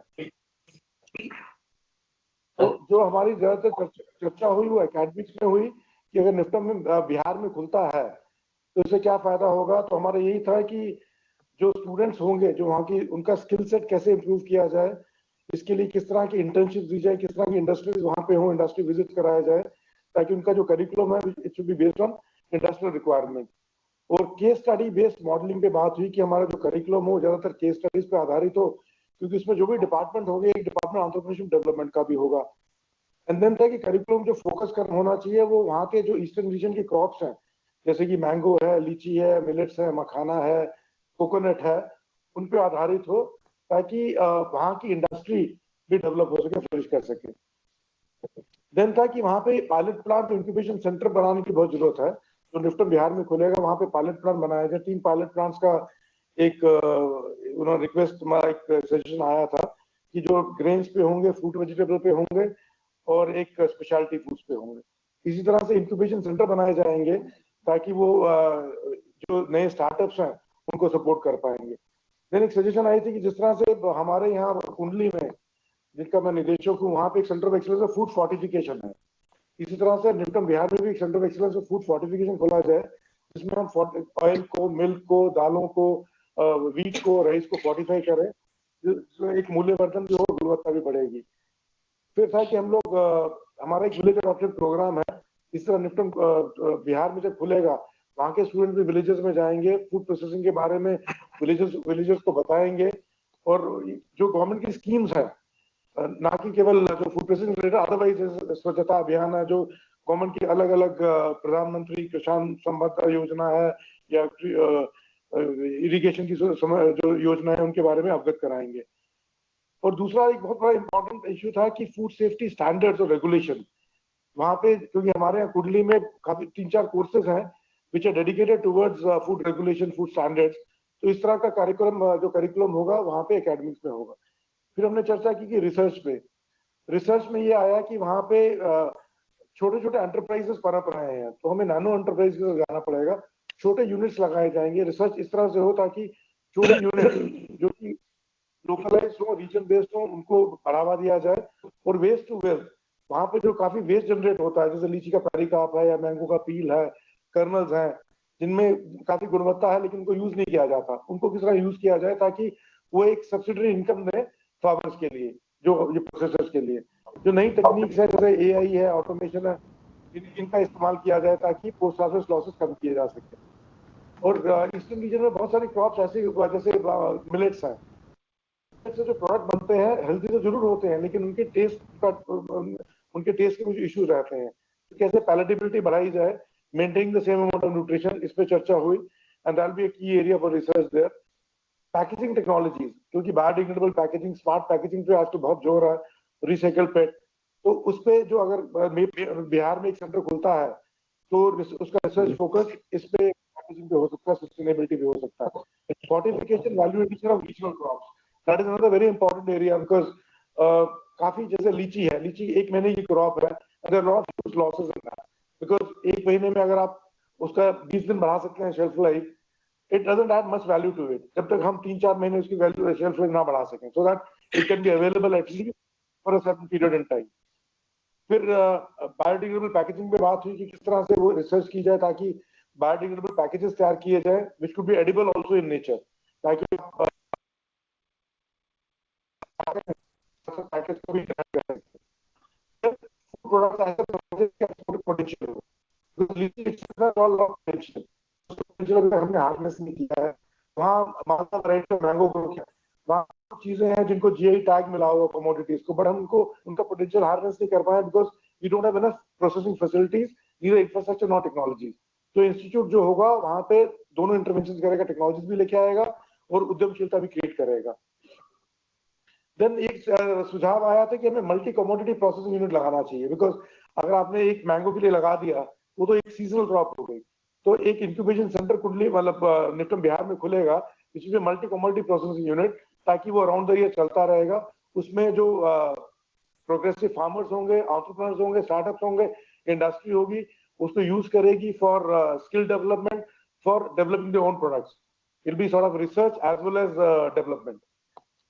देन हमारी बात हुई कि वहां पे एंटरप्रेन्योरशिप कैसे डेवलप की जाए, तो field visits, field days, machinery रेस किए जाएंगे, जैसे कि हमारे निफ्टम कुंडली में होते हैं, तंजावुर में होते हैं, जिससे कि एक अवेयरनेस होगी अमंग फार्मर्स, एफपीओ, एंटरप्रेन्योर्स की क्या क्या चीजें हैं, क्या क्या पदार्थ बन सकते हैं, क्या क्या टेक्नोलॉजी इंस्टीट्यूट के पास है, और क्या क्या आगे किया जा सकता है, which can reduce post harvest losses, ताकि एक इसका उद्देश्य यही है कि फार्मर को कैसे एंटरप्रेन्योर बनाया जाए। तो अलग अलग तरीके के capacity and skill development programs किए जाएंगे, वो जो बेकरी पे होंगे, ग्रेन प्रोसेसिंग पे होंगे, फूड वेजिटेबल प्रोसेसिंग पे होंगे, एक्वाकल्चर प्रोसेसिंग में होंगे, बिकॉज काफी एरिया है जो कि वेस्ट बंगाल, उड़ीसा में है, जहाँ एक्वाकल्चर प्रोड्यूस काफी मात्रा में उपलब्ध है। तो उसकी गुणवत्ता कैसे बढ़ाई जाए, उनकी प्रोसेसिंग कैसे की जाए, उस पर काफी चर्चा हुई। और इंडस्ट्री के साथ कैसे कोलैबोरेट किया जाए, बिकॉज इंडस्ट्री एकेडमिया कोलैबोरेशन बहुत जरूरी है, to get some funds and to get projects also, ताकि जो रिसर्च हो बड़ी फोकस हो और इसका सीधा जो लाभ है इंडस्ट्री को मिले और स्टार्टअप एंटरप्रेन्योर्स को मिले। Then incubation centre to nurture innovation, एक सेंटर ऑफ एक्सीलेंस किया जाए which will be future foods, because commodities बहुत सारी वहां पे हैं, it's blessed with a lot of resources. The only thing is we haven't looked at how to nurture it further. Then a consultancy cell बनाया जाए जो कि entrepreneurs के डीपीआर बनाएगा, कंसल्टेंसी देगा कि किस तरह का प्लांट लगना चाहिए, टर्न की बेसिस में प्लांट लगवाएंगे, उनको हेल्प कराएंगे कि लोन्स कैसे मिलते हैं, एमएसएमई से कैसे टाई अप किया जाए, to be a conduit with ministry as well as the entrepreneurs. Then business model बनाए जाएंगे which करने के लिए थोड़ा जल्दी अगर करें, and create mentorship programs for farmers and MSMEs. ये बहुत जरूरी है because until we have 5-day, 7-day, 2-week program wherein they do practical exercises along with theoretical lectures. तो जैसे हम कुंडली में करते हैं, हमारा अगर 5 दिन का प्रोग्राम है तो हम पूरी इनको शिक्षा देते हैं कि थ्योरी भी पढ़ाते हैं, उसके पीछे रेगुलेशन भी बताते हैं, प्रोडक्ट कैसे डेवलप किया जाता है, कैसे पैकेज किया जाता है, कैसे ब्रांडिंग की जाती है, उसके बारे में समझाया जाता है। And again to handle the self help groups, जो कि बहुत इंपॉर्टेंट है हमारी इंडिया की इकोनॉमी की एक लाइफलाइन है self help group. And then you know जैसे मैंने पहले बताया, नैनो एंटरप्राइजेस बनाए जाए स्पेसिफिक पेरिशेबल कमोडिटीज के लिए, जैसे गुआवा है या लीची है, मैंगो है। देन था कि इनोवेशंस क्या होनी चाहिए वहां पे निफ्टम बिहार में, which will take this institute to greater heights and create some kind of entrepreneurship in that particular region, the eastern region. Biodegradable packaging का एक बहुत बड़ा वो एक आया, और एक फ्रूट प्रिजर्वेशन, फ्रूट्स को कैसे प्रोसेस करके एक तो स्मार्ट पैकेजिंग या लॉजिस्टिक्स ऑन फॉर्म कैसे स्ट्रक्चर क्रिएट किए जाए ताकि फार्मर को डिस्ट्रेस सेल ना करना पड़े। फार्मर 1-2 दिन के लिए प्रोड्यूस अपना ऐसे स्ट्रक्चर में रखते विच आर इकोनॉमिकली ऑल्सो, और 2-3 दिन बढ़ाई जा सकती है, पैकेजिंग टेक्नोलॉजीज हो। देन शेल्फ लाइफ कैसे बढ़ाई जा सकती है डिफरेंट प्रोडक्ट्स की, लीची मखाना से किस तरह के हम प्रोडक्ट्स, डाइवर्सिफाइड प्रोडक्ट्स डेवलप कर सकते हैं। अभी बहुत कम प्रोडक्ट्स हैं, हालांकि मखाना से फिर भी कुछ रोस्टेड और चॉकलेट बेस्ड मखानास आए हैं, सॉल्टेड पेपर मखानास आए हैं, लेकिन बहुत सारी चीजें हैं जो मखाना से अभी भी की जा सकती हैं। रिन्यूएबल एनर्जी का इस्तेमाल में किया ऑन फॉर्म के लिए और प्रोसेसिंग, उसके बारे में चर्चा हो। कोल्ड स्टोरेज में एआई का इस्तेमाल कैसे किया जाए, हाउ टू, ताकि हमारा जो एनर्जी का कंजम्पशन हो रहा है उसे रिड्यूस किया जाए, उसे ऑप्टिमाइज किया जाए। And how to blockchain technology को कैसे यूज किया जाए for traceability and bringing transparency in the supply chains. And उसमें ये भी चर्चा हुई कि स्पेशल लैब्स लगाए जाए निफ्टम बिहार में, ताकि जो वो लैब्स एक sort of centre of excellence का काम करेंगे with a focus on cutting edge research. तो इन सब चर्चाओं पे I think you'll have to wind up now. Yeah, I'm done, sir. I'm done. Thank you so much. Thank you, अब्राय साहब। आपने निश्चित ही जो सेक्टर है फूड प्रोसेसिंग, और उसमें जिस तरह का बजट में घोषणा हुई है कि जो इंस्टीट्यूट स्थापित होगा उस इंस्टीट्यूट का लाभ किसानों की आय वृद्धि में जाए, ये बहुत बड़ा चैलेंज है और ये बहुत बड़ा मैंडेट है, बहुत बड़ी जिम्मेवारी है जो हम सबके ऊपर है। और इसके साथ ही जो बजट के अंदर माननीय प्रधानमंत्री जी के निर्देश से जो कहा गया है कि इसके अंदर जो हमें स्किलिंग और एंटरप्रेन्योरशिप करना है हमारे युवाओं के लिए, ताकि उनके रोजगार का सृजन हो सके। और सूक्ष्म लघु और मध्यम उद्यम मंत्रालय में हम ये मानते हैं कि होल ऑफ गवर्नमेंट अप्रोच के चलते जो ministry of food processing industries है उसमें हम कंधे से कंधा मिला के हम लोग साथ चलेंगे। और हमारे जितने व्यूअर्स इस प्रोग्राम को देख रहे हैं, इसमें एक जो बड़ा मैंडेट हमारे पास है मिलके, वो ये कि क्या हम किसानों को एक एंटरप्रेन्योर बना सकते हैं? क्या वो अपनी जो कृषि के अंदर अभी एक किसानी कर रहा है, क्या वो व्यक्ति अपना कोई काम धंधा जो है वो शुरू कर सकते हैं? और हमारे रोजगार के अवसर क्या हम सृजित करके अपने युवाओं को अपने साथ जोड़ सकते हैं? फूड प्रोसेसिंग में बहुत बड़ा सेक्टर है ये, और आपने इसका बहुत अच्छा एक चित्रण यहाँ पर किया है। एक चीज मैं आपको बताना चाहूंगा कि ये जो वेबिनार है, इसमें जो आपने प्रेजेंटेशंस किए हैं, बेसिकली प्रेजेंटेशंस आपने जस्ट फॉर्म में प्रेजेंटेशंस किए हैं, पर आपके जो टोटल सजेशंस हैं वो आप जो कंसर्न मिनिस्ट्रीज हैं, ministry of MSME, department of financial services, DPIIT और साथ में मॉकपी, इनके साथ आप शेयर कर सकते हैं। और बाद में भी आपके सजेशंस अगर कोई हो आपके मन में, स्टेक होल्डर्स में, हमारे जो व्यूअर्स हमें देख रहे हैं, आप में किसी में के मन में कोई विचार है कि स्कीम इम्प्लीमेंटेशन के लिए, बजट पैरा स्कीम इम्प्लीमेंटेशन के लिए आपके क्या सुझाव है, आप हमारे साथ उसको साझा कर सकते हैं। और इसी के साथ कार्यक्रम को आगे बढ़ाते हुए मैं निवेदन करूंगा श्री जितन प्रसाद जी, ऑनरेबल मिनिस्टर, राज्य मंत्री वाणिज्य एवं उद्योग, हमारे साथ जुड़े हुए हैं। सर, मैं आपसे विनीत निवेदन करूंगा कि आप हमारा मार्गदर्शन करें।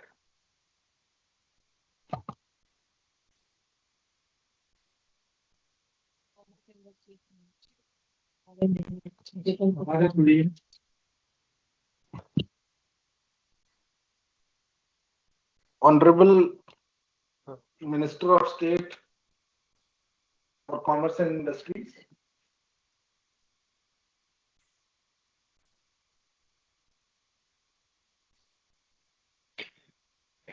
Thank you. धन्यवाद माननीय श्री जितन राम मांझी जी, ऑनरेबल मिनिस्टर ऑफ एमएसएमई, सुश्री शोभा करंदलाजे जी, राज्य मंत्री Shri SCL Das, secretary MSME, all those who have joined during this webinar. It is my privilege to be addressing the post-budget webinar focusing on recent announcements made in the Union Budget 25-26. The budget has been meticulously crafted to propel India's economic growth with a strong emphasis on empowering micro, small and medium enterprises sector. This sector is the backbone of our economy, playing a vital role in generating employment, fostering innovation, and boosting exports. To further bolster the MSME sector, the budget has introduced targeted measures for labor-intensive sectors such as toys, leather, and footwear. These initiatives aim to address specific challenges and unlock the potential of sectors that have significant impact on job creation and economic development. In the leather and footwear sector, India's industry is more than just a sector. It is a powerful driver of economic growth, employment, and exports. Rooted in rich tradition, yet embracing modern innovation, this industry showcases a seamless fusion of age-old craftsmanship with cutting-edge technology, positioning India as a global leader in this space. With the announcements of the focus product scheme of footwear and leather sectors in the Union Budget, the government has taken an ambitious step in modernizing these sectors. The government has made an effort towards creating an ecosystem for the footwear and leather sectors, which seemingly is one of the major challenges of the industry. The announcements made in the budget attempts to transform the production landscape of footwear through focus product scheme, which aims to establish a robust component ecosystem, improve supply chains while boosting economic domestic manufacturing and high technology and high value products.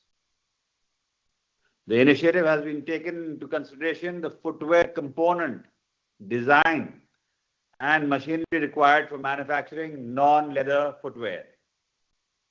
It intends to make the footwear and the leather industry competitive and self-reliant while ensuring quality end products, employment generation, and a global presence. By nurturing this sector, the government envisions a future where MSMEs not only thrive domestically, but also become significant players on the international stage, driving inclusive and sustainable economic growth for the nation. As far as the toy industry is concerned, the budget also speaks about the measures for the toy sector regarding implementing of a scheme for development of clusters, skills, and a manufacturing ecosystem that will create high quality, unique, innovative, and sustainable toys that will represent the Made in India brand. This initiative is designed to position India as a global hub of toy manufacturing, driving growth and competitiveness in the sector. Firstly, I must commend the panelists and participants for the webinar for enabling meaningful discussions around the topic, which will help us to understand an on-ground perspective and therefore work in tandem with the industry needs. The Indian toy industry boasts of a legacy that dates back to centuries, rooted in diverse cultural influences and regional craftsmanship. From the intricately carved wooden toys of Varanasi, Uttar Pradesh, to the vibrant, colorful dolls of Kondapalli, Andhra Pradesh, and the lacquer toys of Channapatna, Karnataka, each toy reflects local traditions, materials, and artistic finesse.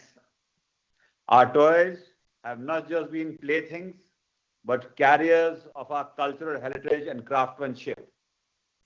In recent years, the Hon'ble Prime Minister's clarion call on rebranding the Indian toy story, there has been a growing shift in the role of this industry, from being a source of entertainment for children to a significant economic driver and cultural repository. As a part of its strong commitment to create a better ecosystem for the toy industry, a cohesive approach is being followed by breaking the silos and working with industry in all aspects for enhancing the robustness of the sector, promoting indigenous manufacturing, and enhancing export competitiveness. As a result of this, India has emerged as a net exporter of toys and is poised to be a significant player in the global toy market in times to come. The Indian toy industry is now exporting to more than 100 countries, including USA, UK, and Germany.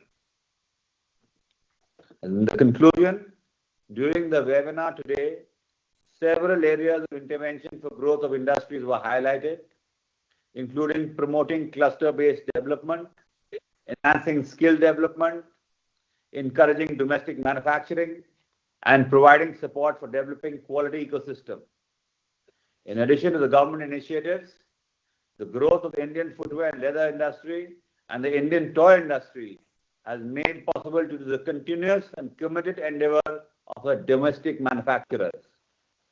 The members spoke about the need for development of a new age course on these sectors, enhancing the network of labs for testing, need for support during regional, national, and international events, development of R&D facilities, which will support in the development of globally accepted design, and the need for provision for world-class facilities in the cluster. These measures should help in growth of the entire ecosystem, from small artisans to MSMEs to large players. Further, women make up substantial portion of the workforce in manufacturing.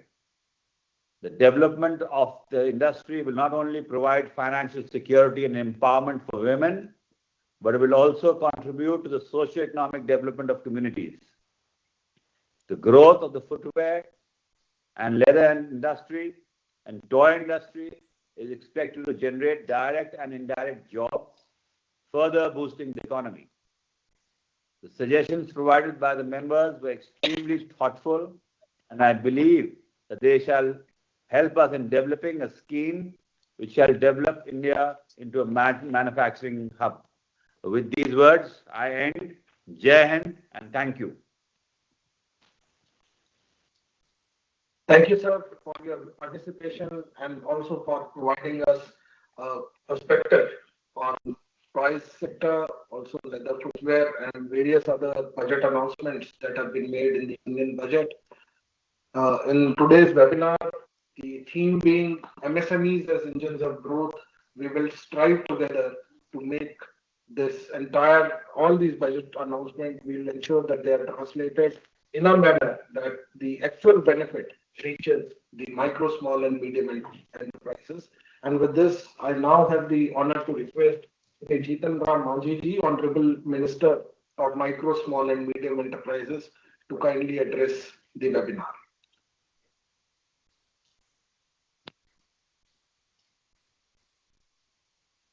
Respected Jitin Prasad Ji, Honorable Minister of State, DPIIT, and Susri Soha Karandalaje Ji, MOS, MSME, and other officers and dignitaries present here.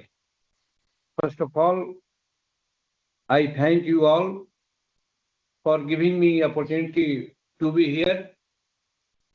And then I want to express my views that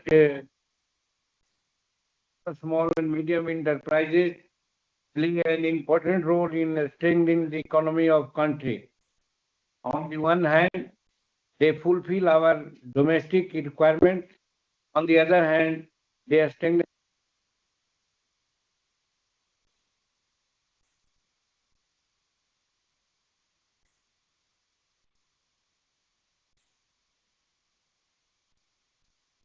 the Finance Minister and other colleagues, officers and different minister, department of stakeholders, and all other for being part of this webinar.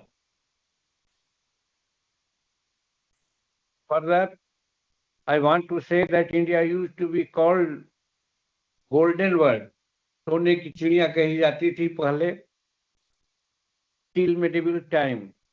At that time, we did not have big industries. Despite that, India used to be the largest manufacturer and exporter of goods in the world. During that period, about 30% of the world's goods used to be manufactured in India and exported to different countries of the world. If it were the MSMEs which were playing crucial role in the development of the country. However, the Britishers forcibly took our raw material at very cheap rates, got them processed in Britain through machines, and sold the finished goods in India at such a competitive price that our own industry got ruined. Along with this, they also imposed heavy taxes on our manufacturing industries. As a result, our own MSMEs got totally ruined. Today, India has made a lot of progress in technology with the large force of technical manpower. But the heavy industries have their own limitations. They can provide employment to only limited number of the Indian people. As such, the importance of a small industry hardly needs any emphasis. I am very happy to tell you that the contribution of the MSMEs in GDP is again better in manufacturing and export, which can be seen from the following figures. Contribution in GDP is 30.0%. Contribution in manufacturing 35.4%. Contribution in export 45.73%. As we are aware, India is on the verge of becoming the third largest economy of the world by 27. Further, by 47, India is trying to emerge as a developed country and present itself before the world. Along with this, India has also decided to achieve the target of zero carbon emissions by the 70. Apart from this, the use of new technology, simplification of the rules, and stability of our government are important factors for industry development of any country. Our government is committed to create such an environment for development and industry, particularly the MSMEs. To achieve the above target, I believe that MSME need to play a very big role. It has to play the role of the engine of growth. Ministry of MSC has launched many big schemes to achieve these goals.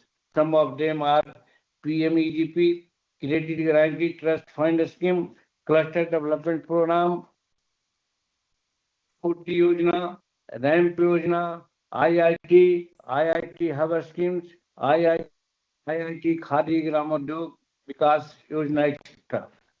Today, over 6 crore units have been registered on the Udyam and Udyam Assist portal. Which have given employment of around 25.29 crores people after 2021. The number of registered units has increased by more than 15 times. In 2021, the registered units were only 28.38 lakhs, which has increased to about 6 crore as on 10 to 25. The loan given to MSC unit have also been increased year by year.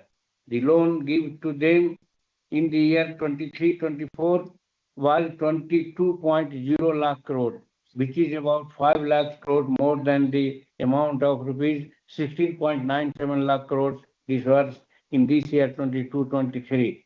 Under PMGP from the year 2015 to 23-24, about 9.84 units were assisted, about 80.33 lakh jobs created. Margin money subsidy assistance of 25.990 crores was also given. To meet the loan requirement of MSC unit, the Government of India is bringing United Lending Interface on the line of Unified Payment Interface in NPI. As already yesterday in MSME sector, has to be the engine of the Indian growth. Up till medieval period, there was no big industry. It were MSME, which were playing important role in the development of the country. The dream of the Hon'ble Prime Minister to make India the third largest economy by 27 and developed India by 47 can't be imagined without the MSMEs playing role of the torch bearer. As such, the development of the MSMEs is most important for the development of the country. It is with the intention that Honorable Finance Minister has given a very good budget which will create an environment for the development of MSMEs. The 5 main goals of the budget are as follows: to create poverty from the country, to eradicate poverty from the country, to provide 100% quality, to promote a skilled labor, to ensure the participation of 70% women in economic activity, to take India farm produce at the global level in the form of food basket. The budget 25-26 is the budget of the aspiration of 140 crore Indian and is budget of fulfill the dream of the every Indian, but work with continuous hard work, honestly and determination. These are many examples among our ancestors who sacrificed themselves for their country. A nation becomes great only when its human resources are hard-working, honest and full determination. Japan does not have many resources, but still, due to hard work, honesty and determination of its people, it is one of the richest countries in the world. In this regard, I also remember the inspiring story of Aruni, in which Aruni himself lies down on the ridge of the field to obey the order of his guru, so that the water does not wash away the fertile soil. We can take even more inspiration from the Dasarath Manji, whose story is very known to all. Finally, I would like to tell you to take the place to work with dedication, honesty, and determination to take the country forward. In short, some characteristics, some announcement of the budget I would like to mention here. The recent budget 25-26 MSME have been recognized as the second power engine for development, as they consist of 45% of our export. For making it easier for MSMEs to get loans, credit guarantee cover for micro and small industries has been enhanced from the current rupees 5 crores to 10 crores. This will facilitate an additional credit of rupees 1.5 lakh crore in the next 5 years. Customized credit card for micro enterprises registered on the Udyam portal to be introduced with the credit limit of rupees 5 lakh. In first year, 10 lakh card to be issued. To help MSMEs achieve higher efficiency to scale technology and upgradation and better access of the capital, the investment of the turnover limit of classification of all MSMEs enhanced to 2.5 to 2%, 2 times effective. New scheme for women, SC, ST, first-time entrepreneurs for supporting 5 lakh women through term loan of rupees 2 crore over the next 5 years based on the learning from the successful stand-up India scheme. Export promotion mission, which a sectoral and ministerial target given jointly by the Ministry of Commerce, MSMEs and Finance. It facilitates easy access to export credit, cross-border factoring support, and support the MSME to tackle non-traffic measures in overseas market. Thank you all for listening. Thank you. Thank you, sir, for your inspiring words and giving us a holistic perspective of MSME sector in India. Sir, this brings us to the conclusion of the post-budget webinar for today. It has been a long day, and I think that the recommendations and suggestions that we have received from the breakout sessions, the participants, the panelists, and the moderators, they will help all the ministries, the participating ministries in this webinar, the Ministry of MSME, Department of Financial Services, the BIIT and Ministry of Food Processing and Industry, to get the actual feedback from the ground. And with this feedback from the ground and feedback from the stakeholders, I'm sure we will all be able to implement the budget announcements in the true spirit. The vision of the Honorable Prime Minister is that the budget has to be people's budget. And the post-budget webinar exercise is a step in that direction, because we receive the feedback and we receive the suggestions from common people, from the micro, small, medium enterprises about the budget announcements, and we will all be collating the suggestions that we have received, and we will work on that. And let me, towards the end, thank all the participants, all the panelists, all the moderators, all the officials of all the ministries who have participated in with us. And we thank the Honorable Minister MSME, we thank the Honorable Minister for State, for Ministry of Commerce and Industry for joining in this session. Thank you, sir. Thank you.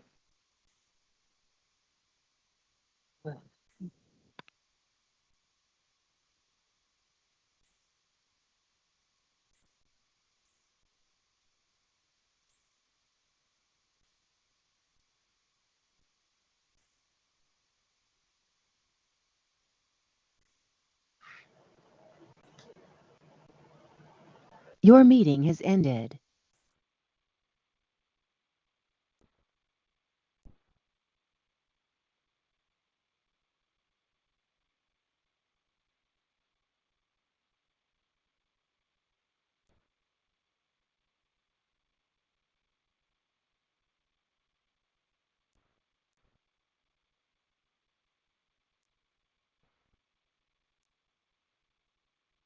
This meeting is no longer being recorded.